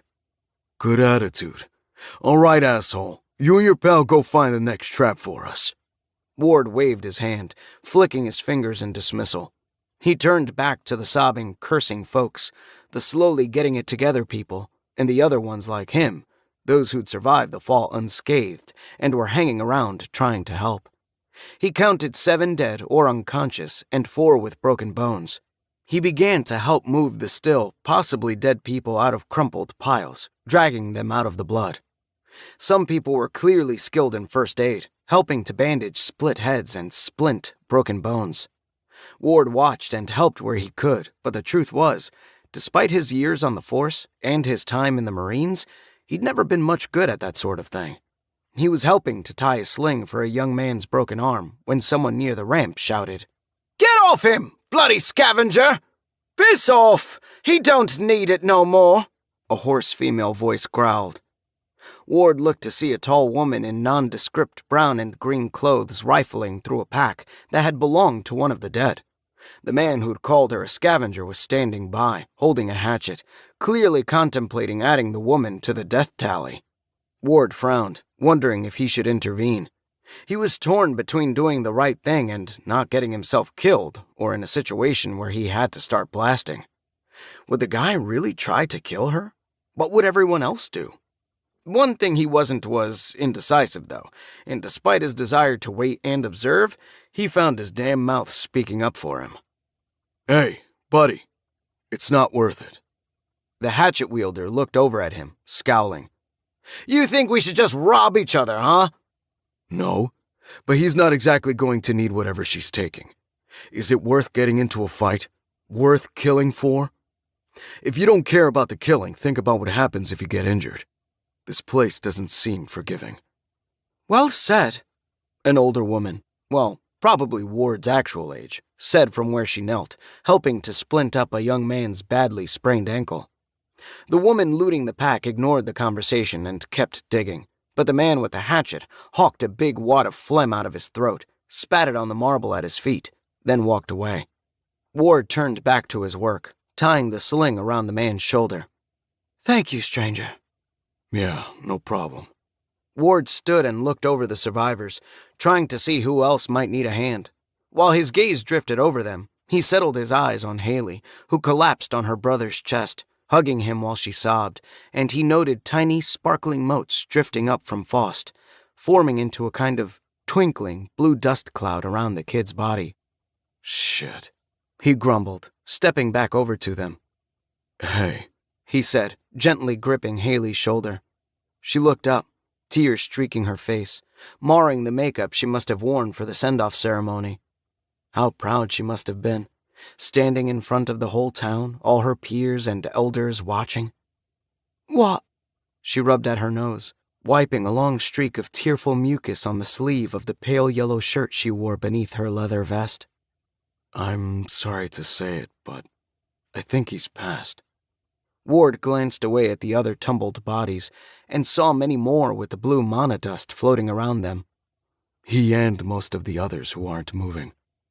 As he spoke, he saw the woman with the green eyes, the ones that shone with mana, squatting near one of the corpses and holding her hand in the dust. Was she gathering some of it?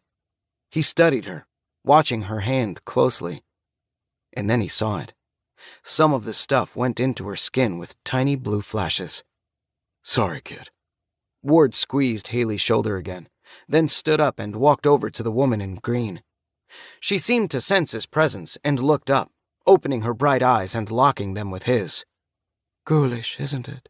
She asked, her voice barely a whisper. I don't know. I guess it's not really his anymore. Shh. She held her finger to her lips, then motioned Ward down to her level. When he squatted low, she whispered, Not everyone knows how it's done. I assume you can see the mana? Let's not spark some sort of ambush. These folk might not so blithely look away. I've seen my share of witch burnings. Though she spoke softly, Ward figured it wasn't necessary. So many people were talking, crying, or moaning in agony that he didn't think anyone was listening. Still, he nodded to her and winked. Your secret's safe with me. What about you? Will you harvest? I think I'm holding all I can. He shrugged. In truth, he didn't know how any of this stuff worked. When was the last time you harvested? A few days back. Well, you should have some more potential by now. You know the mana you gather will slowly improve you, right? Here. She waved her hand through the cloud of blue dust. There's plenty. Huh. Ward held his hand in the cloud and closed his eyes, concentrating, trying to recapture that state of mind he'd had the other night. To his relief, it came much more quickly to him, and before he knew it, he felt the tingling, electric, cold sensation of the motes entering his skin. First a couple, then several, then a dozen or more. He felt his breath quicken, his arm began to tremble, and if he weren't so cognizant of the woman, and possibly others, watching him, he might have groaned in pleasure. All too quickly, the moment passed, and he withdrew his hand, opening his eyes. That was quick. You're very sensitive to the mana, but I saw you only took a few motes in. Well, persistence is everything. Keep at it. That shine in your eyes will eventually become a glow. I'm Lisa, by the way. Ward. He smiled and looked up, glancing around at the tragic folks and the not-so-tragic. The crowd near the base of the ramp seemed lighter, and when he turned to look toward the distant copper door, he saw a small group had gathered there. People were moving on, leaving the wounded and dead to their fate. I feel bad about these people, but what can we do? The exit's 1,000 feet up. That's not the exit. The entrance changes. Some trick of the magic the architects used. Some say the entrances are actually portals leading to different places. It's why survivors' tales don't really help others to prepare for what's to come. Anyway, the only way out is through. She gestured with her head toward the distant group by the door. Ward stood and looked around. Haley was still sobbing over her brother, but almost everyone else was moving or had moved on. Even those with foot or leg injuries were hobbling down the passageway. Lisa also stood and started that way, but looked back over her shoulder to lock eyes with Ward again. It's nice to meet another mage. I'm sure we will be separated soon. It's the nature of these places. But I wish you luck. Yeah, you too. Ward waved, mesmerized by her beautiful, faintly glowing eyes. Her smile widened as she turned and continued walking. Oh, brother, Grace said, suddenly standing beside him. Jesus! Ward took a step back and slapped a hand to his chest, exaggerating his surprise. Trying to stop the old ticker? I saw how you stared at that woman. She's nothing special, Ward. Well, she knows more about mana than you do. She showed me I could harvest again for one thing. Hush, you big doofus. That crying girl is staring at you. I never said you couldn't harvest again, by the way. Ward turned back to Haley and saw that she was, indeed, looking up from her brother's corpse, her tear-streaked face splotchy and swollen, big brown eyes trained on him. She wiped at her nose again, and he could tell she was about to say something to him. So he beat her to the punch, stepping closer. Hey, we should get moving. What if another timer starts chiming or something? I can't leave him like this. Tell her his spirit's already gone. That's how you can see the mana. He doesn't care about his body. Ward frowned at Grace, but she had a point. Maybe it would help. You know, Haley, between you and me, I can see the mana floating out of his body. His spirit already moved on. He wouldn't want you to get yourself killed or hurt trying to watch after his dead body. Truly. She choked out another half-sob and wiped her nose again. Then she looked down at the body, and fresh tears sprang into her eyes. But he's my brother. We were going to do the challenges together, and he's already dead. Yeah, it's a real raw deal. Come on, though. Ward held his hand down to her. You don't want to die here, too. Think about your folks. She sniffed, nodded, and took his hand in her hot, almost feverish, slender fingers. Ward pulled her up, and they started walking. He let go of his grip on her hand, but she held on to his for a few seconds, and he felt a wave of genuine empathy for her. He'd been in the shit when he was her age, deep in the sandbox, but he'd had boot camp before that and a bunch of brothers in arms. She must feel terribly alone. Oh, Ward. Grace sighed, strolling along beside him. You aren't that girl's dad, or... She looked him up and down. Anything else. Don't get bogged down trying to carry her along, 'cause these challenges can be a real... challenge. She smirked, apparently enjoying her attempt at humor. Ward didn't answer, not wanting to look like a nutjob in front of Haley or the other people they were fast approaching. It wouldn't have mattered, though. When he looked down to see what kind of face she was making, Grace was gone. Was she afraid the woman in green could see her? Anyone have a grapple? The armored man Ward had earlier challenged stood near the edge of a sheer drop 10 feet before the closed copper door. The hallway was wide, so despite the number of people vying for space, he could easily see the sharp edge of the marble floor and the darkness beyond. The door sat in a smooth marble wall with no ledge, no hinges, and no handle or knob visible. What are you going to hook a grapple to? Ward asked, consciously trying to keep his voice level, friendly even. I don't know. Was going to see if something might catch between the door and the marble. Ward wanted to look down in the pit, but he also didn't trust all these strangers, so he worked his way toward the wall on his right and sidled up to the ledge, keeping his back flat against the stone, ensuring no one could surreptitiously give him a shove. When he looked over, he saw about 20 feet of marble shaft descending and then nothing but blackness. Looks deep. Anyone drop a rope down or a light even? Ward, of course, only had his one lantern. For a moment, he wondered where he'd dropped his pocket flashlight and figured he must have left it on the ground back on Earth, where he'd almost died. A woman near the center of the tunnel held up a brightly glowing fist, distracting him from his thoughts. I have glowstones. I'll drop one. Ward watched as she held her fist out over the pit and let go. Then he blinked as a bright ball of golden light fell downward. It brightened the shadows, exposing more shaft, and descended, seemingly forever, until it was nothing but a tiny, flickering ember swallowed by blackness. Gods! Haley breathed from beside him. Yeah, that's damn deep. Ward had just spoken when a chime rang through the catacombs, echoing off the marble walls. Ding! 14. Together. Do something! A man screamed from near the back of the clustered would-be challengers. Someone threw something metallic at the door, and it clanged, bounced off, and spun away down the pit. Anyone got a bow? Shoot an arrow into it! A woman yelled. Ward thought about it, wondering if maybe the door wasn't solid copper. Maybe it was only a thin sheet of metal over wood, and the woman's idea would work. Ding, ding. "Oh, gods!" Haley cried, leaning close to the ledge, peering down. Ward gripped her shoulder and edged his back closer to the wall, watching the crowd, expecting someone to do something stupid any second now. He'd seen plenty of panicking people, and it always got worse in crowds. Careful, he growled, keeping his voice low and calm.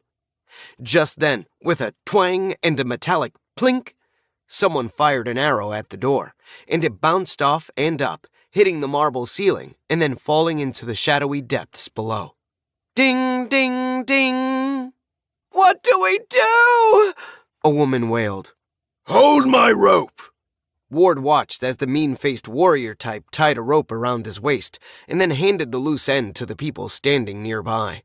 His companion, the one who'd walked with him away from the wounded challengers, was first to grip it, nodding grimly.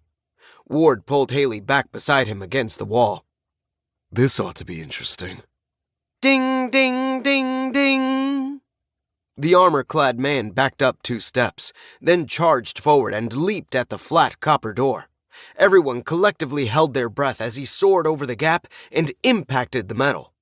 Ward hadn't noticed at first, but he held a gleaming hatchet in his left hand and swung it as he got near, trying to, it seemed, wedge it between the door and the marble.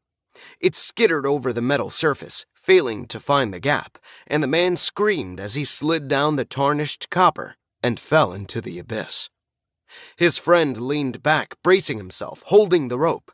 Unfortunately, the other 4 people holding on weren't so well prepared, and he caught the brunt of the falling man's weight by himself. Regardless, his muscles stood out on his forearms and shoulders, and he grunted ferociously as he stopped the man's descent. He started to slide forward, but the others holding the rope finally caught on and hurried backward, hauling on the tether, alleviating his strain. Ding, ding, ding, ding, ding! The chimes came incessantly now, and Ward knew they were out of time.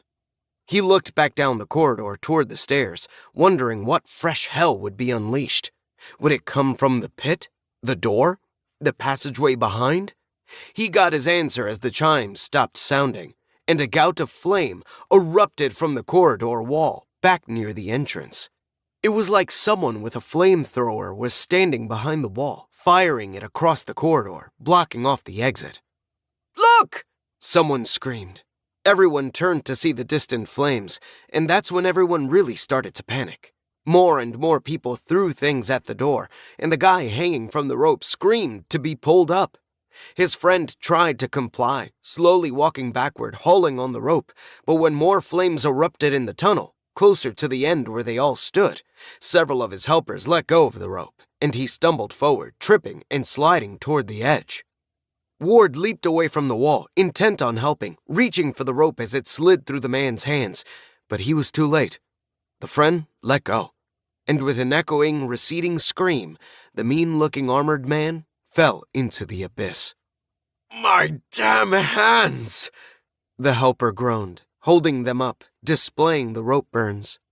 Ward scooted back against the wall, standing with 1 foot only inches from the abyss. Haley hugged the wall beside him, eyes wide with panic as she watched everyone go into hysterics. Another gout of flame erupted in the corridor, and Ward estimated that each flame jet was about 10 feet closer to them. He leaned close to Haley's ear, speaking softly. We've got about a minute before those flames get to us if they keep getting closer. She looked at him with wide eyes. What do we do? Ward could barely hear her over the shouts and screams of the others, most of them asking the same question. He thought about it, about the alarm on the stairs, about the consequences of not hurrying. Was this place that cruel? Was it just going to kill them all here? There'd been an easy, straightforward solution to the first alarm: get off the stairs. What about this one? There certainly wasn't an easy solution, unless jumping into a nigh-endless abyss was it. Ward had good instincts. People always told him that. He had one of the best closure rates in the CID, and his instincts, those same ones that helped him find kidnappers and hunt down missing shipments and people, were saying that jumping wasn't the answer. Hey! He shouted. Another gout of fire erupted only 20 feet down the hallway, and the screaming panic intensified. Hey! He shouted again, this time really putting his belly into it. A few people quieted down and looked his way, so he kept yelling. Listen, calm the hell down, just stand still. It's a test. He felt Haley's hot fingers grip his wrist, squeezing tight. A test? Someone asked. Yeah, just stand still and don't jump off. This place isn't going to force us to jump to our deaths or be cooked. It's testing our nerve. 10 feet away, another gout of fire erupted with a whoosh, and the hot, billowing air wafted over the group, making Ward's words hard to swallow. Unfortunately, nobody knew him. Nobody knew to trust his gut, and those flames were hot, close, and terrifying. The next jet would be right on them. Ward figured that was why the first person jumped. It was the man who'd burned his hands on the rope trying to save his friend. He just walked up to the edge and stepped off without a sound. It is a test, another man cried. It's testing if we're brave enough to jump. He, too, leaped off, but he screamed all the way down until his voice grew inaudible. That was the tipping point. As the seconds ticked down and the next gout of flame was due to burst into life on top of them, first a handful, then a dozen people jumped off the edge. Ward looked down at Haley and saw her eyes were squeezed shut. Judging by how tightly she clutched his arm, he didn't think she was planning to jump. When he lifted his gaze, he saw the woman in green, Lisa, standing against the opposite wall, staring at him with a fierce smile. A man and a woman hugged each other, standing near the pit's edge. Ward could only see the woman's face, but she had her eyes closed tight, much like Haley. Another man, youngish, wearing spectacles, sat cross-legged on the marble floor, his hands open on his knees, a serene expression on his face. Was he meditating? Everyone else was gone. The air was hot and dry from the flames, and the threat of one of those terrible jets bursting to life here in this last section before the drop was panic-inducing. But he still couldn't believe so many had jumped. Ward hoped he was right. Hoped he'd at least have a chance to leap off the edge before the fire burned him too badly if he was wrong. Before he could second-guess himself further, just as suddenly as they'd appeared, the flames winked out of existence. A loud click sounded from the copper door, and it descended, opening from the top down and extending over the pit like a narrow metal bridge. You were right. Lisa stepped away from the wall and approached the new bridge. Hold it. Ward held up a hand. He smiled briefly down at Haley, relieved to have her stop squeezing his wrist in a death grip. Let's not make a mistake and rush ahead again. I don't know what triggers those timers, but if there are more of them, let's make sure we're all ready to move on together. And if the bridge closes? Lisa tapped the copper walkway with the toe of her shiny black boot. The two people who'd been hugging separated while Ward and Lisa spoke, and they both moved to the bridge and looked over the sides. Did all those people jump to their deaths? Who's to say? The young man with the spectacles stood from his meditative pose. Could be the magic of this place simply teleported them elsewhere. He looked back the way they'd come to where the corpses lay at the foot of the perilous stairway. Or they could be dead. He was an interesting character, Ward thought, watching him walk toward the bridge where the other three stood. His head was shaved clean down to the tan flesh of his scalp, and he had a dozen or more blue, wavy arrows tattooed on his scalp. His spectacles shared the same aesthetics as many of the pieces of tech Ward had seen in that world. Brass and glass with a distinctly handcrafted look. Well, Ward started forward, checking that Haley was following him. Lisa may be right. We should cross, I guess. A wise man. Lisa smirked and trudged forward, her boot heels clicking and echoing strangely on the metal. Ward wasn't sure if he liked her exactly, but he appreciated her waiting long enough to hear his response before going further. The two huggers followed behind her, and then spectacles. Finally, Ward led Haley across. The doorway opened into another room, this one considerably smaller than the other spaces they'd seen in the catacombs. It was square, with a ceiling only about 8 feet high and a dark archway in the center of each wall.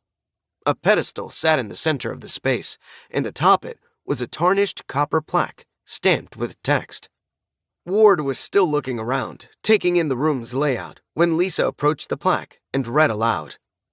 No more than 3 may pass through each doorway. Ah, the kid with the spectacles said. The one consistency from the accounts of the catacombs that I've studied. The place has a way of separating people.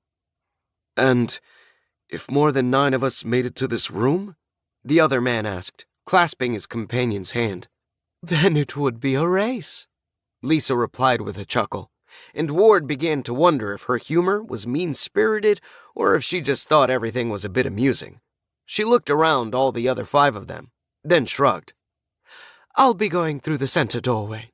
Feel free to follow if you'd like. Ward opened his mouth to say something, but paused. He didn't know what to say. The only word on the tip of his tongue was, wait. So he just let it die, pressing his lips closed. Lisa stepped through the central archway, and it seemed to pulse with faint gray light, then fade to black again. He kind of wanted to follow her because she seemed the most capable, or at least the most confident, of the people he'd met, but the man and woman holding hands hurried after her. The archway flashed 2 more times, and when it faded, nothing but a smooth stone wall remained. They were quick to follow the moonstone. The young man with the glasses turned and looked at Ward and Haley, then back at the 2 remaining archways. Moonstone? Ward asked, before he could stop to think about how it might make him look. Haley answered, Because of her eyes and their soft white glow. Some people label them that way. I mean, on Cinder.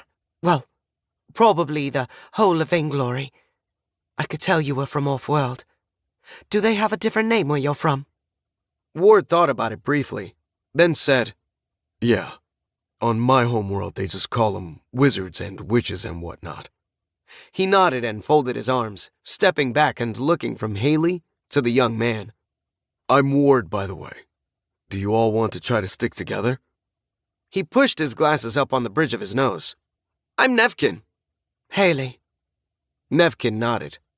I saw you at the ceremony, from Tarnish, Sorry about your brother's fate.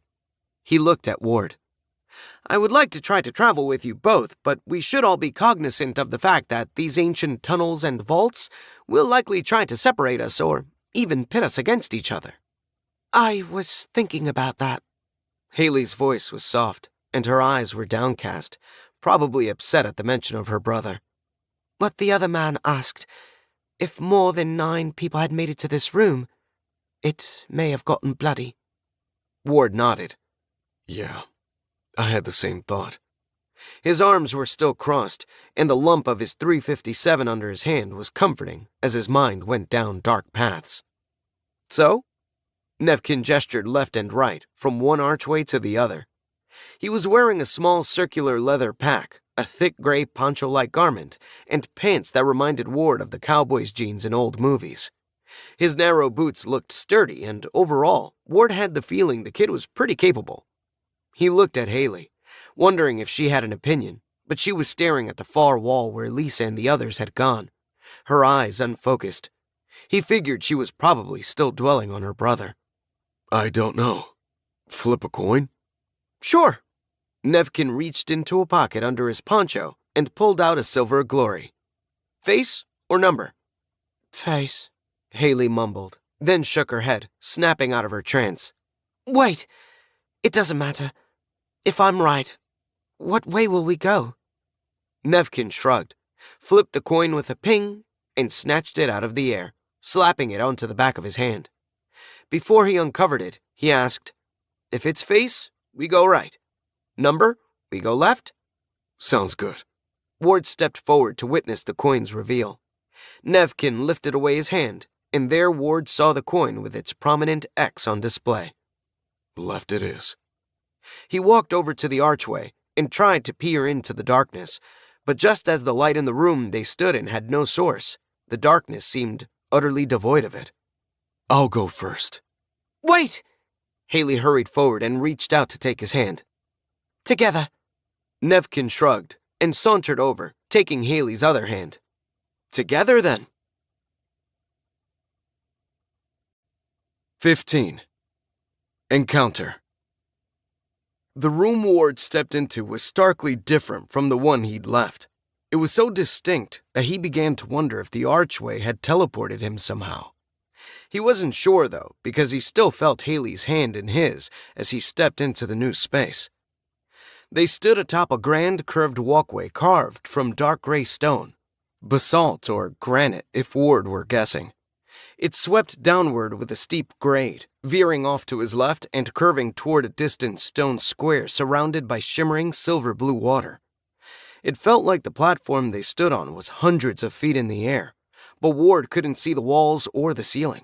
They were either impossibly distant or hidden by the catacombs' ability to manipulate light. All I can see are the walkway and the stone platform below. Haley walked toward the edge, looking down. Ward moved close, worried she'd get vertigo and fall over. Easy. Let's lose some altitude. Something itched in his gut, and Ward reached up to pull his .357 out of its holster. A pistol! Nevkin chuckled, drawing a short, thin, flexible sword from the hard wooden sheath he had strapped to his pack. Ward had seen it, but thought it was a walking stick. Rather crude, don't you think? You think a pistol is crude? All that black smoke. Haley nodded to Nevkin, wrinkling her nose at Ward. He was going to protest, but figured it didn't matter. These kids didn't need to know what he was packing. He grunted and shrugged. What about you? Me? I'm a Gopa Red Adept. Excuse you? Ward stared at her, face blank. Gopa? The art of the Fire Fist. Ward narrowed his eyes, but then he remembered they were in a world of magic. Is that why your hands are so hot? She ducked her head, blushing, and softly muttered, Yes. Fair enough. Ward started down the sloping stone walkway, taking his time, testing his footing, ensuring he didn't slip. There wasn't any railing to save him from missteps.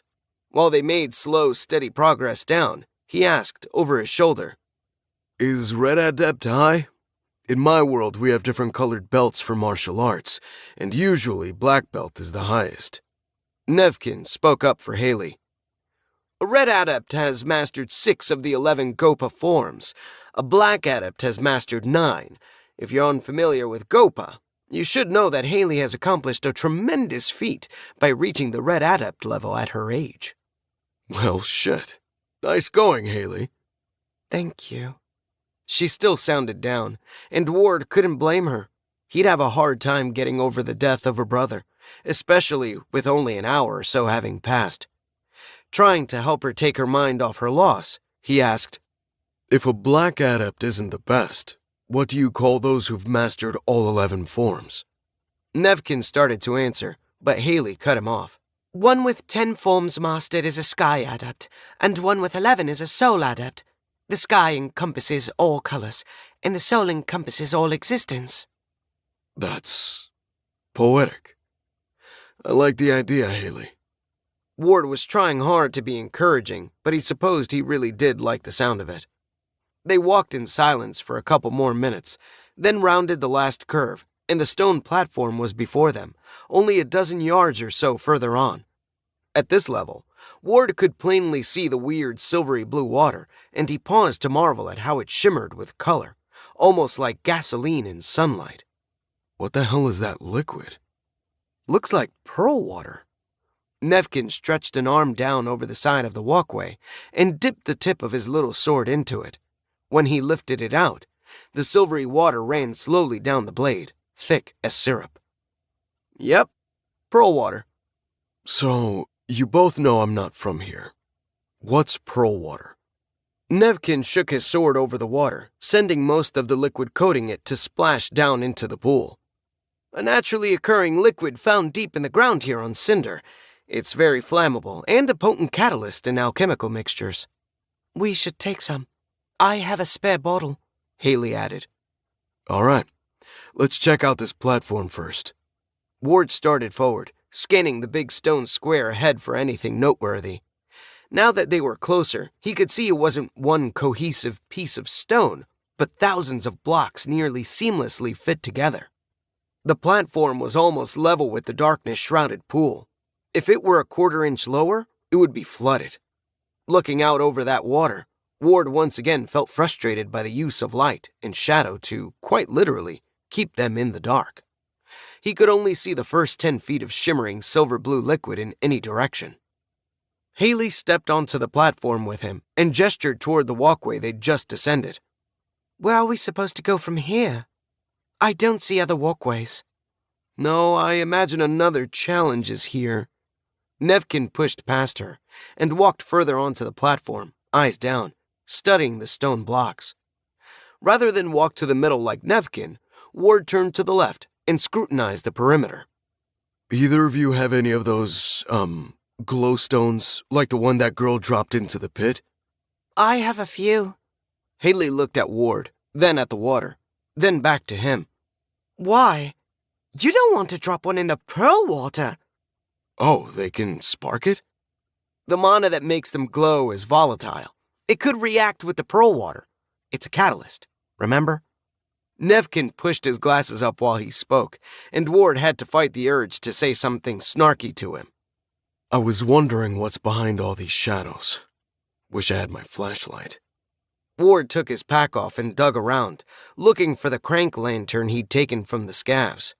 He was looking at it, fiddling with the crank, trying to unstick it from the little clip holding it in place, when he heard a soft splash and a slap, like someone hopping out of a pool. For some reason, it didn't register in his mind as anything to worry about. It was an almost innocuous sound, and he figured Nevkin or Haley were somehow messing around with the water. For that reason, he was holding his pistol awkwardly, cranking the little brass lever on the lamp, when Haley screamed. The sound startled Ward into dropping the lamp, and it bounced off the top of his pack to clatter on the stone, one glass panel shattering on impact. He felt irritated rather than alarmed when he looked up, expecting to see Haley had fallen into the water or something. He was almost dumbstruck when he saw something like a humanoid blue and yellow frog grasping her hair, dragging her backward toward the pearl water. "Boggart!" Nevkin wailed, spinning away from Haley's plight to scan the water. Ward was a little stunned by the appearance of a 5-foot-tall, upright frogman, dazed by the weird, shimmering nature of its flesh and its bulging neon yellow eyes. He snapped out of it when Haley screamed again, struggling to reach back and slap the thing's webbed fingers from where they were entwined in her short black hair. Suddenly, his nerves settled, and he lifted his pistol and embraced that familiar cool detachment he always felt in a crisis. Ward didn't need to aim to hit a target 10 feet away. He pointed and squeezed the trigger in one smooth, fluid motion, and, with a thunderous, echoing retort, sent a .357 hollow point into the bulging, throbbing blue and yellow neck of the frog monster. The frogman, or boggart, if that's what they were called, croaked resoundingly, spraying green-yellow blood or bile out of its wide mouth, and fell to the stone, flopping and thrashing as it slapped its webbed hands against the hole in its neck. With a wail of horrified disgust, Haley rolled away from it and back onto her feet. Ward turned to frown at Nevkin, ready to chew the kid out for turning his back on Haley's trouble. But then he heard bubbling and splashing, and suddenly the platform was awash with the shimmering pearl water as a dozen or more of the boggarts burst out of the liquid. "Get to the center!" Ward barked. "Back to back!"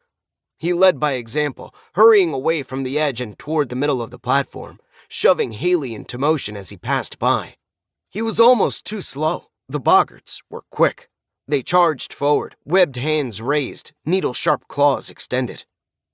The three of them just barely got to the center and faced outward, and then the creatures were on them, leaping, clawing, and burbling their weird language or growls. Ward had no idea how intelligent they were. Their claws were transparent keratin, deceptively long and terribly sharp, and they left long, painful gashes as they tore through Ward's sleeves and pant legs. Even under such pressure, surrounded, painfully gashed, and bleeding, Ward kept his cool and began to take aim, squeezing the trigger once, twice, 3 times, spraying hot green-yellow boggart blood all over the platform, sending his assailants flopping to the stones. With no more before him, Ward whirled to see Haley smash a fist into a boggart's bulbous throat. Sparks flew from the impact, and with a whoosh, the frogman burst into flames, hooting and burping as it fell to the ground. Ward saw the little pools of pearl water on the platform burst into flames as the dying boggart rolled through them, and he wondered what would happen if it rolled all the way into the larger pool. Rather than find out, he stepped forward and smashed his leather shoe into the center of its back, holding it still while it thrashed and died. It only took a few seconds for the flames to die, or he might have caught his pants on fire for his trouble. Even so, he backed away, slapping at his pant leg as he watched Nevkin fend off several boggarts, whipping his sharp, flexible little blade in quick sweeps and stabs. The creatures were bleeding from several slashes and stabs, but so was Nevkin. His poncho was ripped and bloody, especially on his right shoulder. Ward lifted his pistol, taking aim at another boggart pressuring Haley, but he got distracted, watching her do something that looked very much like dancing. She stepped in a rhythmic pattern, weaving her hands in odd loops and thrusts, and as she did so, he saw the air around her fists grow wavy with heat. What the hell? He wondered as he pointed his gun at one of the boggarts and squeezed off his fifth bullet. The bullet tore through its head, sending it flopping backward, and the explosion startled the other boggart, distracting it just in time for Haley to drive a sparking, red-hot fist into its ribs, shattering bones with a loud crunch. It fell, gasping, and Ward sheathed his pistol. Time to get his hands dirty. It wasn't that he couldn't have shot more of the monsters, but one was down and only 3 remained, pressuring Nevkin. Why waste the bullets? Ward yanked his big knife out of its sheath and edged around Nevkin, taking the frog's flank. They were intent on Nevkin, perhaps enraged by the many minor wounds he'd given them. Ward had no trouble getting behind, where he picked the leftmost boggart, leaped forward, and drove his 8-inch knife into the center of its back. He grunted savagely, yanking the knife out, stabbing it home again, and smashing the creature to the ground. Unfortunately, stabbing so savagely brought him down with momentum, and he felt the sting of 4 more gashes on his back as one of the surviving boggarts clawed him. Ward rolled over his left shoulder, following through in a somersault onto his feet. He spun just in time to see Nevkin thrust his narrow blade up through a boggart throat and, likely, all the way into its brain. Haley was doing her weird dance again, and Ward could see her fists begin to glow as they emitted waves of shimmering heat. With Nevkin distracting the last creature, she effortlessly danced forward and drove her fist into its lower back, eliciting a dreadful croak and sparking the monster alight just like the first one she'd punched. As it wailed, thrashed, and swung its arms wildly, Nevkin drove his rapier forward, ending its death throes. Holy shit! Ward laughed, wiping his knife on his pant leg before sheathing it. He yanked his gun out of its holster and began reloading it. After he'd reholstered it, he took stock of the bullets in his pocket. Only 7 live ones left. Damn it, but these gashes sting. Those little bastards had sharp claws. While he'd been reloading, Haley had slipped her backpack off and was digging around inside. I have some salve that will help. I'll be fine. I have my own. Nevkin, too, was going through his little round backpack. Yeah, I don't.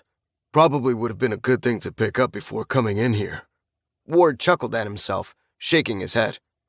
I don't think I realized challenge and catacombs meant fighting damned frogmen. Nevkin scoffed. Do they know so little of the challenges in your world? Yeah, I guess that's how I'd put it. Ward chose a relatively clean spot on the stone ground and sat, feeling a little woozy. While he watched Haley and Nevkin work on their own wounds, he had to blink and do a double-take when he realized Grace was standing beside him.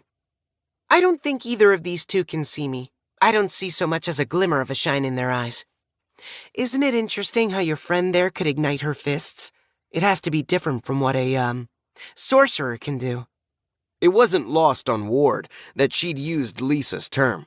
She squatted in front of Ward and frowned when he ignored her. He didn't care. He wasn't going to let her make him look like a lunatic. Are you okay? Those creatures were filthy, and their claws were deceptively long. I think I'll live. Good, Grace started to say, but Haley spoke over her unknowingly. You will. You should still take some of my salve because those boggarts are known to carry disease. Thanks. Ward leaned his head between his knees and pinched the bridge of his nose. He felt like he was getting a headache. Shit, Ward! Grace leaned close and pressed a hand to the back of his neck. You're burning up. Your shirt's soaked in blood, more red than white. Did you even buy a clean change of clothes before coming in here? Maybe if you...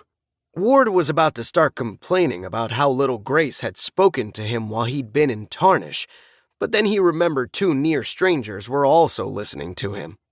He altered course. Maybe I could get you to put some of that on my back. I feel like the claws got me the deepest there. Of course. It's the least I can do.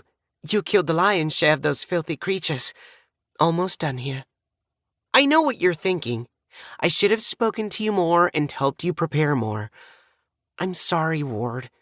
I'm not used to being in a world where there are people powerful enough to see me, to threaten me. Ward, head still between his knees, eyes pointed down, could just see Grace's bare foot beside him. So he reached out and patted it rather than answer her. Does that mean you forgive me? Ward grunted. In truth, he was just trying to get her to shut up. He was trying to rest his eyes and fend off his budding headache. He heard Haley stand up and approach, but then Nefkin cried out, "Look!" Ward popped his eyes open and jerked his head up, reaching for his pistol. His alarm was for naught. Nefkin pointed away from the platform to a set of round stepping stones that seemed to have risen out of the shimmering water. They led away, tiny islands of illumination in the clinging darkness, toward a distant wall and another platform where a copper door awaited them. Does this mean we passed the challenge? I think I see something on the platform. Wait, Nefkin! Haley patted Ward's shoulder. Let me get some of this salve on Ward's wounds. She tugged at the strap of his shoulder holster. Can you take this off? Ward nodded and loosened the holster, shrugging it off. Then he grunted and reached up to unbutton his shirt. He winced as he had to peel it off. The blood-soaked material stuck to his wounds. Known her for a couple of hours and she's already got you taking your clothes off? Grace paced in front of him, watching Haley's every move. He wondered if she was jealous or worried, or both. But something was going on with her. I see something there! Nefkin edged closer to the first of the new circular stepping stones. Ward looked up with a scowl. If you step out there ahead of us, I'll shoot you. Nefkin whirled, narrowing his eyes at Ward, his tattooed head growing red as he flushed with either anger or embarrassment. You dare threaten me? Look, kid. I just don't want me and Haley to get killed 'cause you activate some kind of timer. Just be still a minute. Ugh! Ward winced, lifting his shoulders involuntarily as Haley put some salve on the deep claw marks on his back. It stung at first, but almost immediately made his flesh numb. Nefkin didn't reply but continued to pace, and Ward could see the storm clouds in his scowl. Boy, that made him angry, Grace laughed. Ward ignored her. That's feeling a lot better, Haley. Well, you're healing quickly. These cuts seem uninfected and you've developed some tough scabs. Your body is strong. Must be the mana. I wish I could work with it. Well, how the hell do you make your fists so hot? It's the art. Gopa. The movements speak to the ambient mana, focusing it into the styles. Fascinating, Grace interjected. It's like the movements are visual, nay, physical words of power. Pretty neat stuff, Haley. Thank you. You're looking good. I think I got all the deep ones. I'm feeling a lot better already. Thanks. Ward grunted as he clambered to his feet and began shrugging into his ripped, bloody shirt. Almost ready, Nev. Thanks for waiting. Don't call me that. It's my old master's pet name for me, and I don't like it. Understood. Ward chuckled, shaking his head. He shrugged into his shoulder holster and, looking to see Haley was following, started for the first stepping stone.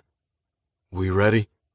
Onward at last, Nevkin said, hopping across the short distance to the stone. Ward winced, expecting to see it sink or tip or something else equally disastrous. Nevkin's luck held, though, and he landed solidly. I'll jump to the next one, then one of you follow. We'll just take one at a time quickly, okay? Yep, hustle. Ward turned to Haley. You're next. Okay. She nodded, face serious, and hopped to the stone as Nevkin advanced. Ward was just getting ready to jump when Nevkin cried out, his voice cracking as it rose an octave. It's a chest! There's a chest by the door! 16. First loot. To Ward's relief, the pedestals didn't sink, and no chimes began to sound as they made their way over the shimmering water to the platform with the door and the square copper box. Nevkin was the first there, naturally, and Ward was contemplating threatening him again so he wouldn't open anything ahead of his arrival. But the young man restrained himself, pacing back and forth before the box, or chest, as he kept calling it. Haley hopped onto the platform and turned to watch Ward make his last 2 jumps, and then they all stood there, looking down at the inscribed metal of the shoebox-sized container. So, you guys reckon this is a good thing, right? Of course they do. Ward flinched at the sound of Grace's voice right behind him. He'd almost forgotten about her in the process of hopping across the water. Are you all right? Haley asked, noticing his spasm. Fine. Ward looked over his shoulder with a scowl. Had a chill run down my spine. He stepped forward between the 2 smaller individuals and squatted to get a better look at the box. So, what's the deal here? We just open it? You don't figure it's rigged to blow up or something, do you? The accounts I've studied don't generally indicate trapped rewards. Nevkin leaned closer to the box, staring at it through his spectacles. I don't see anything funny about it, Grace interjected, stepping around Nevkin to stand beside the box, resting one bare foot against the left-hand edge. Ward tried to ignore her. I'll open it. Nevkin sounded a little too enthusiastic, and Ward's inherent suspicion, honed from interrogating hundreds of suspects over the years, was piqued. Some reason you want to? He glanced at Haley to see her face while he spoke, and she frowned and nodded. Well, Nevkin began, drawing the word out. Sometimes there isn't enough of a reward for everyone who happens upon a chest to share. Sometimes there's only one item. At Ward's glower, he hastily added, Sometimes there are many. Haley folded her arms and stepped closer. Didn't Ward do most of the killing in this room? I knew I liked her. Grace smiled and moved around behind Haley. I could hug her even. Nevkin, likewise, folded his arms and drew his eyebrows together in a scowl. He stepped back, though, and muttered, If you want to risk a trap, fine. You open it. Oh, now there's a trap. Ward chuckled, then made a shooing motion. Back up, then. Don't worry. I won't snatch whatever's in there. When the 2 had moved back to the platform's edge, he leaned forward again, flipped the little latch up, and lifted the lid. Grace leaned forward, blocking his view, and he almost cussed at her. Boring, but useful. Well? Nevkin hurried forward. I'm not sure. Ward shoved Grace aside and looked in the little box. A vial of sparkling red liquid sat nestled among 15 or so precious-looking stones. Next to the potion was a plump, blue-stained leather pouch. Some gems, a potion, I guess, and a pouch. Ward reached in and lifted out the bag, surprised by the hefty weight. Whatever was inside was hard and round, making him imagine a baseball-sized marble or crystal ball. What's that? Haley asked. Not sure. Relax, folks. Let's all take a seat, and I'll put all the stuff on top of the box and we can look at everything together, okay? Sounds fair. Haley plopped down and crossed her legs. Nevkin hadn't spoken yet, but he'd glanced into the box, and some excitement had left his face. Ward had the feeling he was hoping for something specific and saw it wasn't there. Ward scooped up the gems and potion, then closed the box and set everything atop as he'd promised. The gems were all different colors, but none were polished or cut. Ward could hardly tell a cut crystal from a diamond, so he sure didn't think he could appraise them. Either of you know much about gemstones? A little. Nevkin looked at Haley to see if she'd speak up, but she shook her head. I can tell that those two, the blue ones, are uncut sapphires. They're probably worth a lot. The red one, too, is worth a pretty glory. I think it's a ruby. The rest look like they're rose quartz and agate. Easy enough. I'll grab a blue one. Nevkin, you want blue or red? Red. Okay, here you go. And a blue for Haley. Then we each get 3 of the others. Ward counted them out. Fair enough? Fair.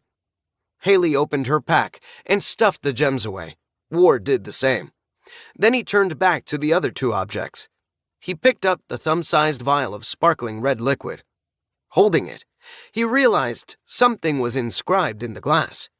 He tilted it left and right, trying to catch more light on the letters so he could read what they said. I think it says restorative. Haley, you have a look. Ward passed it over to her. He was sure he was right, but wanted to include the others. I agree. This must be a healing potion. Ward should take it, Nevkin said, and Ward narrowed his eyes at him. The kid was playing a game. He was sure of it. Generous now, so when they find the thing he wants, he could claim it? Are you thinking what I'm thinking? Grace whispered in his ear, sending a cold shiver down his spine. Nah, you take it, Nevkin. He glanced at Haley and winked, and she shrugged and held it out to the kid. No, I must insist one of you take it. I have plenty of healing salve. Haley sighed and held it out to Ward. He tried to think of an argument, but decided to give in. He was the only one without any sort of first aid gear. All right. He took it, pressed down on the wax-sealed cork to ensure it was secure, and then stuffed it into his pocket. Finally, he picked up the blue leather pouch and loosened the drawstring. It's heavy. He grinned at Haley and Nevkin, taking his time and building the anticipation. Grace nudged him with her foot, pressing her manicured, painted toes into his ribs. You must have been a joy to watch at your birthday parties. Hush, Ward growled softly, working the pouch all the way open and tilting it so he could roll the heavy ball out onto his palm. Haley flinched back. I didn't say anything. Nah, not you. Don't worry, I'm just talking to myself. The ball that rolled into his hand wasn't what he'd imagined. It wasn't glass or crystal, and it wasn't colorful. It looked and felt a heck of a lot like a ball of lead. Huh. Not very pretty. What is it? Haley stretched out a slender finger to touch the metal, pressing hard against it, so Ward had to compensate by pushing upward with his hand. It feels like lead. Not much of a prize. Nevkin stood up, shaking his head in disappointment. Perhaps it awarded you more metal to make bullets. It? Ward looked up from his ball of cold metal. Nevkin sighed. I don't know. The chest? The catacombs? Whatever intelligence or spirit the creators instilled within it? Nobody knows, Ward. Haley stood up, brushing her leather pants. Don't go melting that ball down anytime soon, Grace said. I think there's more to it than these 2 can fathom. More than you can, too. Why would a ball of lead be in such a nice little pouch? Yeah, I was thinking the same. Ward stuffed the ball into the blue pouch and then found a spot for it in his pack. Haley looked at him, eyes narrowed in puzzlement. Thinking the same? Oh, that no one knows? Right, Haley, right. Ward lifted his pack, put his arms through the straps, and then regarded the copper door in the wall. Guess we're going through there next. He stepped forward, nudging past Nevkin, and examined the handle. It was a simple copper lever, tarnished and green, beckoning him to press down upon it. He reached out his hand, then paused and looked at Nevkin and Haley, pointedly ignoring Grace as she paced behind the young woman. Any objections? None. Nevkin shook his head. Haley mimicked the gesture, but didn't speak. Here we go. Ward placed his palm on the cool, moist metal and pressed down. It ratcheted smoothly, and the door pulled away from the wall, revealing a dimly illuminated stone corridor with a downward slope. "I'll take the lead if you wouldn't mind." Nevkin stepped forward. "I'm rather skilled at noticing irregularities that might hint at a trap." By all means. Ward watched him enter the tunnel, and then Haley stepped past him and followed. Guess I'll bring up the rear. Is something bothering you? Grace was the only one to hear his muttered comment. Nah. Despite his denial, Ward scowled as he glared at Grace. She might want to pretend their disagreement the previous night had never happened, but he was still quite sore about the state of his soul. Why are you whispering? Oh, you don't want your new friends to think you've gone mad? Again, Ward didn't answer. It won't matter in a few hours or days. Either they'll be dead, or you will be, or you'll be separated by the cruel mechanics of this place. I know I sound like a downer, Ward, but I didn't know the catacombs would be like this. You have to believe me, okay? She reached up, grabbing hold of some loose tatters of his blood-stained, no longer white shirt. God, those things really sliced you up. I can't believe I didn't talk to you about buying some new clothes, or maybe some armor. You know I'm new to all this too, right? I'll do better going forward. If we live, Ward hissed. He'd been taking slow steps, falling a good deal behind the other two, with no end to the long corridor in sight. You're going to live, Ward. Believe in yourself. Ward frowned at her, contemplating a snarky response, but decided it wasn't worth the effort. Instead, he picked up the pace and drew near Haley again. Long hallway. Yeah. Haley turned to smile at him, nodding. Ward, do you have many cartridges for that pistol of yours? That's quite a sophisticated piece. Nevkin paused, leaning against the wall, awaiting Ward's response. Yeah, I've got a few. Glad you approve. I think he's used to the type of guns people on Cinder usually carry. They're not so effective. Haley slipped her pack off and dug around until she lifted out a big, round canteen. She sipped at it, making Ward suddenly thirsty. He licked his lips, but didn't give in. He only had a single copper bottle of water, which made him wonder just what the hell he'd been thinking. The truth was, he hadn't worried too much about the catacombs. He'd had some major misconceptions, starting with expecting to be able to bail out if he wanted to. Nevkin, you seem to have studied these challenges a lot. You think we're very far in? Well, he pushed his glasses up on his nose, then wiped the sweat on his tattooed brow. We've passed 4 obstacles if you count the stairway turning into a pitfall. The stairway, the fire jets, the doors only allowing 3 people to pass, and the boggarts. Haley counted down on her fingers while she listed them off. Right. Accounts of the tarnished catacombs I've read seem to indicate that an exit might present itself anywhere after your 5th obstacle, depending on the path you take. It's all, of course, dependent on what the catacombs offer you. One man swore he'd circumvented 30 obstacles before he found an exit. He straightened and started forward again. Let's keep moving. You've got a good work ethic, kid. Ward nodded and straightened from where he'd been leaning on the wall. He glanced over his shoulder, wondering why Grace hadn't been sniping at him, but she wasn't anywhere in sight. Was she just back in his head, or could she wander off? Again, Ward shook his head, annoyed with himself for not yet covering basic details like that with her. He had to remind himself to cut himself some slack. She was the one who kept interrupting their conversations every time they started getting good. I am a hard worker, but this is more about not wanting to die. I'd rather get through this corridor before the catacombs decide we've been here too long. He makes a good point. Haley hurried after him. Ward kept pace, mentally creating a checklist of things he wanted to talk to Grace about the next time they were alone. He wished he had a piece of paper and something to write with. Is paper uncommon in this world? Haley looked back at him. No, not at all. Good. Ward was definitely going to do some shopping the next time he was in town. I see a door, Nevkin called, and Haley and Ward hurried to keep up with him. When they all stood before another copper door, much like the one they'd come through, Nevkin gently tapped it with his knuckles. That was a long corridor with no trap or fight. I have a bad feeling that things won't be so peaceful on the other side of this door.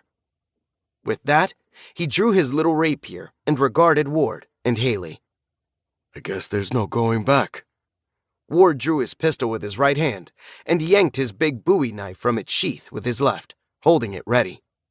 Let me charge my fists.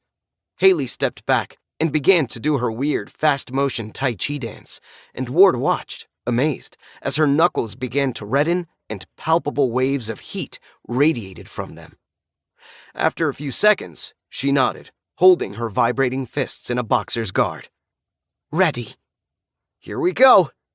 Nevkin reached with his free hand and pulled the door open. 17. Unexpected Reunion. When they stepped through the copper door, they found themselves in a circular, stone-walled room with a slightly vaulted ceiling. Nothing remarkable was in the smooth basalt space other than the two men sitting near the center. They both wore armor made of chain links over leather clothing, and Ward recognized them immediately as the men he'd had words with earlier near the entrance. Of course, this came as a bit of a surprise. He thought both of them had fallen to their deaths. But, Nevkin started to say, stepping forward, only to be interrupted by the first of the men, the rough-faced fellow with a dark beard and hard eyes. Well, finally some company. How'd you get in here? Nevkin turned toward Haley and Ward, looking toward the doorway they'd just come through, but his face took on a puzzled expression. Following his gaze, Ward turned to see a smooth stone wall. The copper door was gone. It's gone, Nevkin stammered. Ward sighed and stepped past him, sizing up the two men and looking them over. He saw some bandages around the second man's wrist, some rips in his clothes. They'd been through something. The first man, the mean, decisive one, looked pretty healthy, and his thick, meaty arm kept flexing slightly, bringing his palm against the handle of a broad-bladed axe hanging at his waist. We came through a door. Ward moved closer to the two men, still gripping his pistol in one hand and his knife in the other. He wasn't a psycho. He had no intention of jumping the two guys, but he also didn't trust a damn thing about the catacombs, and he'd seen these two fellows drop thousands of feet into an endless abyss. What's your story, boys? Didn't you fall to the center of the planet? Nah, it looked like that, the guy still sitting on the floor said, the one with smooth cheeks and a little friendliness in his eyes. We both ended up falling into a pool of icy water. We had to swim up to a ledge and then get jumped by... Go! They don't want to hear our life story, the mean one growled. So, a door, huh? Well, you can see we ain't leaving through no door. He swung his hand around in a circle, indicating the smooth stone blocks lining the entirety of the room. Yeah, unfortunate. Ward let his eyes drift around the space and over the two men as he slowly advanced, edging his way to the far side of the room, wondering what was going on. Were the catacombs trying to pit them against each other? Unlike the room with doors that would only allow 3 to leave, he didn't see a sign or plaque or anything like that. If some kind of challenge was occurring, he didn't know what it was. He could see the mean guy slowly letting his gaze drift from Haley to Nevkin and back again. What was he thinking about? Ward was pretty good at reading people, and to him, it looked like he was contemplating murder. The hell is going on here? The guy on the floor, Carl, looked at Ward and smiled while arching an eyebrow. Ward had known plenty of criminals in his day and knew damn well that there were all kinds. There were the overt, violent types like the guy pacing around, hand-twitching and tapping his axe, sending hungry glances at Haley and Nevkin. Then there were the scheming, friendly types who liked to lure people in, get them comfortable, and then cut out their livers. He felt like Carl was that kind of guy. What did he have to base it on? Not a lot, he had to admit, but he'd seen the way Carl followed Mean Guy around. He'd watched him panic and try to save him when the rope started slipping up top. He could tell they were old friends, and sadistic creeps didn't stay friends with good guys for too long. There must be some sort of puzzle or... Nevkin began, but Ward cut him off. These two know exactly what's going on here. He glared at Carl. Don't you? What? Me and John got here just a bit ahead of you all? We're just as confused by all this as you. Cut the horse shit. Ward's trigger finger twitched where he held it against the frame of his pistol. He was still pointing it at the floor, but his nerves were shot, and he could tell he was in that mood. A certain frame of mind that often got him into trouble. If that guy with the axe, John, made a move with it. Horse shit! John whirled on him, snarling. Care to explain? Ward frowned. Was he being literal? Did they not have horses here? Did Ward need to explain his crude phrase? John stepped closer, crowding toward him, putting Carl behind him. He gripped the handle of his axe, but left it in the loop on his belt. You think we're lying about something? Why don't you tell us what happened when you came in here? Some kind of message? What's your buddy sitting on? Ward was bluffing, but he found it odd that, in the face of potentially hostile people, especially someone speaking so bluntly as Ward had been, Carl was still sitting in the same spot. Oh, this? Carl's face reddened as though he'd been caught sneaking a cookie. He slowly stood up, and it wasn't lost on Ward that his hand had drifted to the short, thick-bladed sword he had sheathed at his belt. Come here and read this for your big friend, pretty. He winked at Haley, still offering that friendly, guileless smile. As he stepped back, Ward could see that Carl had been sitting on an inscribed copper plaque. Haley started forward eagerly. Haley, Ward said, but too late. She got close, eyes on the plaque, and then Carl was behind her, wrapping her up in a bear hug and pulling her back, away from Ward and Nevkin. Let go of me, Haley growled, kicking her feet. Unfortunately, Carl was much bigger than she was, and his arms held hers pinned to her sides. Ward had seen enough. He lifted his .357, pointing it right at John's face. Let her go, Carl, or I'm gonna blast your pal. Think so? John started to bob and weave in place, bending his knees and ducking his head in a surprisingly effective attempt to keep Ward's gun barrel out of his face. Ward wasn't some rookie who thought he had to shoot a guy in the face, though. John might be moving his head around a lot, but his chest was a hell of a lot easier to target. Even easier was his center of mass, which was hardly moving at all. Ward lowered the barrel and blasted the guy right in the gut. Chaos ensued in the explosion of gunpowder and the echoing report that rang out in the stone chamber.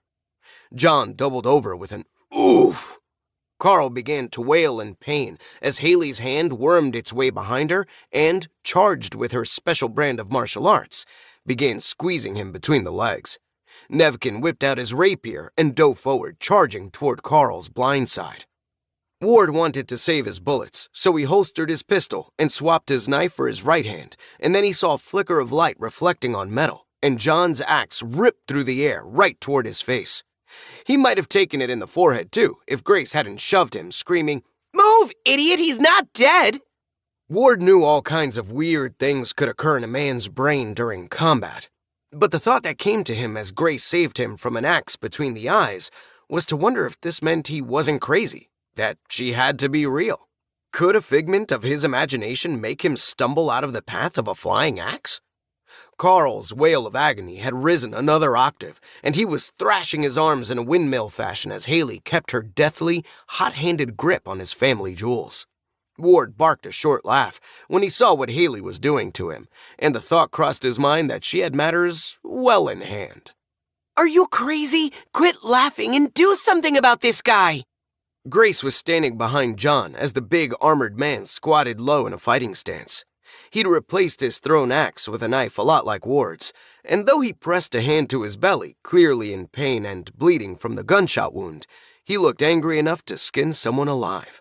Ward hated the idea of a knife fight, but he wasn't sure he could swap back to his pistol before the other man lunged and stabbed him. Come on, then, he growled, lowering his hips, holding up his knife and circling him. As they squared off, Ward was pleased to see Nevkin finally do something, lunging forward and perforating poor, screaming Carl's kidney. He figured he just needed to keep John's attention a few more seconds, then the three of them would be able to John interrupted Ward's mental strategizing. Ugh!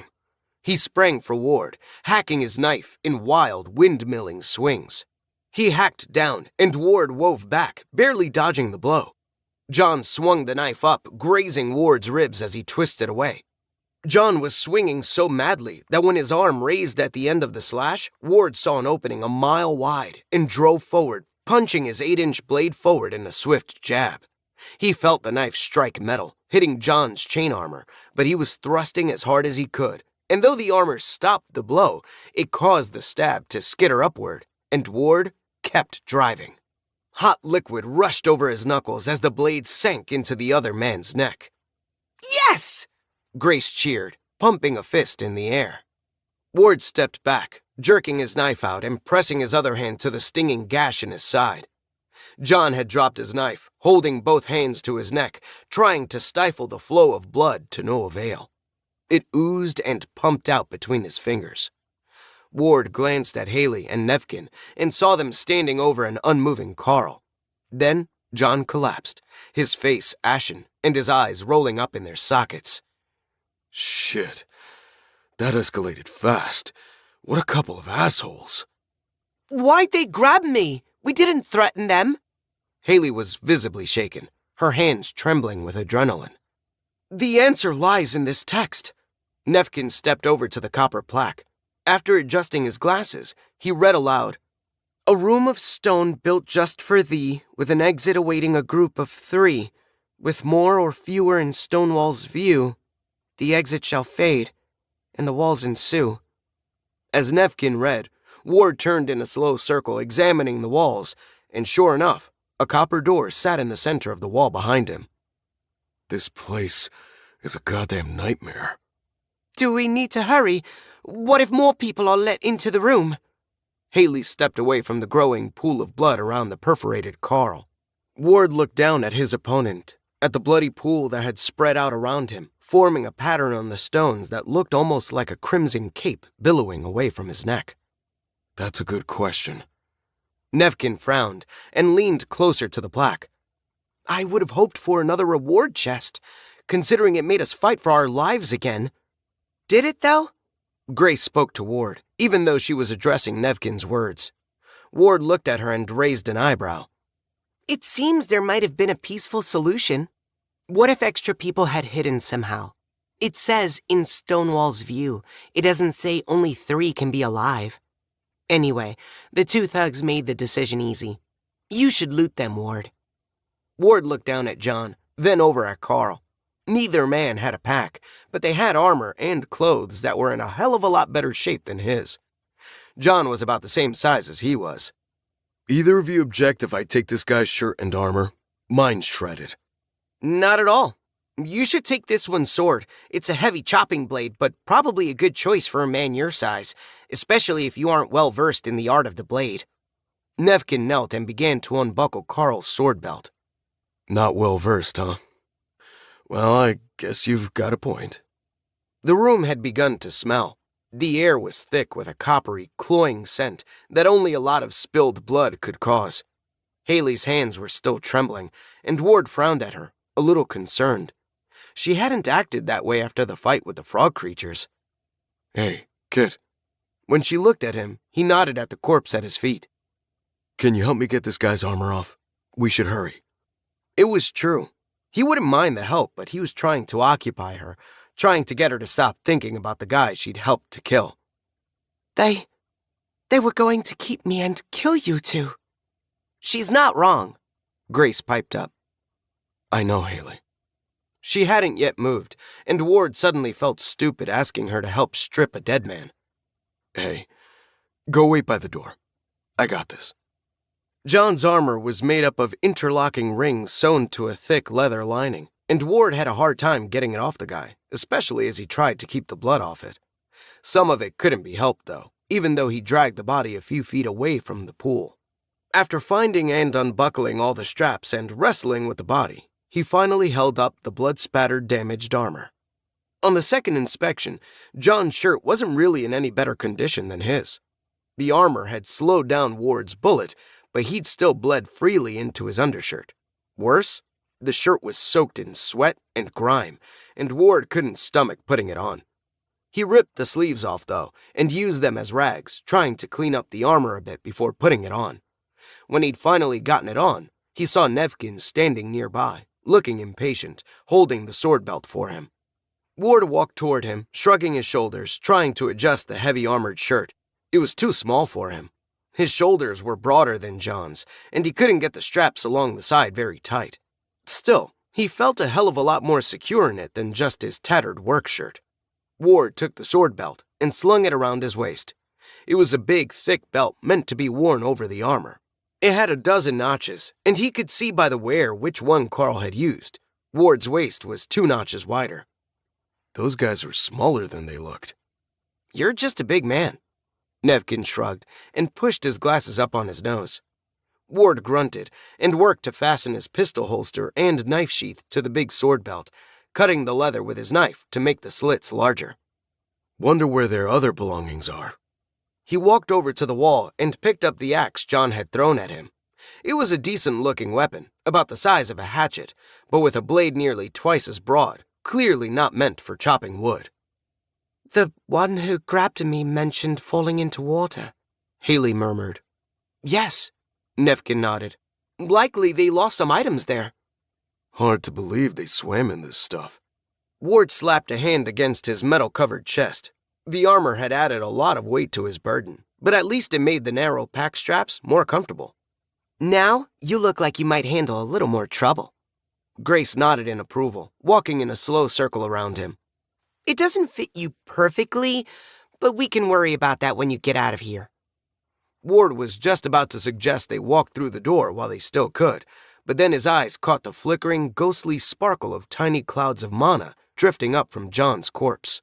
He frowned, thought about it, and then said, I need to do something before we go. I need to figure something out. It'll just take me a couple of minutes. Nevkin shook his head. "Every minute we delay is a risk." Yeah, I know. Go ahead without me if you want. Ward took his pack off and dug around for his hemograph. Haley moved closer, folding her arms over her chest. "I'll wait, Ward." "I think I'll—" Nevkin cut his words short when he saw Ward lift the little copper and glass device out of his pack. "Wait, as well." Ward sat down next to John's body near his head and away from the pooled blood. He put the hemograph in his lap, sheathed his knife, and then smeared some blood from one of his cuts onto his fingertip. Haley leaned close. "What are you doing?" I have to check something. "It's a hemograph. He's reading his vital statistics." "Oh, I've heard of those." Nevkin shrugged, but he too leaned close. "I've seen better. My master has one that was built by a crystal smith on Primus." Ward pressed his blood into the depression in the metal and stared at the inky fluid beneath the glass. Bloodline. Basic human. H. Accumulated mana. 3.1. Mana well. Tin plus 2.0. Mana sensitivity. Bronze. Mana pathways. Tin. Vessel capacity. Tin. Vessel durability. H plus 3.21. Vessel strength. H plus 2.09. Vessel speed. H plus 1.53. Longevity remaining. 42.33%. Anima. Nil. Staring at the numbers, some things began to come together in Ward's mind. It said he had 3.1 accumulated mana, but his vessel durability, strength, and speed had all gone up by nearly a full point. It meant that he'd accumulated more than that from the corpse back by the stairs, and his body was already making use of it. Did he have room to accumulate more? Nevkin and Haley continued to talk, and Ward could feel Grace behind him watching intently, but he ignored them all. He closed his eyes and held his hand out, touching the cloud of mana motes lazily drifting about in the air above John's corpse. He steadied his breathing and emptied his mind, opening himself to the unseen universe, willing himself to be part of something bigger. Suddenly, he could feel the motes dancing around his hand, and then, like tiny cold explosions, they sank into his flesh, sending tingles of euphoria up his arms and into his chest. It was over before he knew it, and Ward opened his eyes with a sigh. Haley was leaning very close, staring at his hand. What are you doing? He's gathering mana. My master. Ward tuned him out, smearing another drop of blood onto the hemograph sensor. One of the numbers shifted on the display. Accumulated mana, 6.8. It seems like you can gather a little more now than you could before, Grace whispered into his ear. Ward frowned and rubbed his ear on his shoulder. He stood up, tucked the hemograph into his pack, and then pointed at the door. Thanks for waiting. Shall we? 18. A parting of ways. I don't like this at all, Haley said as they traversed another long descending tunnel. They'd been walking for what felt like an hour or more, and they'd passed more than a dozen branching tunnels. Wherever they had to make a choice, they'd been choosing the right-hand option, following some rule. Ward had read about mazes, something about following one wall being the way to get out. Ward couldn't imagine they had to worry about walking in a circle. Every tunnel had a downward slope. The tunnels? Ward frowned, running the fingers of his right hand against the curved stone wall. It was damp, and it felt closer than ever. In fact, his head was only a couple of inches from the top. He could smell the moisture as he observed the delicate white veins of niter lacing the stonework in frost-like patterns. No. Yes. Everything. I don't mind solving puzzles and even fighting monsters, but I never wanted to kill a person. Look what it's done to us. Poor Faust. I'm sorry you died, but you're lucky to have missed this evil place. She abruptly stopped speaking as she choked back a sob. Yeah. He got a raw deal, Haley. Hang in there. Ward had said something similar to her at least half a dozen times. The poor girl was near her breaking point, and he dreaded being there to see it happen. At this point, he just hoped they'd find a way out sooner rather than later. She's going to be a problem for you, Ward. Grace hadn't been around much during their endless-seeming slog through the latest batch of tunnels, so when she spoke up behind him, he lurched forward and almost hit his head on the tunnel ceiling. Even so, he managed to refrain from another outburst, and the two younger challengers ahead of him didn't notice. Still, he turned and glared at Grace, and she smiled, cringing sheepishly. I'm sorry about that. I really don't mean to startle you. When Ward didn't respond, she continued. Listen, I know you're trying not to look crazy in front of your new friends, so just hear me out. You're getting attached to that girl. I admit it's been helpful having them both along in these rooms where you had to fight or where you needed 3 people to make the door appear. However, what will you do if the next room says only 2 can progress? Do you think you could stomach killing one of them? Oh, don't get me wrong. I've seen your suspicious looks at that Nevkin kid, but I still don't think you've got it in you. Why not avoid the problem altogether? Next time they go right, why don't you try going left? Ward frowned, thinking about it. Grace could come off as cold-hearted, but she made a good point. What would he do if they came to a door that only allowed 2 people through? What if it only allowed 1? He stewed on it for a while, and as they approached a junction of 3 tunnels and he saw Nevkin start to turn to the right, he said, Hold up for a minute. Nevkin and Haley turned to him, and Ward stopped, facing the junction and his 2 companions. What do you guys think about the possibility that this place will pit us against each other? What if the next room has a door allowing only 2 to pass? It certainly crossed my mind. Nevkin reached up and stroked his hairless chin. His sharp nose and deep eye sockets made his brown eyes look like pools of blackness in the dim light. Haley frowned, and Ward could see some panic enter her eyes as she turned left and right, looking down the different tunnels. Look, I'd hate it. I'm not the kind of guy who can turn on people and commit random violence 'cause some weird challenge programmed by ancient aliens or whatever told me to. I kind of wonder if we maybe shouldn't split up a bit while we still can. It does feel as though the catacombs have given us plenty of warning. We know such mechanics exist by now. If we stick together, we're practically tempting fate. Nevkin nodded as he spoke, his eyes narrowed, and Ward had to admire how resolute the kid was. He didn't seem shaken or bothered in the least. There's no sense in belaboring the issue. I think it's sound logic. It was good to journey with you both. I shall take the right-hand tunnel. Farewell! With that, the young fellow with the weirdly tattooed head turned on his heel and began to march away. Ward opened his mouth, caught off guard. He'd been admiring the kid's fortitude one second, and then the next, he found himself trying to think of a reason to call him back. He couldn't. Instead, he called after him, "Good luck!" I don't want to be alone, Haley said in a quiet voice, looking at the ground. You know, so far, every group limiter has said 3. What if we come to another door requiring 3 again? I thought of that, Grace announced, moving to stand next to Haley so Ward could look at her more easily. I don't think it's likely that the catacombs will give you the same obstacle twice. So far, you've been through a door that only allowed 3 people, and you've been in a room that required 3 people to form a door. I think it's improbable you'll run into another obstacle involving companions in groups of 3. Ward started to say, but Haley was already shaking her head and starting to speak. I suppose it's not likely we'll be challenged in the same way again. Nevkin would have thought of that.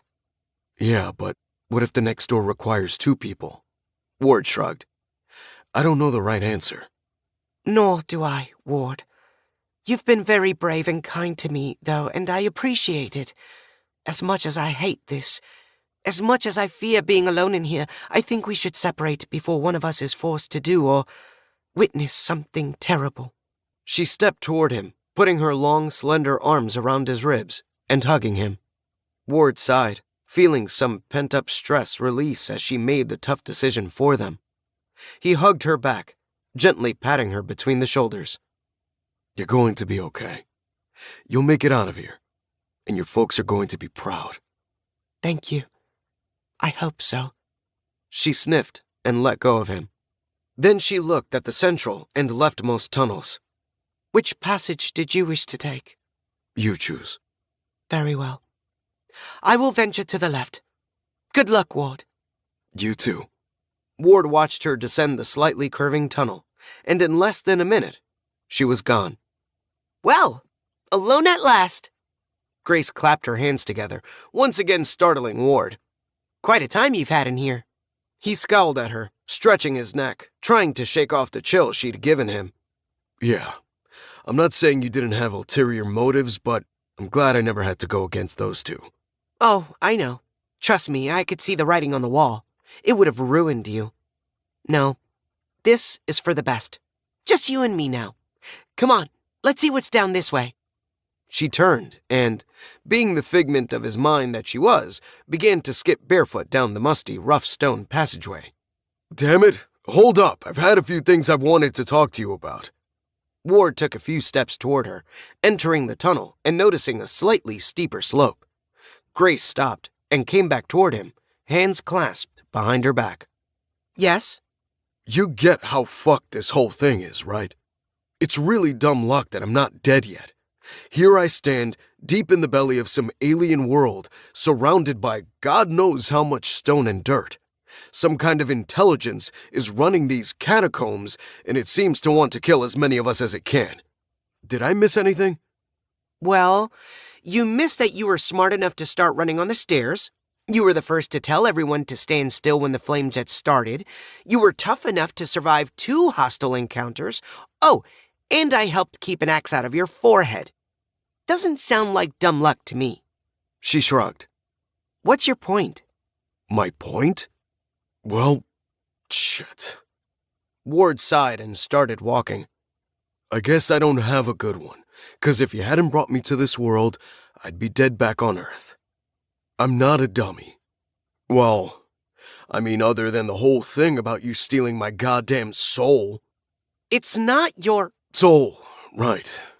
Forgive me, my anima, which you know allows me to avoid oblivion if I die. Anyway, did you see what I saw on the hemograph? Ward held up a hand, forestalling a snarky response. I know you did. That was rhetorical. I am improving my vessel. Still not sure what we'll get out of this place, though, other than the chance to linger around some corpses. I agree the prizes have been lackluster, but stay hopeful, Ward. Hopefully the best is yet to come. Yeah, let's hope. He walked ahead of her for a couple of minutes, then paused and turned to face her.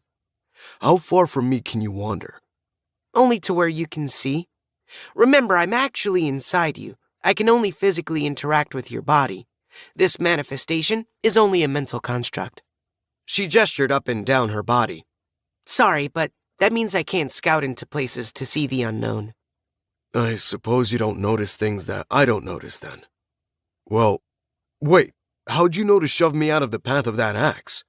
Oh, you saw it, you just didn't register it. I'm a little better at objectively analyzing the things you take in. Sounds, smells, and even your peripheral vision. With that said, I'm constantly looking for traps and dangers. I know I annoy you sometimes, but I am trying to help. And when you shove me, are you just making my muscles spasm or something? No, it's more like psychic energy. I can affect you physically, but that's about all. How much can you affect me? Could you control my body? What are you getting at, Ward? What's with the 20 questions? What's with them? How about the fact that you've already lied to me? Maybe all these questions are piling up because you keep slipping away when I start to ask them. If you think I'm a liar, why bother asking questions like that one? Do you think I'd tell you the truth? How about a more interesting topic? That Nevkin fellow mentioned seeing a better hemograph. It got me thinking back to the stories I'd heard, the old diaries I read. I'm fairly sure I remember accounts of powerful mana users who could channel their harvested mana into desired areas of their vessel. It seems like your vessel is almost randomly using the mana you harvest. I wonder... Grace, I know you're just changing the subject, and if you're not going to be honest with me, then let's just cut the bullshit. I want to know more about mana and anima and all that stuff, but I'm struggling to concentrate right now, and I think I can probably find a better source than your childhood memories. Let's focus on getting out of here. Fine. I'll continue to watch ahead. All right. Ward turned and started walking again. About 10 minutes later, he realized he was hunching. The tunnel had continued to diminish in height, and now he had to stoop to avoid scraping his head on the rough, damp stones. As usual, the catacombs provided some mysterious ambient light, but it was only enough for him to see about 10 feet in any direction. If he hadn't already been down there for hours, wending through similar tunnels, he'd probably have been stressed out by the dark, wondering what lurked in the shadows. But he'd grown desensitized to the circumstances. After another 20 minutes of progress with no branching tunnels or any other sign of egress, Ward was almost doubled over, his backpack constantly brushing against the ceiling. After a while, he swore and knelt down for a break, stretching his back and pulling the pack off. This is shit. I certainly don't envy you. This looks like torturous progress. Grace stood right behind him, leaning over but looking perfectly at ease per usual. I wonder if the other tunnels also diminished like this. If not, you certainly got the short end of the stick from your erstwhile companions. Well, even if they have tunnels like mine, they're both much smaller. True, true. Do you ever rue eating all your veggies? Huh? When you were a kid, didn't your mom tell you to eat your veggies to grow up big and tall? Jesus, is that an attempt at humor? Don't quit your day job. Ward fished his water bottle out of his pack and took a good long drink. When he finished, he screwed the cap on and shook it, figuring he'd drunk about half. Be nice if we found some fresh water. Many things would be nice. Right now, I think you should worry about a tunnel that seems to be getting smaller and smaller. Do you think you should back up and follow behind one of your friends? You could also further backtrack to one of the other branching tunnels. I don't know. You think this will keep getting worse? I hate to give up. What if the end's just past the edge of the light? Ever heard of the sunk cost fallacy, Ward? Ward smirked and shook his head. Yeah. So you're saying I shouldn't consider how much work I spent getting here when I decide if I should turn around or not? I'm not saying what you should do, but be aware of your inherent bias. If I were totally logical, I'd have missed a few big case breaks in my career, you know. I listen to my instincts more than most people might be comfortable with. Ward stood up, stooping nearly in half, and reached one hand behind him to grab the top strap of his backpack. He'd decided to leave it off and drag it behind him. Grace spoke up from behind his pack as he started forward. "What are your instincts saying?" That this is another test. It seems plausible. Grace trailed off, growing quiet, while Ward began to work his way deeper. It was uncomfortable going, not just from the awkward nature of his posture, but also because of the poor quality of the air. It grew ever damper and mustier in the passage, and soon Ward could hear his well-worn leather shoes squelching through damp fungi.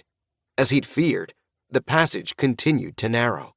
Soon, he was stooped over so far that it became untenable, and he dropped to his knees to reevaluate his progress. This sucks, he grunted, shifting his damp knees off some wet sponge-like growth. "Are you sure you want to keep—" Yeah. The test might be one of rationality. It might be the catacombs trying to see if you're pig-headed enough to crawl into a space so confined that you grow stuck."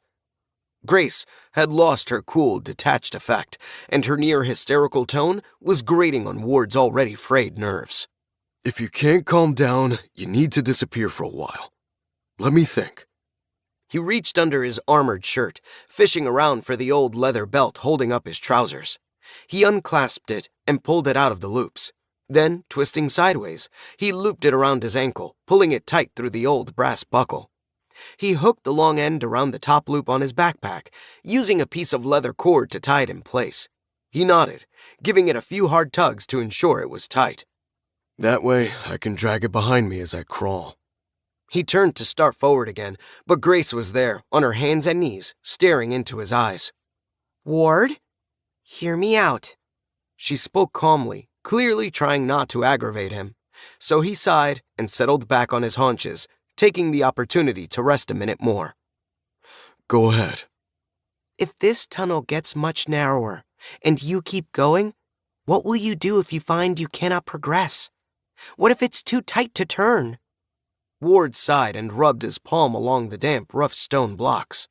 They were smaller here than back in the section where he could stand. It really did feel like they were slowly closing in on him, and that he'd end up squished or trapped. It was a freaky, claustrophobia-inducing situation. But Ward was good at compartmentalizing his emotions. He was good at putting them, including fear and panic, into a box so he could handle the situation at hand. Now, granted, that might be the wrong thing to do in a situation like this. Maybe the right move was to freak out and get the hell out of that tunnel. Ward didn't think so, though, and he knew he couldn't explain it. He just had a feeling that he was onto something. He didn't say anything to Grace at first, running those thoughts through his mind, measuring his determination, his fortitude to keep the course.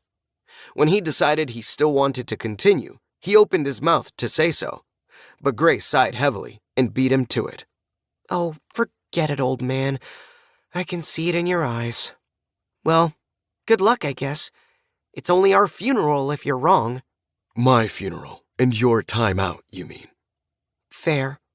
Suddenly, she wasn't in front of him any longer, and Ward leaned forward, crawling on his hands and knees into the damp, tight tunnel, his pack scraping along the ground behind him every time he pulled his right knee up. His knees grew sore after just a few minutes, but he'd been expecting that. In fact, he was surprised it took so long. Grace's uncle had done a damn fine job fixing him up. He was tired and sore from his exertions, but overall, he felt pretty good. The cut John had given him with his knife had scabbed up nicely, and Ward hardly noticed it if he didn't think about it. He couldn't even feel the scratches and cuts he'd gotten fighting the frog creatures. He supposed part of that was down to Haley dressing his wounds with her healing ointment. All that considered, he was pretty damn surprised he was still going so strong. His time in the catacombs hadn't been easy, but his body was holding up well, much better than it would have back on Earth. It was strange, really, when he thought about it. Grace claimed she'd taken 10 years off his age, but he felt like a lot more than that had changed. He should be sore, hungry, and thirsty. He was all of those things, but not to any extreme level. He felt like he could eat a sandwich, but wasn't exactly starved. In nearly a day, he'd drunk about 12 ounces of water, and that was with a lot of heavy exertion. He was thirsty and knew he was close to pushing himself past some kind of threshold, but he definitely held up better than he should have. He crawled his way forward, always in a dim section of a cramped, damp tunnel, liberally covered in moss or moldy, Ward wasn't sure what they were, growths. All the while he toiled, his mind kept coming back to the strange nature of his endurance. Was it due to the mana he'd absorbed? Could those tiny particles of shimmering blue dust be affecting him that much? He couldn't think of another explanation, unless Grace or her uncle had done a lot more than heal his old wounds and de-age him a bit. He grew so absorbed with his thoughts that when he shifted from his knees into a stomach crawl, he hardly noticed. It was about 10 minutes later when he felt the sides of the tunnel start to brush up against his shoulders that he realized just how tight things had become. Damn, I was in the zone, I guess. Ward? Grace's voice was small and, if he didn't know better, timid-sounding, drifting up to his ears from behind him. Yeah. I'm starting to freak out. Ward paused and considered her words. She certainly sounded freaked out. Was that possible? She was a devil, wasn't she? How could she be more bothered by this experience than he was? She didn't even have a body to get stuck in. Are you afraid you're gonna get stuck down here somehow? I don't know. I've never been in a place like this. The catacombs must use some kind of magical transport system. How else can you explain the falls and doors, the weird tunnels and light and rooms that don't match up to any plausible mental map I can try to draw? What if the aether doesn't flow here? What if I get trapped when you die? She paused. Then, suddenly beside him, though there wasn't room for her, she said right into his ear, and more earnestly, I know that sounds horrible. I don't want you to die, Ward. I don't want to watch you suffer, losing your mind as you get stuck under all these tons of rock. Grace, you need to calm down. Ward growled. Come on, give me some space. He barked a short laugh and shook his head. I mean what little I have, and let me get back to work. I think we're getting close. You're insane. If you start inching your way backward now, you'll only lose a few hours, a half a day at most. Grace!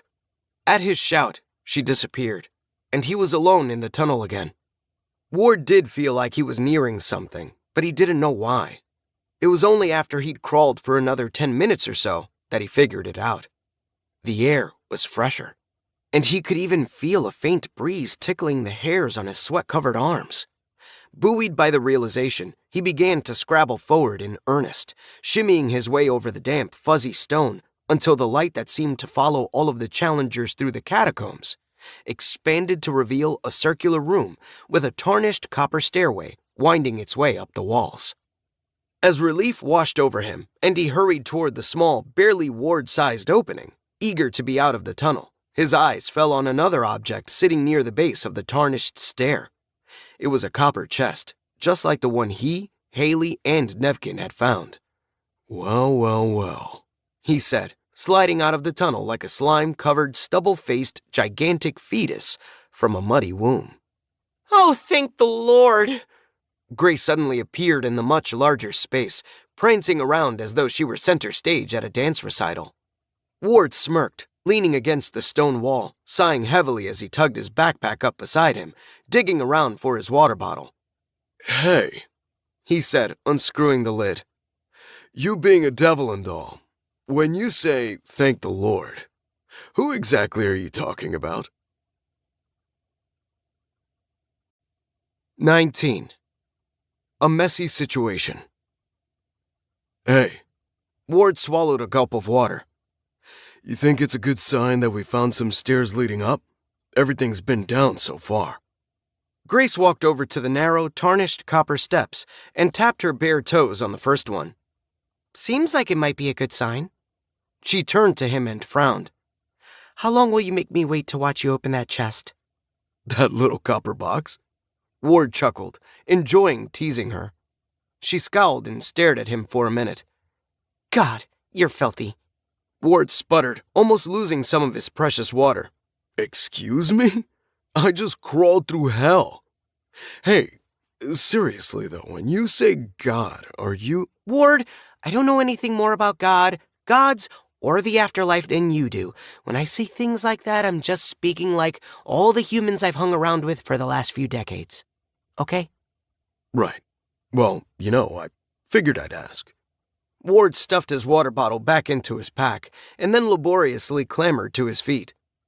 All right, let's see what we're dealing with here. He stepped over to the little shoebox-sized chest and squatted down, peering at it from every angle. I'm no Nevkin, but I don't think it has a trap. I don't see anything suspicious either. Grace spoke right into his ear, her hot breath tickling it and sending shivers down his spine. Jesus, Grace. Ever heard of personal space?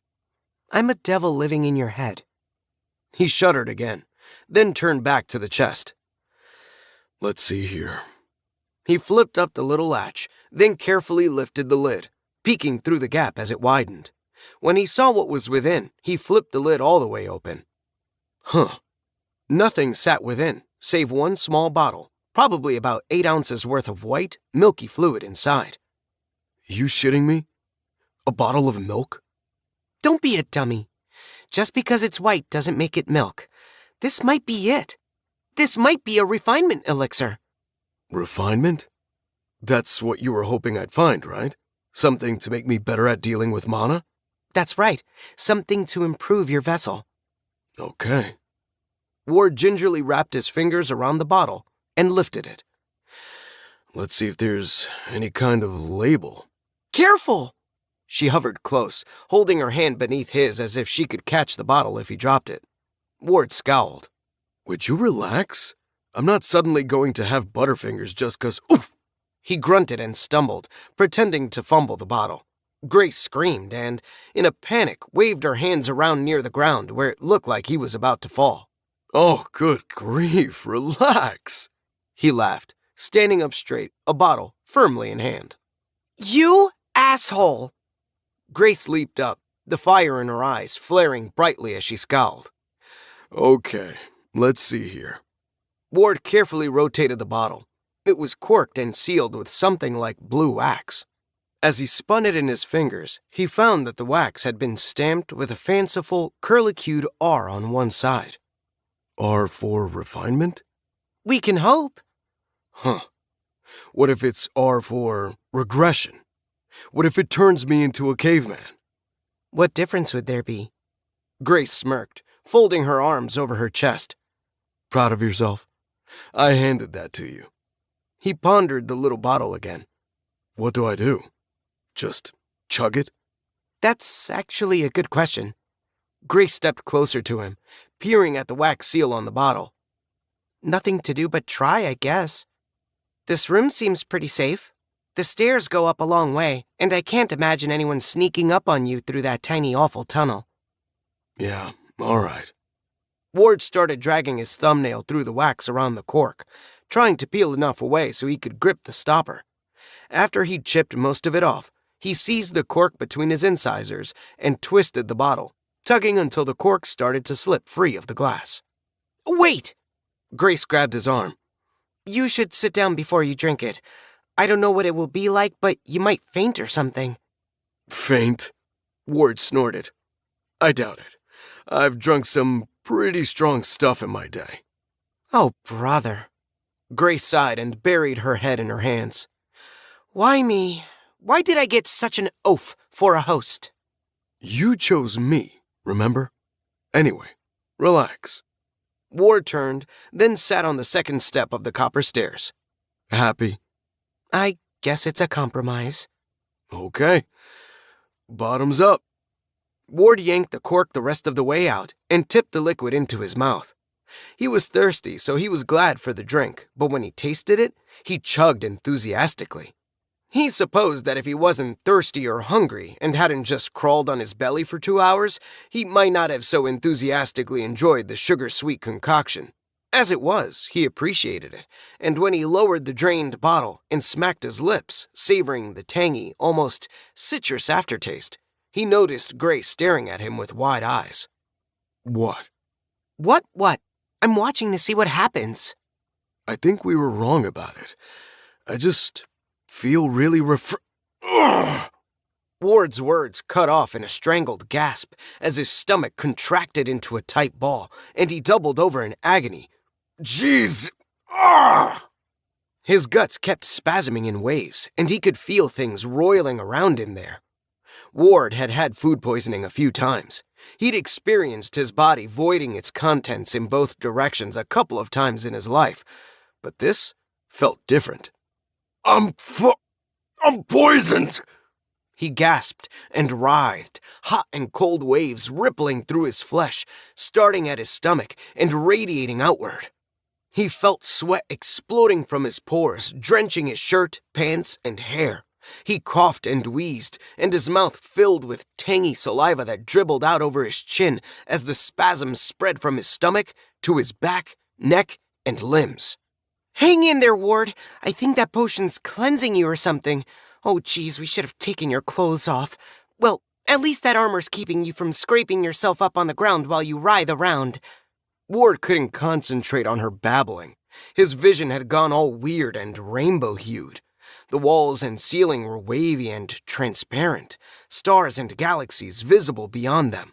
All sorts of sounds were echoing and buzzing in his ears, from horses whinnying to cannons blasting to a violin playing some kind of waltz. What? Ward gasped. Ugh. He groaned and ground his teeth. Fuck! As suddenly as his stomach had first contracted, everything suddenly stopped, and he found himself lying on the damp stones, eyes squeezed shut, panting for breath. Slowly, as the ringing in his ears faded, he became aware that Grace was speaking to him. Think it's normal in any case. Oof, I'm so glad I don't have to smell things. I mean, I can, but I can also not, you know? Jeez, man, you look rough. I'm sure you'll look better after you get cleaned up and have a good rest. Probably won't hurt to get a real meal in your— Grace, Ward grunted, flopping onto his back and opening his eyes the barest of slits. Even the dim, ambient glow of the catacombs was painful as it stabbed into his retinas. Yeah? shut the hell up for a minute. He squeezed his eyes shut again, inhaling deeply through his nose, then reached up to rub his face with his hands. They'd been grimy before from the long crawl through the moldy, damp tunnel, but they were utterly filthy now, and he instinctively jerked them away from his nose when he caught their odor. What the hell is that stench? You? Grace laughed. Your clothes are ruined. So that potion just made me sick? I drank that shit so I could cramp up and sweat out a bunch of poisonous gunk? Oh, trust me, you did more than sweat. Your pants are utterly destroyed. Shut. Ward was going to tell her to shut up again, but his mind had stalled as he struggled to sit and realized she wasn't lying.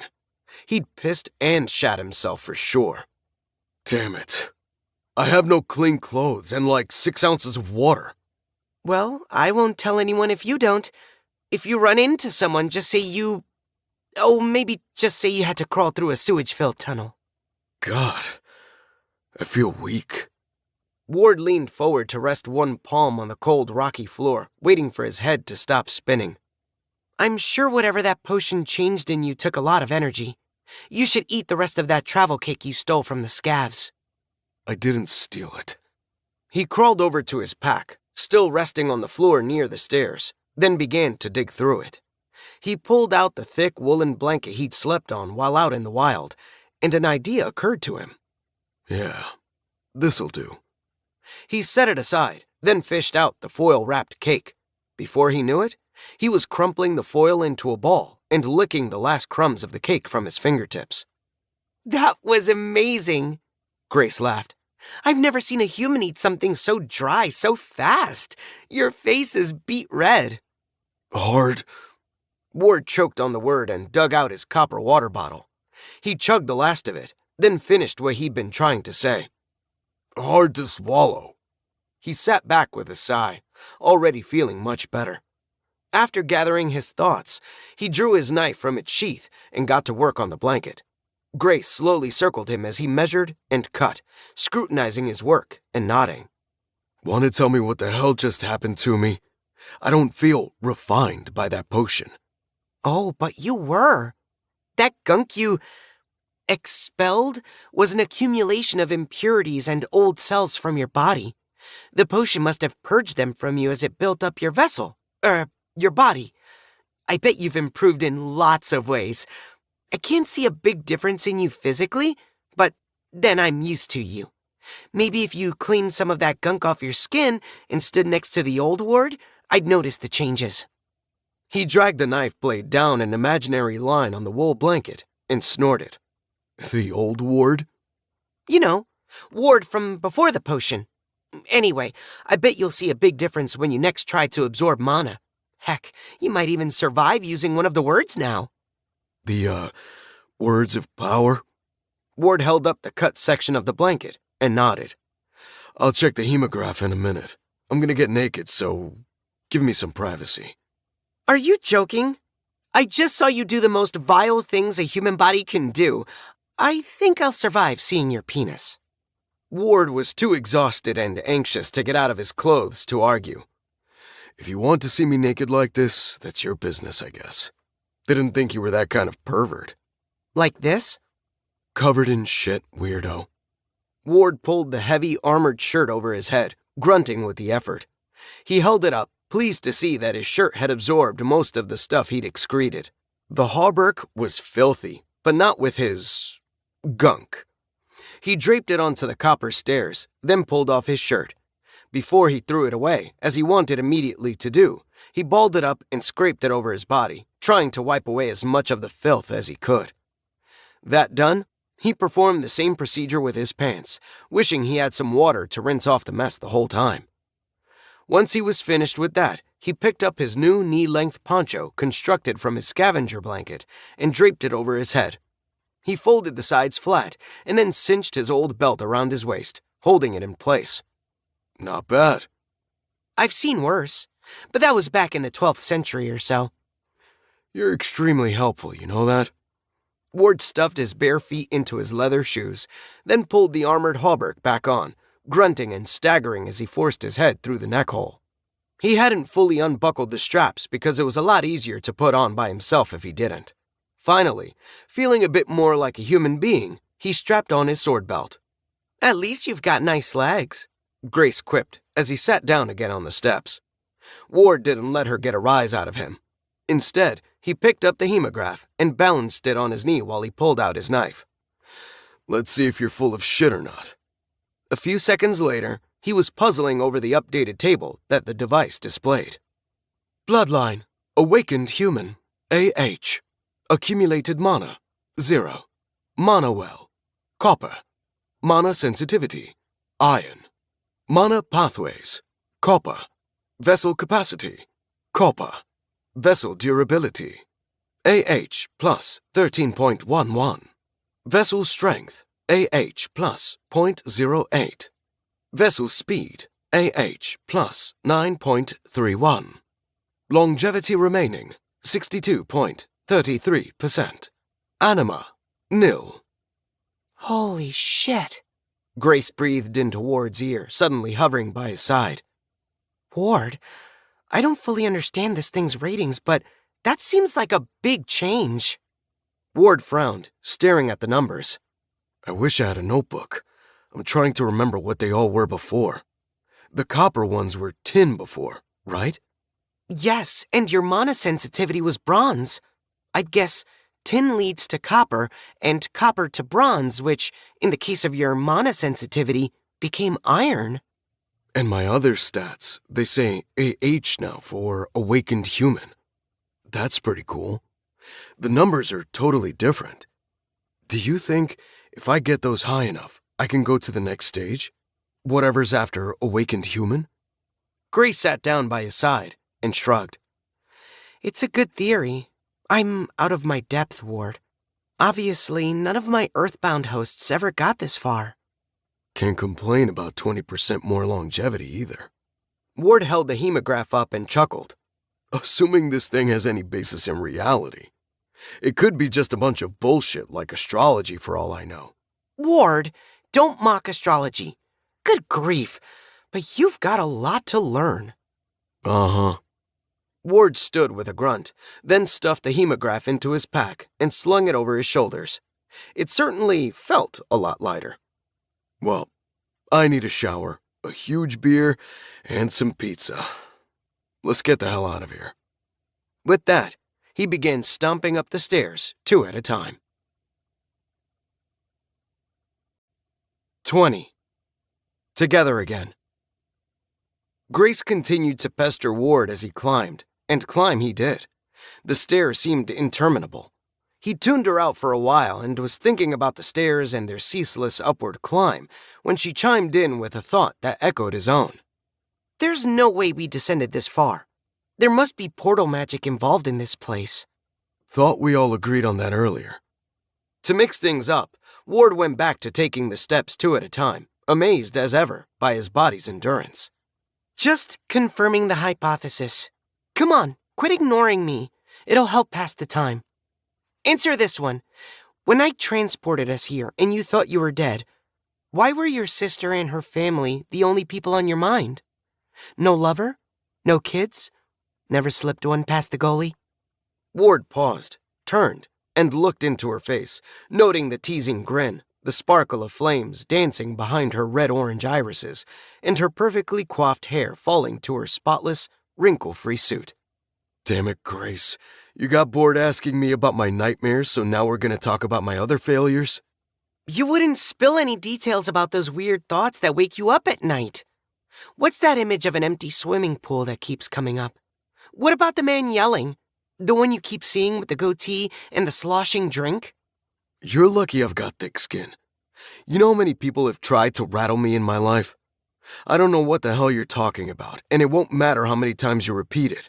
And before you get started, I won't talk about the Marines either. It was the truth. Ward didn't know what she was talking about. Were they nightmares? Sure, he woke up in a sweat sometimes, heart hammering, but he couldn't ever remember the things he'd been seeing in his dreams. At least, not those times. He racked his brain for memories of an empty swimming pool and came up blank. A guy sloshing a drink around? Too many people he'd known might fit that description. Okay, if you won't talk about that stuff with me yet, tell me about someone who tried to rattle you. Rattle me. Ward tried to ignore the question, focusing on the stairs, taking one step and then another, breathing with each downward thrust of his legs. Well? Grace had taken his pause as a signal that he was thinking, not ignoring her again. You know, I'm trying to get into a rhythm here, trying to get into the zone. He sighed and stopped again, then turned to face her, sitting on one of the narrow, tarnished steps. I've had shitloads of people try to rattle me. Take your pick. My dad, my uncle, teachers, drill instructors, sergeants, my field training officer, bunches of asshole cops, and 100 or so very clever suspects I've sat down with in the interview room. Let's see, my ex-wife's attorney, my ex-wife, a judge or two, and a couple dozen lawyers for the defense. Shit, might be easier to name the people who didn't try to mess with me. Grace sat down 2 steps below him, scooting her butt way too close to the dark abyss for Ward's comfort, also she could turn to look at him more easily. Who would be on that list? Your sister? Yeah, I guess that's about it. Ward snorted. Nah, it isn't that bad. I've had quite a few good friends over the years. Well, I'm glad you have a tough mentality. I think it's working out well for you here. That crawl through that cramped tunnel would have ruined some of my prior hosts. You trying to butter me up? No, but I think you and I should try to get along, don't you? I know I messed up, Ward. I knew I bit off more than I could chew when I tried to save you. It might have been simpler to let you die. At least you would have had your anima to see you to whatever's next. I'm just trying to get to know you now, though, and I don't see anything wrong with pointing out that you've done a good job in here. Fair enough. Ward sighed. For the record, I'm kind of glad I'm not dead. Maybe I'd say differently if I knew what was next, but... He let the thought die. Grace knew what he meant. He wanted to drink something, eat something, but he was running low on supplies, especially in the water department, which, of course, reminded him of another reason Grace was on his shit list. Hey, seriously, don't you think you could have told me to pack more water at least? Look, I'm not a kid. I admit to some of the fault. I should have known better than to go into some catacombs without more supplies. I just didn't know what the... forget it. He let his complaint die with a sigh, shaking his head. It wasn't worth it. I was going to say no sense crying over spilled milk. We both learned a lot from this first challenge. You know I don't know much about this world either, right? I mean, I've made that clear. I'm operating off snippets of journal entries, rumors I remember from hundreds of years ago, and fairy tales I heard from the other people in my family. Even the portal circle we used was made by that creep about to kill Christina. When you get out, we'll know how to prepare better for the next challenge. If I get out. Ward stretched his neck and leaned to the side toward the precipitous drop at the center of the spiral so that he could look up the shaft. Holy shit. Not 2 turns of the stairway above, he saw a tarnished copper platform. We made it! Grace howled, following his gaze. Let's hope all this upward progress means we're near the exit. Yup. Ward hopped to his feet and hurried up the last couple dozen steps until he stood on the disturbingly flexible copper platform at the top of the stairs. Rather than stand there and wait for the old bolts securing the platform to fail, he hurried for the door. It looked much like the ones he'd seen elsewhere in the catacombs, and he pulled it open. It swung easily, if a bit noisily, grinding on its ancient green hinges, and revealed a narrow, square space with a copper ladder affixed to the far wall. Twisting his neck to peer upward through the doorway, Ward saw yet another piece of tarnished copper hardware. A hatch about 20 feet up. Looks like we're not at the top yet. He mounted the ladder and started up, his backpack scraping the shaft behind him, barely able to fit in the confined space. Are you sure you shouldn't wait to examine things a bit more? Grace called from the bottom of the shaft. Examine what? Ward kept climbing. I guess... She trailed off, and he heard her start to climb the ladder behind him. He wondered at that. Why did she bother? Couldn't she just disappear into him or whatever she did, riding to the top and reappearing the next time he stood somewhere solid? Did she want to experience the climb? Did it make it easier for her to see things around him if she was out? He decided to voice his question. Hey, why don't you ride along inside my head? I don't know. I like being out. Huh. Ward reached the top of the ladder and grabbed the long lever affixed to the copper trap door, wondering if he was about to murder himself with some kind of trap. He didn't see anything funny about the door, no wires, extra gears, or anything. He didn't see any holes in the wall where spears or arrows or poisonous gas might erupt. More than that, he hadn't gotten any kind of written warning or heard any chimes. This didn't feel like an obstacle. Having made those considerations, he yanked on the lever, listened to the bolts click as they slid out of their housings, and saw some pale light around the door's seam.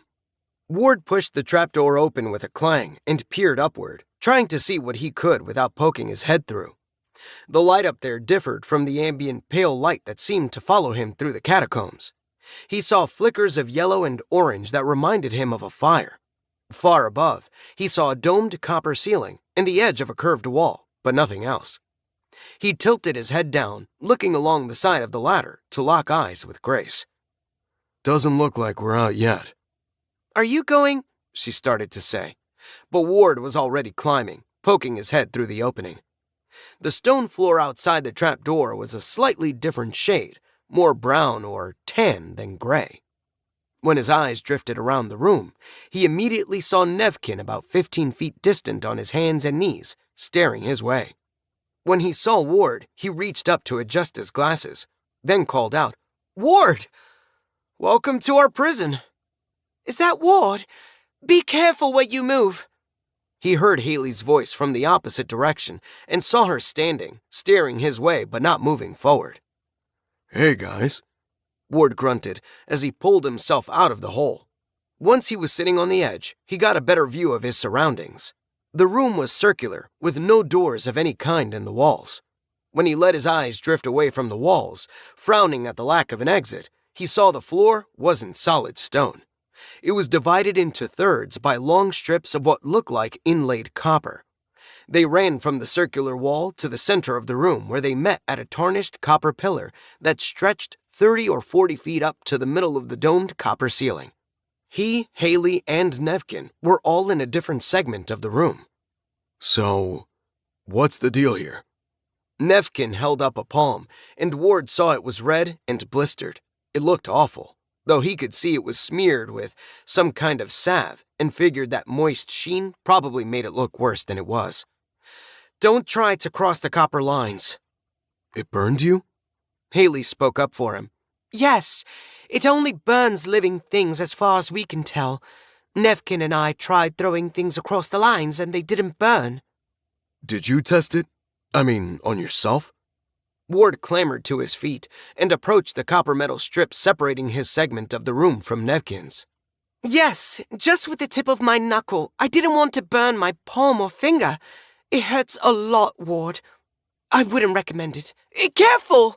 She shouted the warning as Ward started extending his hand toward the line. He pulled it back and turned to look at her. I wasn't going to touch it. I just wanted to see if heat was coming off it. No. It's not just the metal. It's the air above it, too. If you try to cross that plane, you'll burn. Interesting, Grace said. Ward turned to her and watched as she tried to step over the strip of copper. It looked like she was trying to walk through a solid wall. Her foot just wouldn't go past the copper. Some powerful boundary magic here, it seems. Much mana went into the creation of this room. So, what are we supposed to do?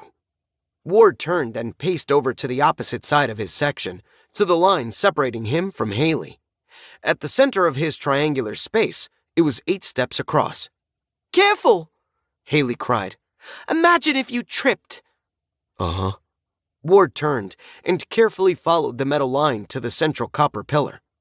His space grew very narrow near the center of the room, so he stopped short and stretched out an arm to touch the metal. It felt normal, if a bit colder than he would have expected. "I believe the catacombs were waiting for our third member.